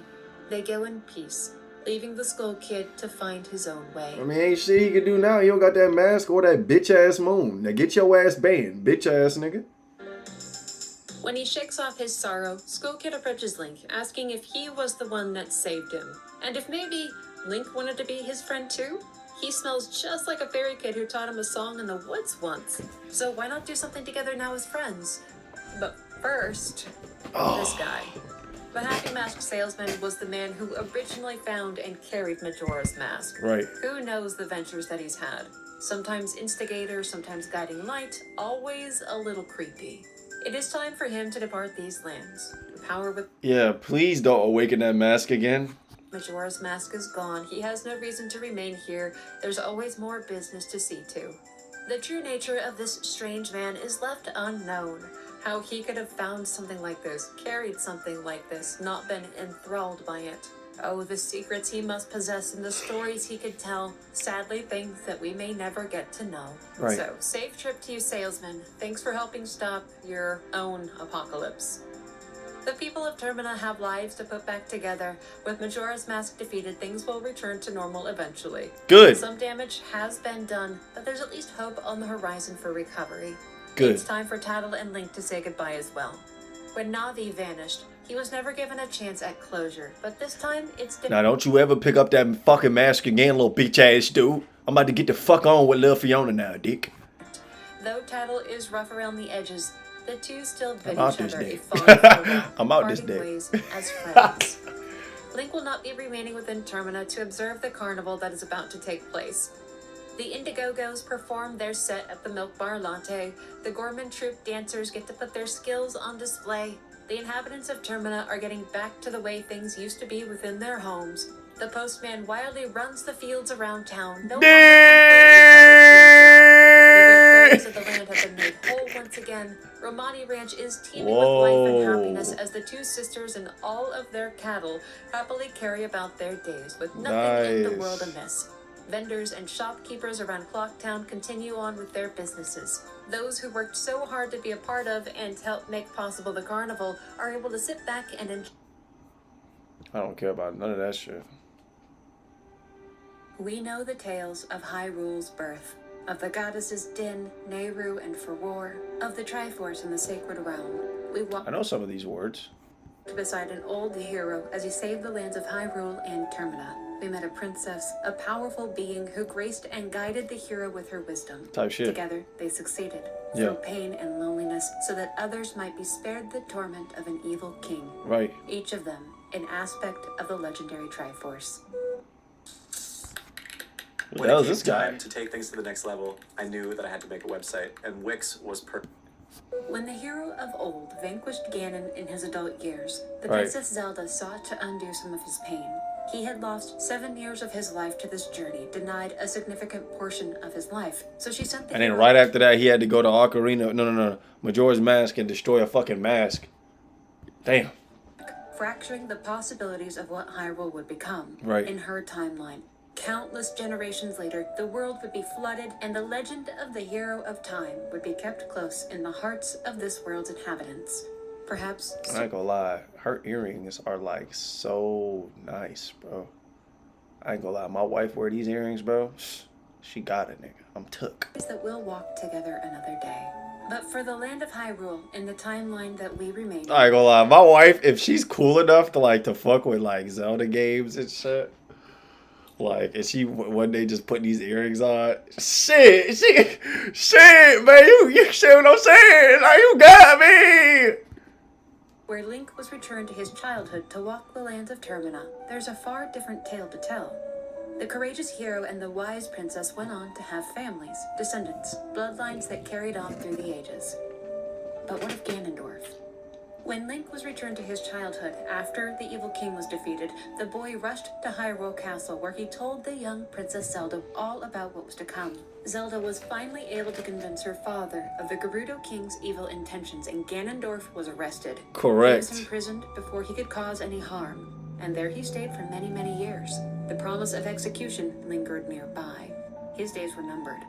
Ganondorf was taken back to his homeland eventually in the Gerudo Desert to a terrible place called the Arbiter's Grounds. The fuck is the This Arbiter bloody Ground? prison served as a holding place for Hyrule's most terrible criminals and Right. the execution grounds where their lives would be ended. When God damn, this nigga look evil as hell. Ganondorf's time finally came, it was the sages themselves who would oversee the Gerudo King's sentence. Without mercy, because he was unworthy of it, he was bound to a massive stone, and a sword was driven Hey, rip Lil Ganon, he about to get fucked about it. to his body by the sage of the Water Temple. Ganondorf was supposed to die that day, Right. but through divine intervention, his life was preserved. For destiny What? does not take sides. Ganondorf was spared a violent death. An aspect of the Triforce awoke within him, the aspect of power that was by all right his to possess, and Ganondorf broke free from his chains. He killed the sage of the Water Temple with his bare hand, to the horror of the remaining 5. He pulled his execution weapon from his own chest and turned his eyes upon them. Hey, and this nigga on YN time and he about to slash dick. He about to cut these niggas down. The five sages turned their eyes to the artifact on the execution grounds. If y'all really dig a village, you know I'm beginning. This evil being, they activated the mirror and pulled Ganondorf into it, sending him away from this plane to a dark but gentle place where Ganondorf would be cut off from his source of power. They sent him to the Twilight Realm. Now we begin a new tale.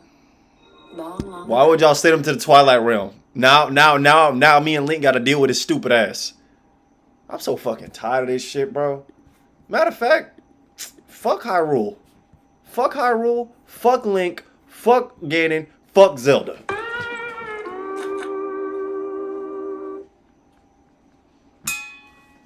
I wouldn't leave y'all guys, you know. I'm still gonna help y'all out. Shit. Before Hyrule was embroiled in bitter civil wars and power struggles, there was a time of peace.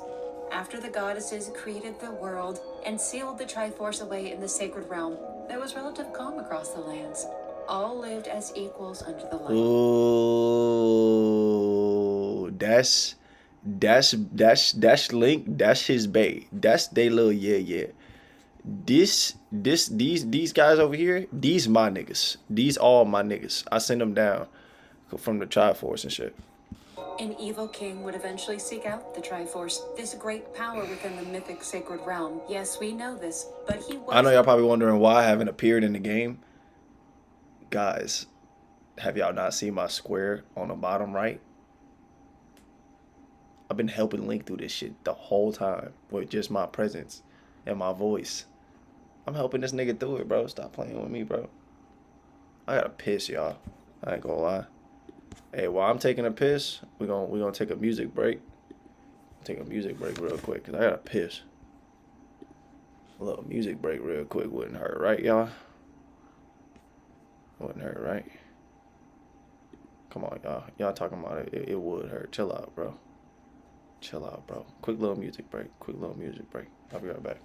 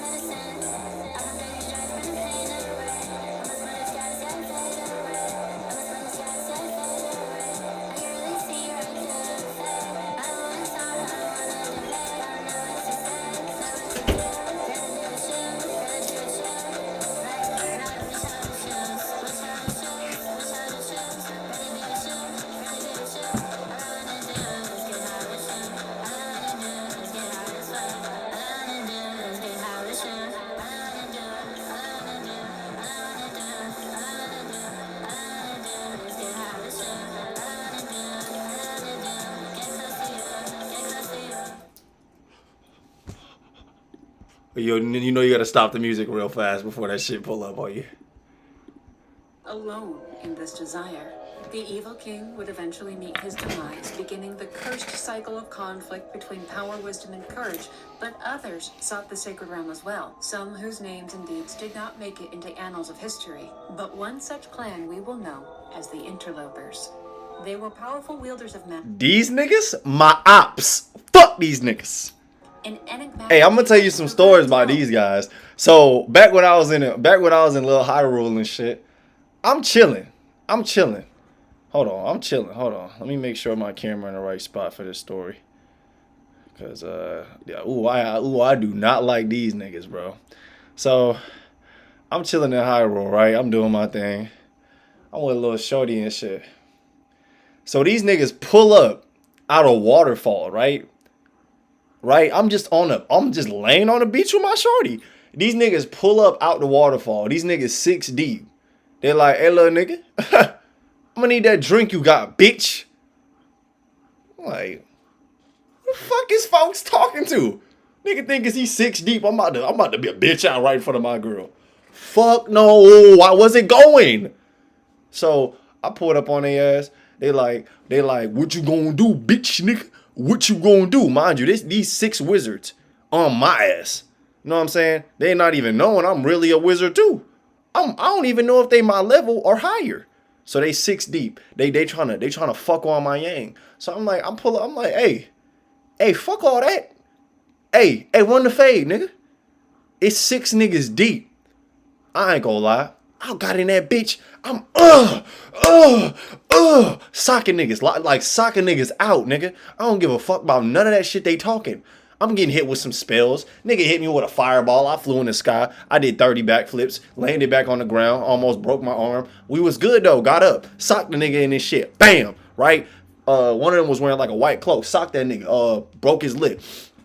He bleeding and shit, right? He pull out his sword, knock the sword down. He holding the sword close to my neck. I'm like, one of them kicked me in my leg while I'm on the ground. I'm like, shit.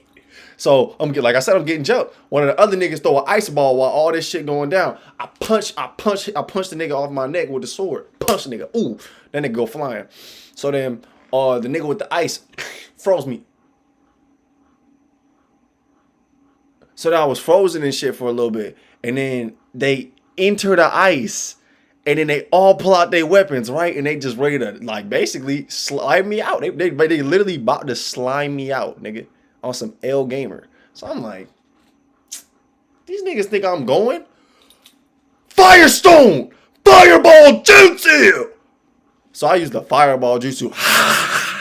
Burn out that shit, nigga. Then I start I'm knocking niggas, punching niggas. My wife over there chilling. She like, damn, this nigga socking niggas out. So I'm really socking niggas out, bro. So then, one of the big wizards was like, hey, fuck all that. This nigga a hoe. Nigga send the biggest gust of wind. Me and my wife way. Blow us out of we fly to a whole different state. And after that was it. I mean, I caught my wife midair. We landed. I ain't see them niggas again. Sacred realm, and like so many others of the time, they were intent on finding it and taking it for themselves. Y'all said, did I lose the fight? I wouldn't count that as a loss. They jumped me and I still lived, and my wife lived. But I put palms on them, so they had to push me away. They pushed me away. You said that I kept running. No. So they pushed me and I was so far. You think I'm finna go chase these niggas? They jumped me. Know what I'm saying? I didn't duck the fade. I socked all them niggas in they shit. Feel me? But I had to get back on some W Gamer because like I said, my wife's still around, bro. These niggas could have goddamn smacked her up. Luckily they was located up. They was W niggas. Because they really just wanted to fade with me. They ain't even tried to knock my wife. You know what I'm saying? They just gusted us away. That was the most they did. And I caught her and we got up out of there. You feel me? Interlopers were so dangerous, though, that the goddesses of Hyrule intervened to stop them. 3 light spirits, Farron, Eldon, and Lanayru, were ordered to seal away the magic of the interlopers. They contained it within a terrible object called the Fused Shadow. Anyone that touched the Fused Shadow would be changed by its dark power. What the fuck? Evil Link? 2 other evil links? What they got going on in this shit? Twilight was created by the light spirits and used to cast the interlopers themselves into the realm of Twilight after their greatest powers were stripped from them. In this foreign place, they would hold no threat. Show how me and Link was yawning at the same time. For Hyrule, the interlopers changed. The Twilight realm was far different from their home. A place perpetually cast in a beautiful, gentle twilight. The interlopers... Bro. I watched the clip back. Yeah, me and Link yawned at the same time, bro. Befitting the Twilight realm. That's kind of crazy. Or Twili, or Twili, whatever you wish to call them. Though their powers had mostly been taken from them, they were still capable of harnessing some magical abilities. Right. The Twilight made this realm their home, and they adapted to it as the years passed on and on. Peaceful they were, quite different from the interlopers of Hyrule that they descended from. The Twilight established a home kingdom and a system of rulership.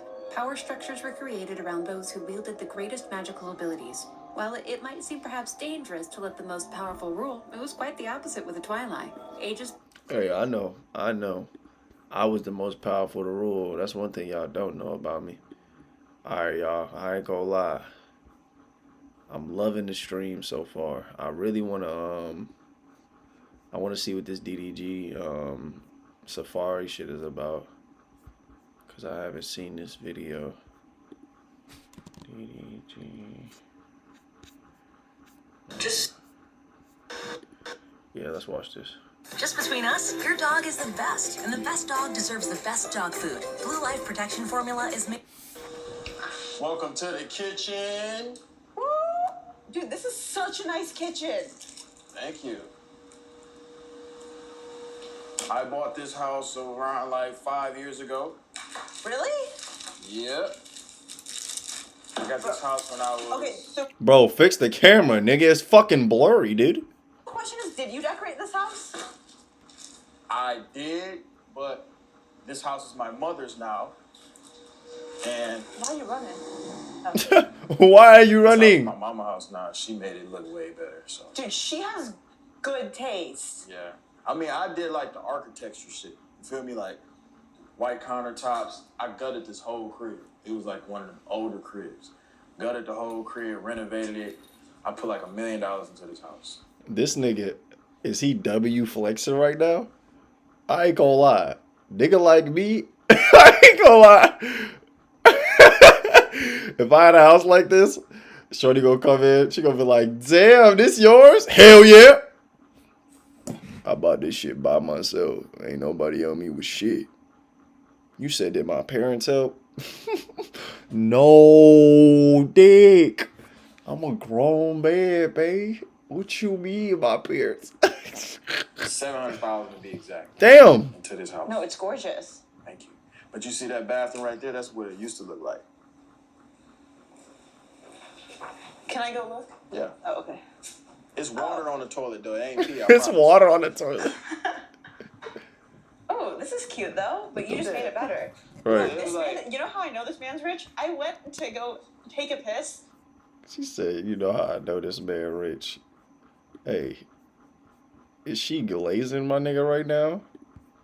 Hey, W glaze? I mean, she is a girl, so I mean, what did you want a girl to glaze you?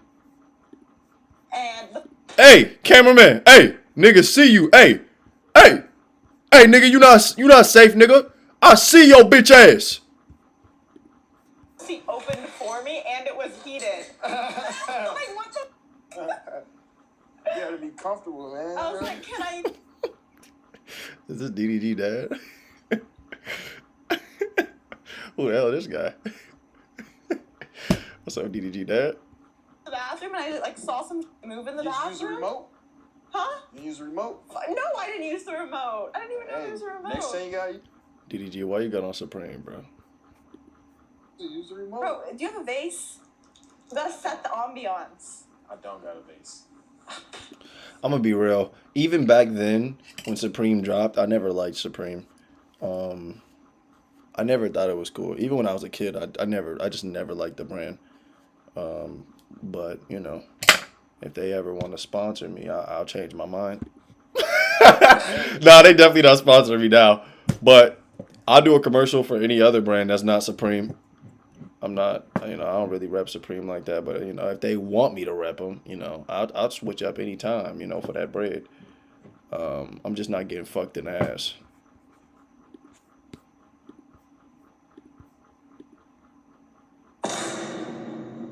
Yeah, you heard me. I'm not getting fucked in my ass. I said what I said, nigga. Real shit. Remote. What's it do? What does the remote You do? motherfucker rinse you off, dry you off, everything. You trash. Go ahead, trash. You wanna give it to him? No, you do it. Bro, I ain't gonna lie, bro. Sarah Safari, I don't know what ethnicity she is, bro. But she bad as hell. Seeing this, I just want to scream at DDG and just say, get away from her! Because I ain't gonna lie. I got a crush on her, bro. But at the same time, I'm happy for whoa. I'm happy for Big Brother. You know what I'm saying? If Big Brother want to be with Sarah Safari, that's fine, bro. I'm going to get my turn. I didn't say nothing, y'all. I didn't say nothing. Aw.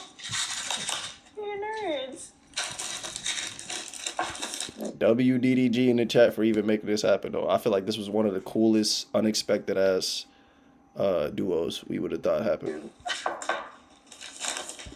And I swear to God, I'm not glazing. Every time I give a nigga his props, niggas say I'm glazing or I'm sucking cock. Stop doing that shit. My favorite candies. Watch out for these candies. If it got a red 40 in it, you're dead. No, I'm playing. It just doesn't help the body. Okay. How old are you? 24. What if I was just like 17? I'm kidding. Well, you feel like getting old? You feel young still? No, I feel young. You got a master's degree. You feel your muscle. Copperfield, come here. God damn it! Fuck, dude. Fuck. I hope you're enjoying this. DDG. I hope you're enjoying her. Bitch ass nigga. Oh, that's right. Yeah, you like her, don't you? Yeah, enjoy that! Damn, you might whoop my ass. Yeah, you better. This nigga is funny, bro. Stop saying I'm glazing, bro. Can I not just give a nigga his props, bro? God damn, bro. Maybe I am glazing. Let me shut the fuck up. Okay. Type shit. I'm on it. Okay. Okay, let's focus. All right, let's focus. Do you have any pets? Yeah, my mom got a dog. Oh. Nigga, dog. Yo, why they kind of awkward, but it's funny. Like, that's how you know it's genuine. Like, when niggas just awkward, like, that's real, bruh. Like, niggas be getting mad at, like, hating awkward moments. But as human beings, I think we're all just awkward, you know, sometimes in the spiritual journey. They might not even think they're being awkward, but I just feel like, even with your best friend, it can feel awkward sometimes. Because, like, it's so much going in both of you guys' lives, and you just want to communicate. Sometimes it's difficult to communicate on a normal level. I don't know. It's just something I think about. I don't think he knows how to cook. I think we're fucked. What happens? Nothing.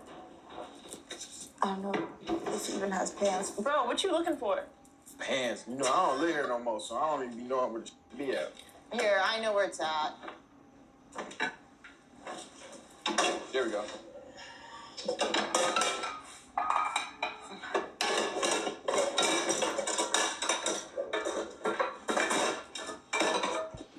She can't be walking like, bro, imagine like I'm in the kitchen. I'm just looking for dishes.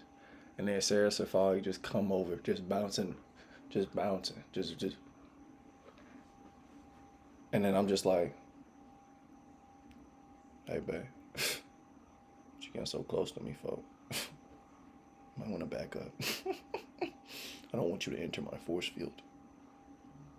I don't want to hurt you. You're way too precious.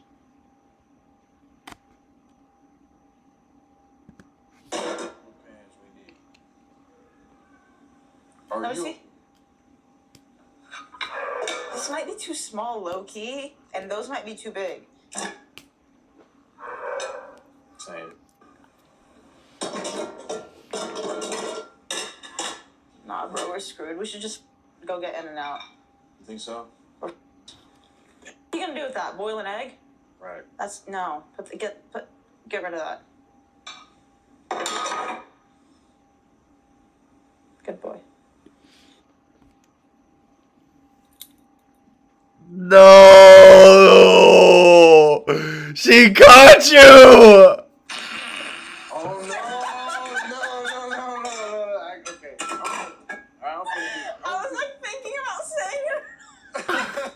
No, I'm gonna be dominant for the rest of I wasn't expecting her to do that. She just caught his ass, bro. W plays, though. That's crazy. You know about us, a lot of homies. Not even homies, ops. My ops would catch me. They'll see me doing something. Or they'll just see me doing something. And they'll just look at me. Good boy. Good boy. And then I would catch them doing something, and I'd be like, yeah, that's right. You better push that shit. Good boy. Bitch ass nigga. I remember I saw my supervisor. This is like after I quit the job, and I saw him pushing this. I saw him pushing a wheelchair, and I'm like, yeah, good boy. Because I don't got to do that shit no more. He does.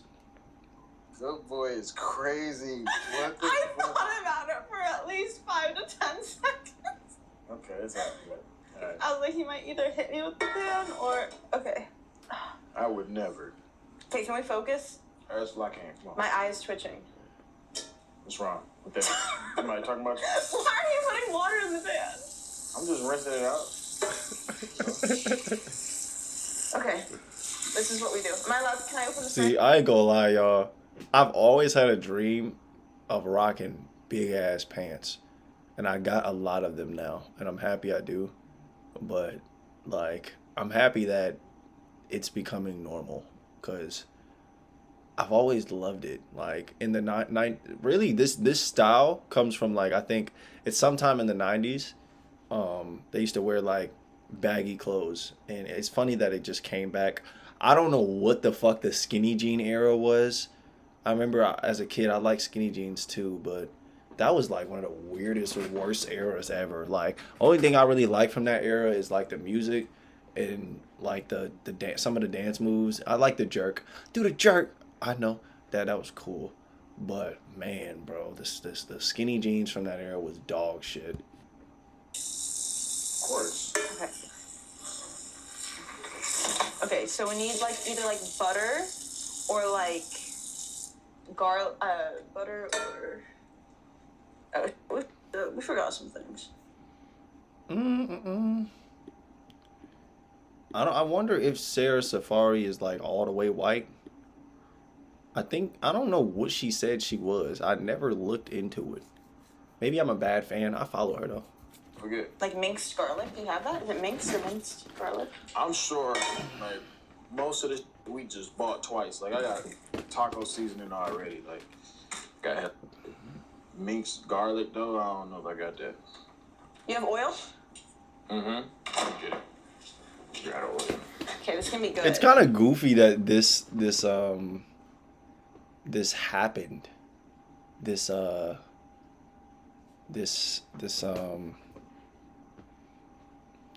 collab. DDG.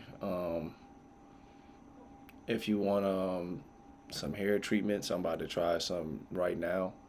I got some for you. So you put rice in a bowl, like 3 scoops of water, right, DDG? You put an orange in there, and you let it soak for maybe like an hour or two, probably like 5 hours at the maximum. And then you want to pour that in your hair, let it soak for a little bit. Just let it soak for a little bit. It makes your hair grow 10 times faster, and it makes it a lot stronger. This is just me helping you out. I don't know what this is right here, but you know what I'm saying? That's probably just what it looked like when you cut your hair and shit. I haven't had a low cut in a minute. I'm trying to grow my hair out like I don't know, I got a fade, but not really. Like, I'm just growing it out right now. I don't even know what style I'm about to do. I'm thinking about just growing it out, like, you know, just high top shit, but not even high top. Just like growing it out. I don't even know what I'm going for though. I may get the dreads back. I don't know. My brother had a dream that I went back in time and took the version of me who had dreads and brought him to this timeline. So I may do that. It's a possibility. You never know. Let's turn this. This is a nice stove. This is such a nice house. It's beautiful. Fuck is though. Hey, WDDG for, you know, being a black man and just being successful and getting his own crib and shit, bro. You know what I'm saying? It's a lot of people that's dark skinned that's just suffering and can't do this. But he showed y'all that it was possible. And y'all gotta thank this nigga for that. No glaze, bro. We've been watching this nigga since he was in college, nigga. And he's still going up, bro. He's still doing good. You gotta support this nigga for that. It's a lot of niggas that fell off. You know what I'm saying? Like EDP. Lil Boom. Them niggas are garbage now. They don't do shit. They failed as men. Both of them.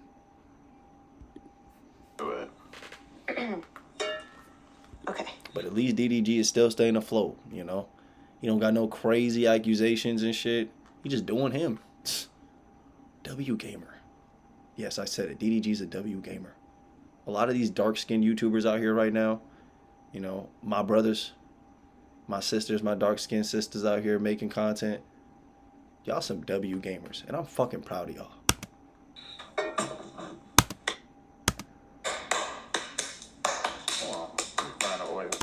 I'm also proud of my different color creators, my other ethnicity creators. I don't want to leave y'all out. You know, I support y'all too. But I just, you know, I wanted to show my brothers and my family some love too. You know what I'm saying? Oil? It's okay, there's butter. No, we got oil. Oh, right here, bro. No, I'm sure. Right. Right. Let me smell it. No, it's oil. Okay. You think it might be something else? It gotta be oil, right? I swear it's oil. Okay, man. Should we give y'all this now or after? Let's give it to them After. All right. So you have to put oil in there right now. We going straight to it. Okay. Good. Just a little bit of oil. That's crazy, bruh. I told this girl to call me earlier today. I told her to call me fucking earlier today, bro. Like, I called her around 5. It's 11 p.m., bro. Like, niggas really don't fuck with you, bro. Psst. Niggas really don't fuck with you, bro. But it's alright, bro. Because guess what? Wait. Fuck. Guess what? I don't give a fuck if you ain't called me. Because I called you. And guess how I'm feeling right now? We do not care.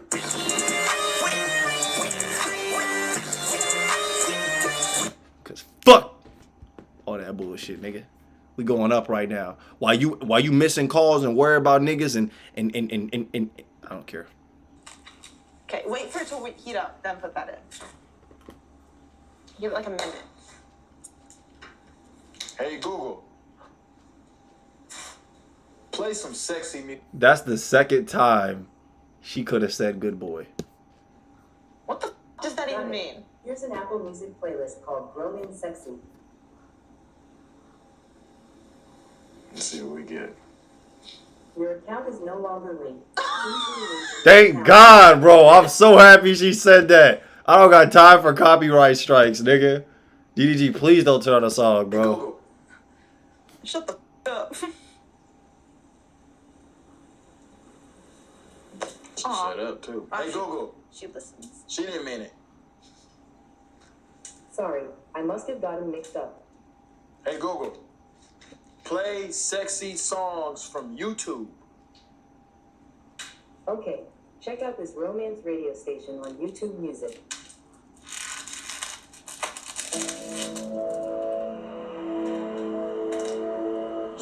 That's a move for us. Yeah, this is really nice. Okay, open this.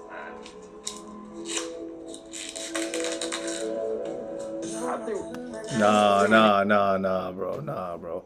You see, that's what I'm talking about, bro. They trying to hit me with the copyright strikes. I really don't like copyright strikes. Alright, let's see this video. We was about to resubscribe to. Are these the same niggas at one time? Why? I found the two niggas! Now look. Oh my I God. try to keep it a secret, bro. I don't know how the hell y'all people from Bosnia found out I was in Bosnia. I don't know who is saying all of this. I don't know what's going on. But bro, this stream is cooked. It's too much damn people. Like, chat, it's a lot. Damn. Anyways, we are here. Here we go with this shit again. Y'all remember when Speed went through that fucking nightmare of the last time he was in this place and he was trying to get out and they were like surrounding him so bad that they pulled his hair out, bro. They were pulling this nigga apart when he was just trying to get to his fucking place. Here in Bosnia. Let's turn up. Let's get lit. Please hit that sub button. Let's turn up, chat. Here we go.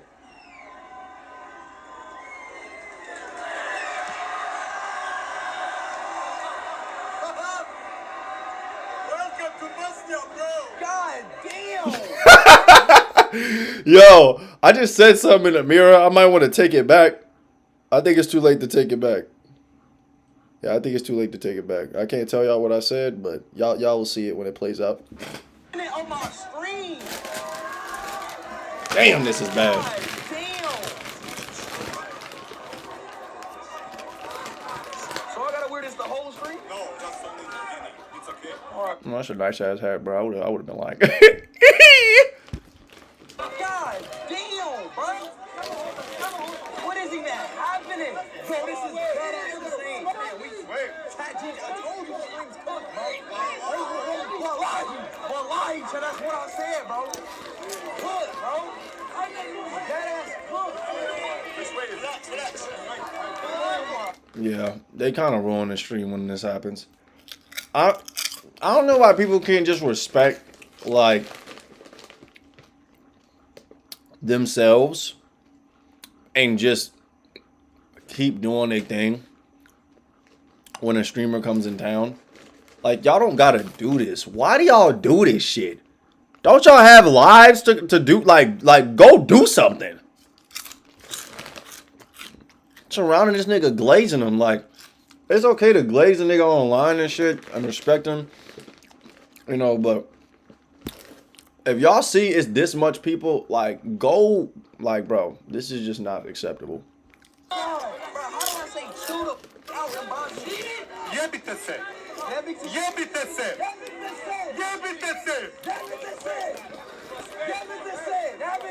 Yeah. 3 minutes, bro. What the is going on, bro? What the is going on with Boston? It's always a zombie apocalypse where Speed goes somewhere. See, this is like when you got to be careful, like asking for fame and shit. I would be okay with this. I would be okay with this. As crazy as it sounds, I would be okay with this. Because I know what come with this fame shit. So I don't care if this happens to me. But personally, if I'm trying to, like, if I have a goal, like in my head, I'm like, okay, I'm going to go to China. I'm going to go to Japan. I want to stream. I want to have a good time with my friends. And all of these fucking people appear and they're just getting in the way. I'm going to be fucking angry. I'm not going to lie to you. I am. But regardless of how Speed feels, all these fans, look at this. Oh my gosh. Man, his money is right. He'll never have to work a job again. You got to think about what him and Kai did, bro. These niggas, him and Kai, literally, this is the funniest shit ever. We're playing Mario Brothers. This niggas are going to 9 to 5s on a daily basis. And these niggas playing Mario Brothers, trolling, getting paid. On a stream.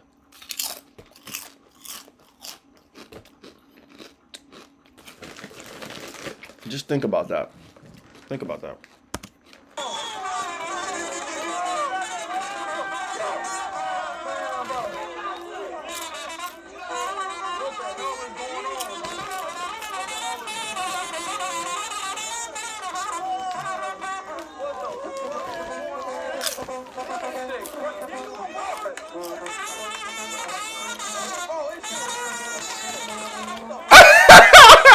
This nigga tweaking.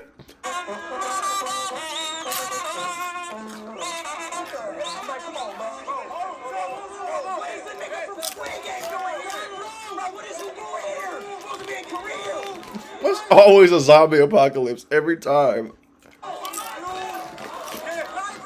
What is this? I ain't gonna lie. I'm not trying anything from a stranger who just pulled up on me in a Squid Games outfit. If you think I'm about to eat that shit, you must think I'm a fucking huge gay. Shout out my gay niggas.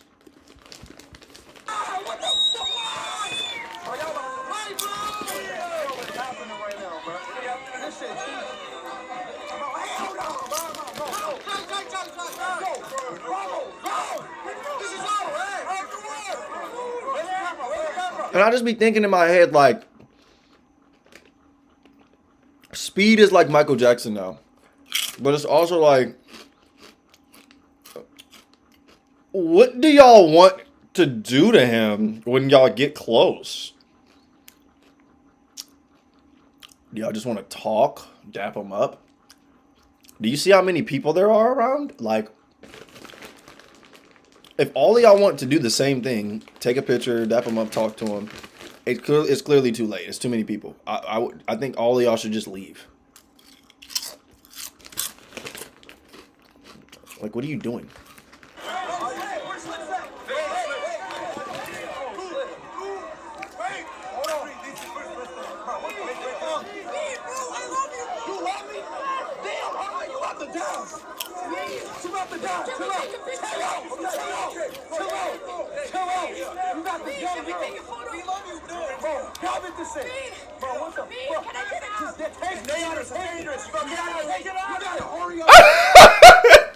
This ain't funny. This is sad, bro. Speak. It's too much going on. Speak it, deal with it. You gotta take it. Hurry up, it's too crazy right now. You gotta hurry up. Okay. We gotta go. Bro, what? Bro, fat. What the is going on? Holy shit. Wait, I had this in crochet. No, that's our tradition. In Bosnia, it's the best. When this nigga get in, wait, this nigga just sit down and eat somebody's shit? This sucks, bro. He can't even enjoy the stream. This is way too famous.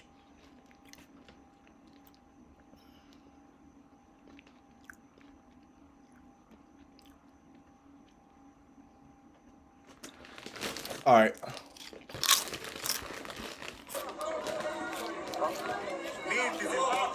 This is like aggravatingly famous.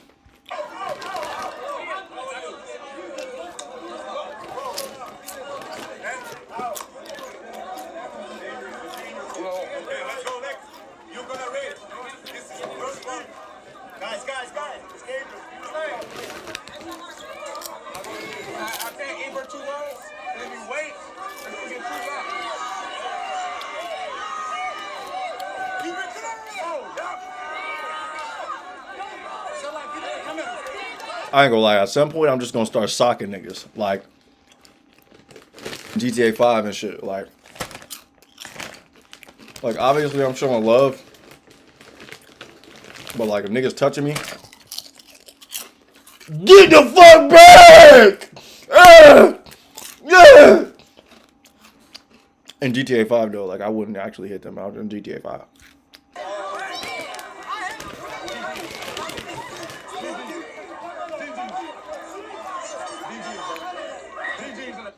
Yeah, but like this is a huge crowd. They probably jumped the fuck out of me in GTA 5.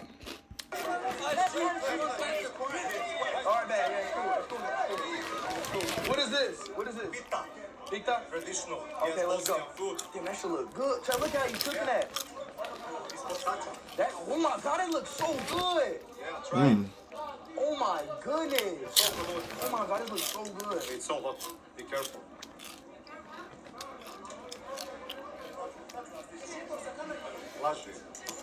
Oh my god! Man, I want some. No. Hey, at little speed, let me get some of that dick. Go ahead and pass me a plate, my nigga. Yeah. I like it. Hey, this is good as hell. What do y'all put in there? Oh god. I ain't gonna lie, y'all. Y'all gotta let me know in the comments if y'all want to speed and Runaway Elijah stream. I think it will be a W stream, obviously, but I'm saying like, y'all just let me know. I think if we ever do a marathon, I'm trying to think of what we'll do. I don't know, probably something with Mr. Beast. That would be cool. I don't know, if it was a marathon, I think like, it would be cool if me and Speed would like, if we did like a wrestling match against other people, or maybe like a 2v2 boxing match. Like we do 3 rounds each. I don't know, bro. I don't know. Maybe basketball. That would be dope. good. So, wallahi, this is good as hell. What is it called? Sucre. This shit good. It tastes like a dumpling, but like baked. I don't know how to explain it. Mantia. You like it?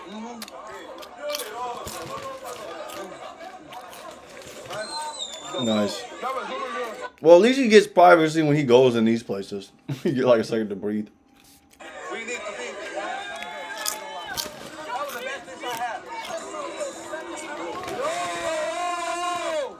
Your family is strong. Hey, I gotta chill, man. Bro, get your ass down. Get down. Get your ass down. Yeah, this is definitely a simulation, guys. If one man can cause everybody to act like this, no way the world's real. There's just no way. Like, I'm not glazing this hard, bro. Like, I met Black Boy Max. I saw him, dapped him up. I even met Prime. Saw him. Oh, well, no, I didn't meet him. Jordan met him. Me and Jordan the same nigga, so that's why I felt like that. We got some, like, we got some, what they call that shit? What's that show called? What's the movie called? Fight Club. Me and Jordan got some Fight Club shit going on. But yeah, I'm gonna be honest. I don't be this dicked out about celebrities. When I was in DreamCon, the only thing I wanted to do was dap up Berleezy, get a picture, tell him how much I respect him, and then that was really the most. But you know, the most I could do, if I see, like, if I'm in a crowd and I see everybody going towards Berleezy like this, I'm really just gonna wave. And if he don't see me, I'm just gonna dip off.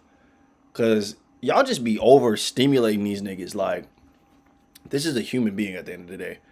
Anybody can get to the point that Speed's at if they just work hard enough. You know what I'm saying? And y'all tripping over this nigga. I mean, like I said, he's entertaining. He's definitely one of the GOATs for sure.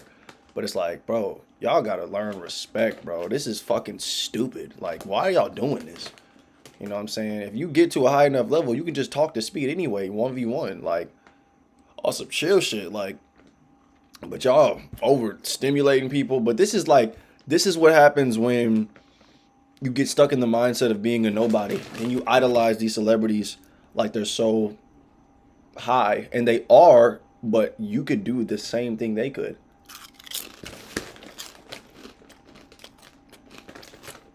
I don't know. The world's a weird place. But this is also like a message to everybody, like, be careful what you wish for. Because yes, Speed's famous and stuff, but this is the downside of being famous. All this shit. All this weird shit.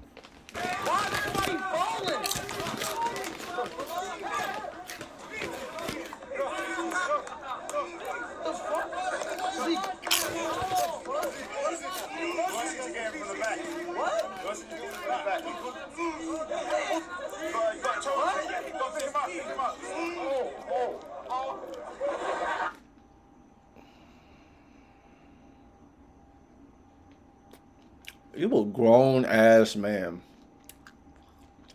You a grown ass man, bro. Like, bro, look at their faces. Grown ass man, bro.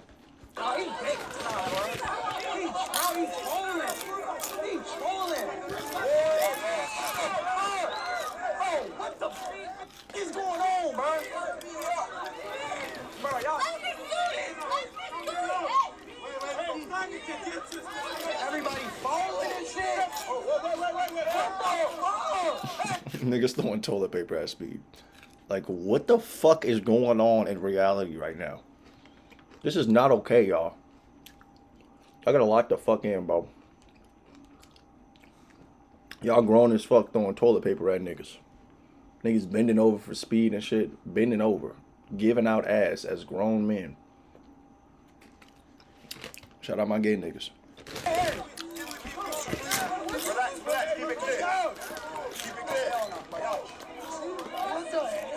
We got it, bro. Let's get out. We out.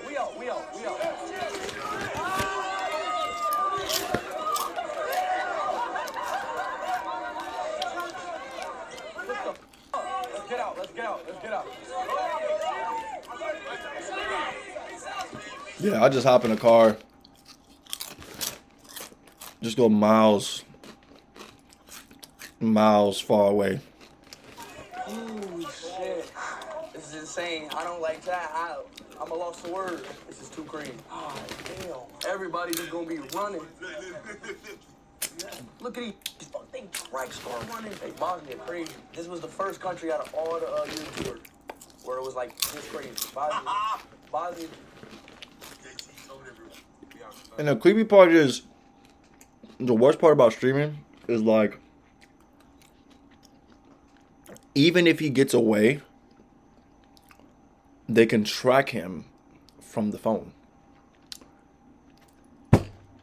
This shit is bullshit.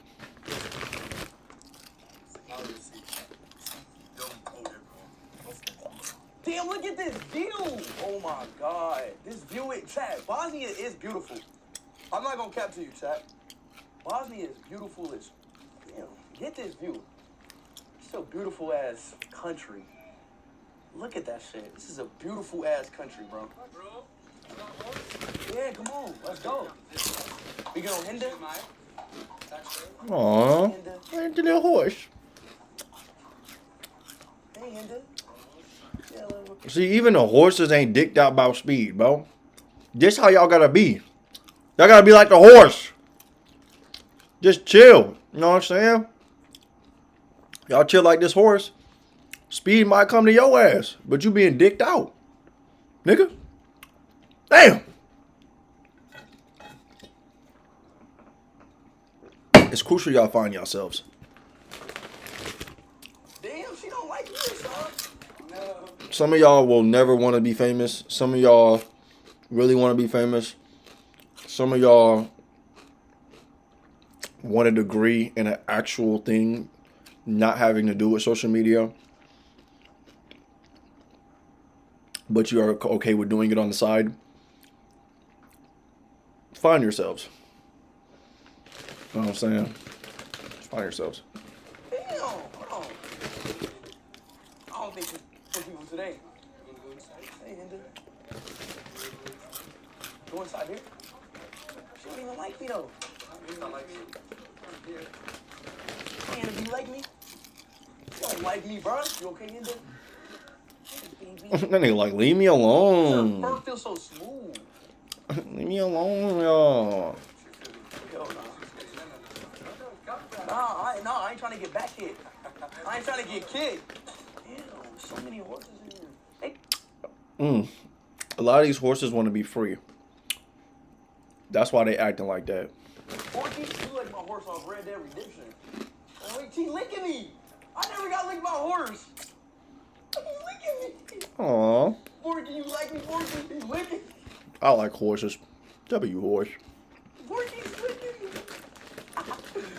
Forky's licking me. Look at these. Hey, buddy. What's his name? Duga? Aww. Oh, shit. Oh, you like me, don't you? You want to go ride, don't you? Oh, yeah, you want to go for a ride, don't you, Borky? Oh, Bro, I had a cow. Quick story time, y'all. Hold on, wait. Hold on, wait. Hold on, wait. Hold on. Hold on, wait. Hold on. Hold on, give me one second. Hold on. Hold on, wait. Give me a second. I have a story time. So, back when I was younger, we put up on this cow, and at first it was really scared. It didn't want none of us to get close to it, none of that. And we ended up getting closer to it eventually. Well, it came close to us because we kept begging it to come here, just come here. And then eventually the horse came over, and the cow, my bad. And we were just petting it, and it was just so happy to be with us.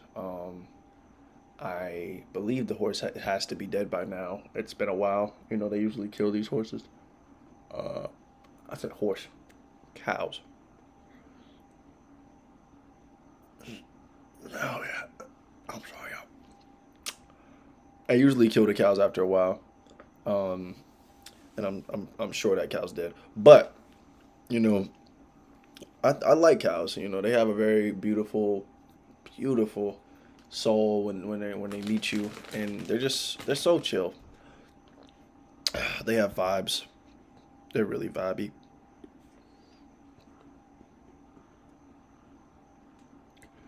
Alright, y'all gotta give me a second. I need some water. I'm thirsty as dick.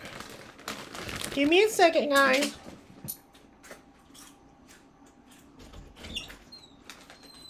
I'll be right back.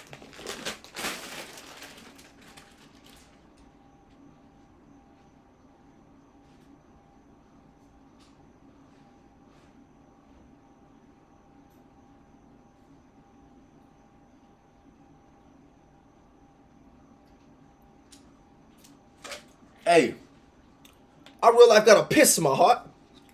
I got a piss in my heart.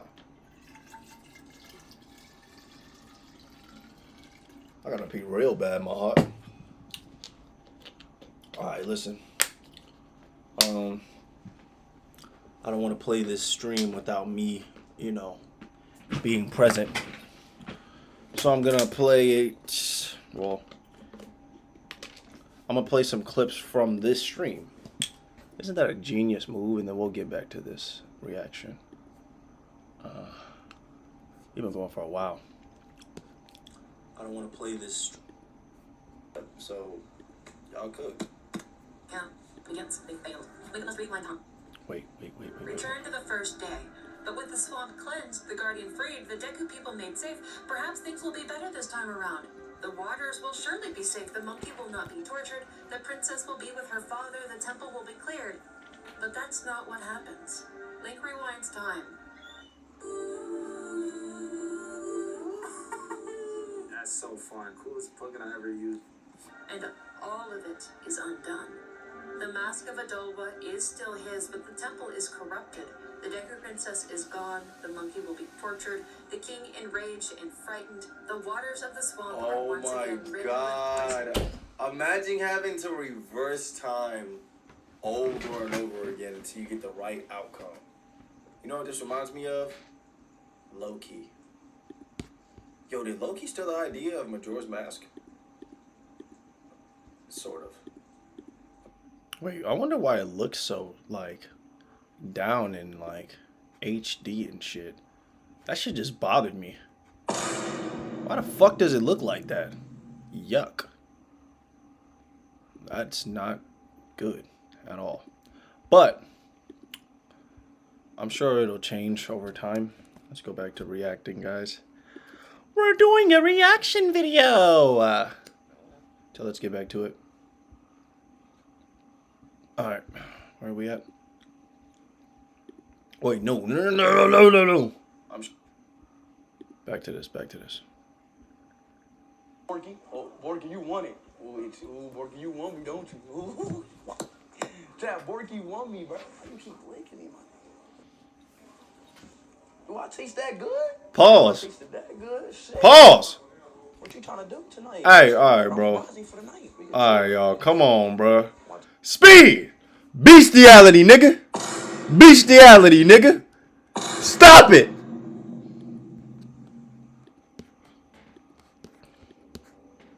Netflix or something. What you trying to do? I'm down for whatever. You feel me? Y'all. That nigga just Yo, the horse smell in the camera is hilarious. Y'all, I know. Ooh. Hey, Borky, a wild one, man. You alright? What the fuck going on in there? It's your first time? No, not my first time. No, right horse? Yeah.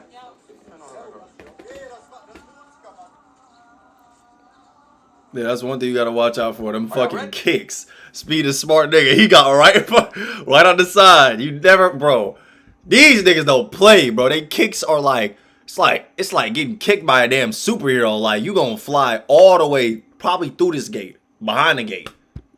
Are you ready? Yeah, I'm ready. Come on, bro. Come on. See, okay, boy. Come on. Can you give me a hee or something? Oh, okay. So ready. Okay. Okay. Oh, okay. Like that? What the fuck is Speed doing? Hey, nigga! What's going on? I'm down. What? That's cool. So you can like, kind of like. play stick control.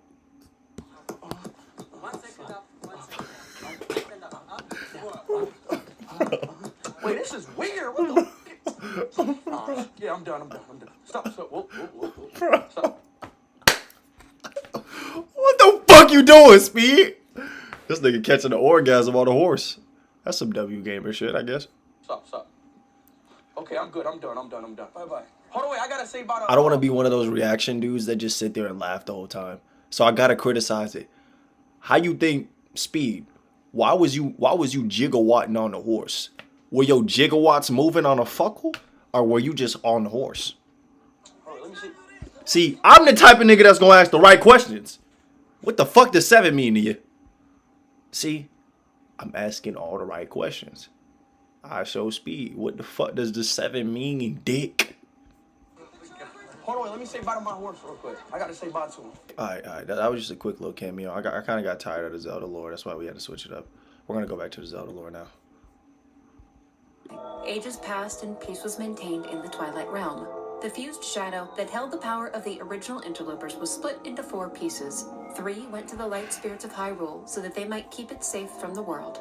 And the final piece went to the Twilight ruler, whoever that might be at any given time. The leaders of the Twilight passed their piece of the fused shadow down throughout the ages. War and rebellion were unfamiliar here, as I think I've already seen this. I saw this part. I didn't see this part. I didn't see this part. There we go. from. The Twilight established a home kingdom and a system. Everything about this, all this right here, I've always loved. I think Twilight Princess is definitely my favorite Zelda game of all time. I think Ocarina of Time was good. So was Majora's Mask. I take back how, well, I think the emotions I get from Twilight Princess are way more real. Power structures were created around those who wielded the greatest magical abilities. While it might seem perhaps dangerous to let the most powerful rule, it was quite the opposite with the Twilight. Ages passed and peace was maintained in the Twilight Realm. The fused shadow that held the power of the original interlopers was split into 4 pieces. 3 went to the light spirits of Hyrule so that they might keep it safe from the world. And the final piece went to the Twilight ruler, whoever that might be at any given time. The leaders of the Twilight passed their piece of the fused shadow down throughout the ages. War and rebellion were unfamiliar here, as though there was... Oh, never mind, y'all. We didn't see this. This was actually pretty new. Why are they 3 balls on my screen? Get this shit off my screen! Blessing upon this gentle people. This nigga got aura. This nigga got so much fucking aura. His aura is so heavy. But as these things tend to go, eventually greed and this pride boss is take like, fester his face is burned into my childhood. the heart of one who sought power amongst the Twilight. One named Zant desired the right to rule after the throne was left vacant. His ambition was to rule over the Twilight, to return to the Light Realm, to Hyrule, and to usurp the power his ancestors had lost. Zant believed that he was entitled to rule over both realms, to reunite... Hey, ain't nothing wrong with that. I feel entitled too. Entitled to power. Give me my fucking power, bitch. Yeah, I just farted, bitch. as one. While Zant was powerful and a candidate to take the throne, his dark ambition was seen as an unworthy trait of a ruler. Instead, Princess Midna was chosen to take the throne as the new leader of the Twilight. Oh my gosh. And Zant sniveled and raged at this. How could Midna be chosen over him? Dude, his face is so cool. I don't remember seeing his face, but I didn't know that was his face. I was gonna say, the craziest thing about like life is that even the life we're living right now has so many difficult obstacles to go through. Right now, mine is like the idea of fasting. Like, I need to stop eating 3-4 times a day. I really eat 2 times a day, but technically I ate 3 times a day today. Yeah, I need to just start eating one meal a day, or just fasting for just days, because I feel like fasting is very, very powerful. Hysterics, Zant fled the castle and threw himself upon the stone to curse his misfortune like a toddler having a tantrum. It was the perfect opportunity for a banished evil to make itself known. Ganondorf appeared before Zant as though he were a god, and Oh he my promised God. the weeping fool that his own power would be housed within him, and that their desires would become one in the same. Zant need not kneel to Midna. Through Ganondorf, power would become his. Empowered and emboldened, Zant attacked the soon-to-be ruler of the Twilight. He turned her into a small, impish version of herself. Oh my God. So this nigga's Ganon. He's half Ganon. Though he neglected to steal away what was by all rights hers, that fragment of the fused shadow. Midna was enraged by Zant's actions. She knew of the legend passed down by her people, that one day when the Twilight needed saved, it would be delivered by a divine beast. She was unable to stop Zant and Ganondorf, so in her new form, Midna fled to the world of light, where she could only reside within shadow. Yo, her face is evil. What the fuck? Seeable by the beings that walked the realm. There, in the kingdom of Hyrule, she began to search out the salvation of her people. But, back in the land of Twilight, Yo, that statue has some fat ass titty, man. Damn. I ain't cracking nothing in a minute. began to scheme for greater conquest. He hid away the life and light sources of the Twilight world, and the Twilight became mindless creatures called shadow beasts, some gentle, but most under the control of Zant, an army at his disposal. And then he set his eyes upon Hyrule. It wasn't a slow conquest over the land. He descended upon Hyrule Castle with his shadow beasts with such speed and aggression that no defense could be assembled, and he brought with him a cascade of twilight to cover parts of the lands. Zant and his... This nigga took it. He said, hey, y'all, I'm tired of this fuck shit going on. I'm gonna take this bitch over. Fuck y'all niggas. walked into the throne room, killing all who stood in their way, and confronted the ruler of Hyrule, Zelda.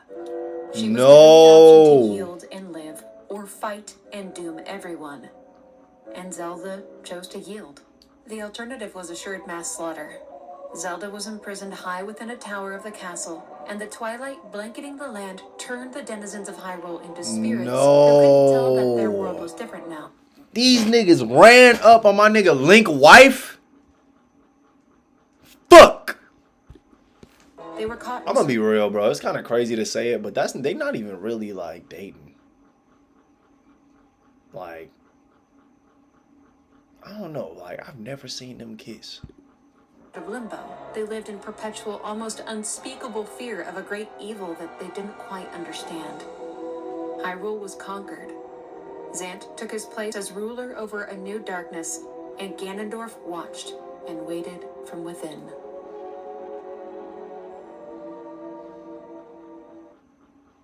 Chapter 11.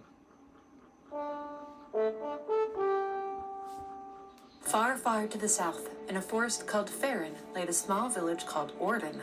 Though it was far from the turmoil taking place in Hyrule, the peace of the forest wouldn't last forever. Unbeknownst to the inhabitants, trouble was approaching from the north. But see, this is what life is about. Chilling with the homies. I don't know. This is crazy. Sitting with a homie at a waterfall. This is kind of sus. I don't know. This is too romantic for me. I feel like it would be different if this was my dad and we were just like this. I've had dreams of just sitting with my dad, like just looking at like shit like this. For a little while longer, Orden Village and the surrounding lands were quiet. One calm evening, two men sat at the shore of a stream, reflecting on the gentle fall of dusk and the melancholy the hour of twilight can bring. The older of the two, a seasoned fighter named Russell, asks the younger man, a fresh-faced fellow named Link, if he'd consider taking over a special task for him. The mayor of Orden Village asked him to deliver a special gift to the Hyrule royal family in the capital city, but perhaps it would be better for Link to do it in his stead. It'd do him good to see the world with his own eyes, leave the forest, experience... And Link just happy to be a part of something. Nigga said,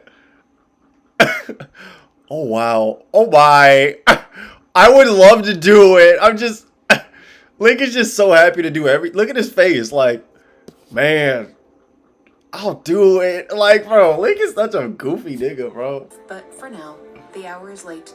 Russell has a family to see to. A young woman named Ilya collects his horse Epona for a bath before night falls. Then he assists a local rancher in corralling his livestock. Hey, I take back everything I said about Link having a little, yeah. Link got a little yes. It's just not Zelda. That nigga be cracking other girls. It's a quiet and idyllic life. The next morning, some rowdy kids called to him to talk about a new, definitely not a toy weapon in one of their parents' shops. He assists Russell's heavily pregnant wife with a cradle. He tries his hand at some fishing, then cuddles a puppy dog. Hard to believe that anything in the world could be amiss on a day like this. The children of Orden Village seemed quite fond of Link. Though he's older, he humors and plays with them. Link even goes so far as to buy that new weapon, a slingshot, so that the kids can see it in action and try it out themselves in a safe. Yeah, Link is big brother. I'm big brother. Like, do you know what's crazy about me and Link? We really the same nigga in real life. Like, Link has to deal with the same cutscenes in his world. I gotta deal with the same cutscenes in my world. You know what I'm saying? Like, if I'm big brother, of course I gotta, you know, play with everybody, make sure everybody having a good time. You know what I'm saying? Protect the village. You know what I'm saying? Like, me and Link the same nigga, bro. I got a crazy story for y'all. So look, I gotta tell y'all this story. We're gonna get back to this video, but I gotta tell y'all this story. So, I was chilling today, right? Doing my shift at my job. And I'm taking a shit. I just got done with my lunch. I'm chilling. And this new dude came in. Well, he's not new. He's been there. But he came in on some chill shit, right? And I'm chilling. And I'm pooping. And I'm just getting the poop out. This nigga knocks on the door. Mind you, the door is locked. I don't know why people do this. Like, if the door is locked, why are you knocking? Like, are you trying to rush me out so you can shit? Nigga, I'm shitting. So, this nigga keeps knocking. At first, I ignore him, right? And I'm just like, maybe it's somebody got to go real bad. I'm not going to, you know, get tender with them. I'm going to just chill, you know what I'm saying? You know, the knocking stopped for a second. I'm like, okay, maybe he went away.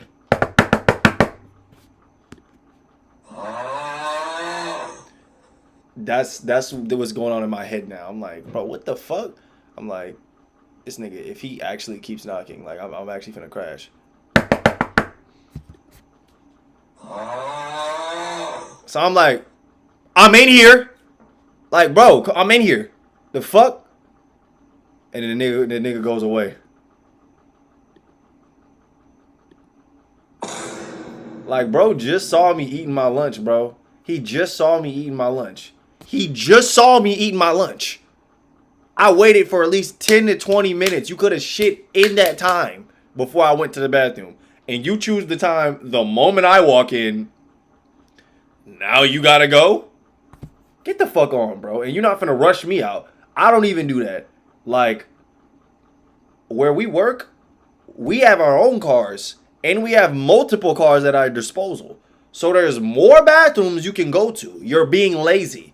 If you had to go real bad, you would have ran to your car, drove, because the place where there's actually another bathroom very close by, you would have drove to that bathroom and just went to that bathroom. Fuck you doing all this? Let me in. I hate when niggas do that shit, bro. Wait your fucking turn. I don't care how much you gotta shit. We all been there. I know what it's like to have to shit and all the doors are locked. I know what it's like. But I'm not finna beat on a nigga door, goddamn rushing somebody to get their fucking fluids out. Nigga, wait. Niggas got no delicacy. God, that shit had me hot, y'all. That shit had me so hot. Though one sad-faced boy named Colin, the son of Russell, in fact, clearly feels outcast from his peers. He doesn't quite belong. He's the target of the other kids due to his mild manner. Then a monkey interrupts the fun of the afternoon. 3 of the 4 children give chase to it, Tallow, Mallow, and Beth. There's been an odd energy in the forest. Creature Alright, that's little nigga me, bro. Niggas used to always mistreat me as a kid. out from its depth that don't really belong there. And that monkey is either part of the problem or an ill omen, and the young'uns don't want to just let it go. Being the responsible one here, Link chases the kids down one at a time up the forest path, but he couldn't find the boy Tallow. His younger brother Mallow is fine, thank goodness, as is Beth. But deeper into the woods, Tallow's play sword is on the path, in a dark cave. And the boy himself he's nowhere to be seen. Farther up the path is a vendor that gives... Diss me, y'all. Diss me. I finally made my appearance. It's Zelda. Diss me. Diss me, y'all. So when Link was doing all that fuck shit, I was chilling on a rock. I trained this nigga the whole time, but I was chilling right here, y'all. Diss me. Finally in the game. Lantern and access to resources, but the boy, he's nowhere. And to make things See, I worse, just be putting on for Link. Give a nigga a lamp, nigga. bats, plant creatures, and goblin-like... Hey, y'all know I had to do it. Y'all know I had to do it. Nigga lamp! Nigga lamp! Alright, let me stop. And all Link has to defend himself is that slingshot and a wooden sword for practice fighting. But this young man is particularly courageous. Even with the limited means to protect himself, he persists into the depths of the forest. After an expansive search... Hey, if anybody watching this enjoy it, make sure y'all subscribe, follow, lock in. You know what I'm saying? Spans the entirety of the day, he finds Tallow locked in a cage with that same monkey. Both of them seem to be in grave danger and just awaiting the fuck? rescue. How you get locked up with a monkey, nigga? And Link is able to free them from their imprisonment. Oh, Tallow knows that he's messed up, and that he was about 2 steps from doom. The monkey had actually tried to protect him. His snap judgment has caused a lot of trouble, and he begs Link not to tell his parents before booking it back towards the village. That man Russell is nearby, though. His son Colin had told him that Tallow vanished into the forest, and he wanted to... Yo bitch ass been gone the whole time. I'm fucking saving these kids from monsters, and you gone the entire time, nigga. Yo bitch ass, bro. I hate NPCs that have the ability to help and never do. It just be me on my own, by my lonely, knocking niggas down. He doesn't pry any further into the matter once he sees that things have been made right. There is something wrong with the forest, and he trusts Link's ability to navigate it. Russell reminds him that tomorrow he's to depart for Hyrule to deliver a gift to the royal family. So for now, this business with Tallow is concluded. The next morning is quiet, and the day starts just like any other day.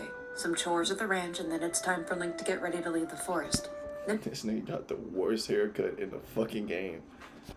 Nigga like me, we see niggas like you just sitting here. We just the back of your fucking neck, nigga. Like we see your head looking this fucking crisp, nigga. Nigga come behind you on some respectful shit. Like you chilling and shit. You just like, man, what a wonderful day I'm having. Right across your head, nigga. Right across your head. Painful ass hit too. And you know, you ain't gonna like us at the time, but you gonna laugh it off in a couple minutes, hopefully, because you know it was out of respect, it was out of love, bro. We love you. That's why we hit you that hard. Fear is very supportive of the young man taking Russell's place on this errand, and impresses upon him the importance of being... And your face just looks stupid. That's another reason we would. and prompt. Epona We're talking about in the game Zelda. Like we wouldn't do this in real life. Sustained a minor injury on one of her legs, something that Link missed, and something Ilya very aggressively points out. Though the health of his transportation is vitally important, and nobody wants to see Epona in pain. So after a great deal of unnecessary Epona! Yay! I'm so happy to see her in this game, bro. She come in every game, bro. She just did a different form each game. Ilya takes custody of Epona to clean the wound in a nearby stream. Something that Link is going to have to address, as Ilya has no problem interfering with his trip. But on his way there, the children of the village intercept him to demand his wooden sword to play with. It's just kind of one blockade after another today. He's able to get past the kids to the stream to collect Epona from Ilya, but she's decided to close the gate, keeping Link out. She's continuing to yell and refuses to return Epona to him.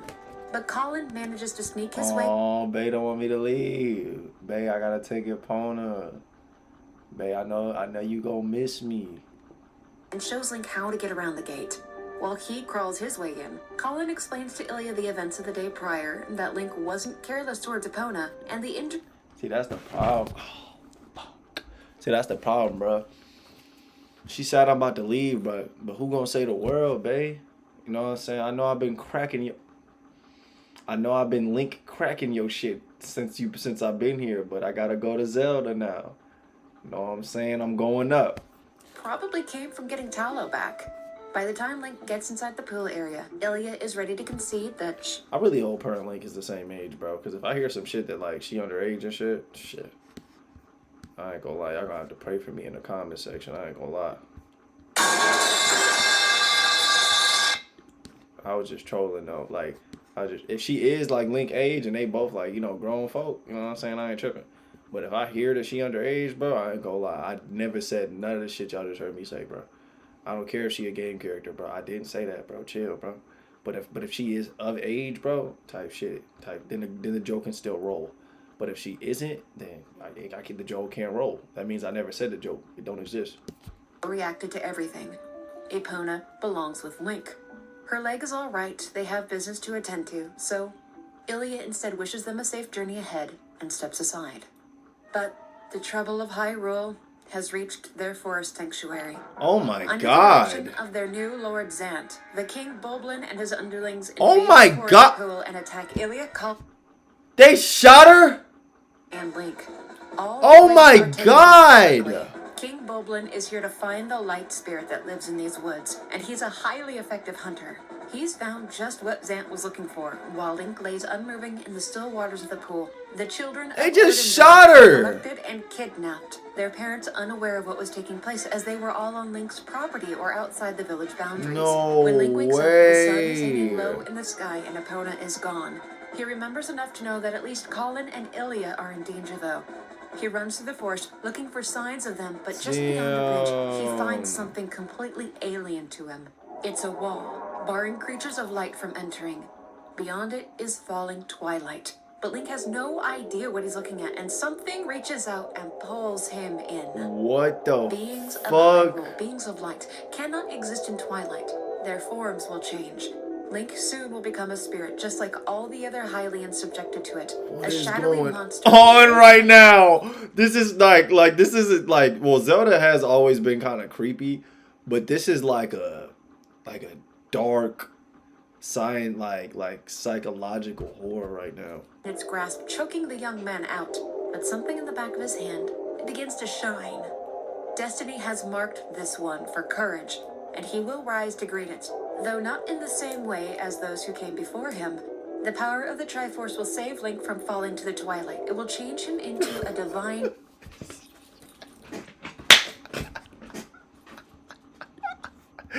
Oh my god!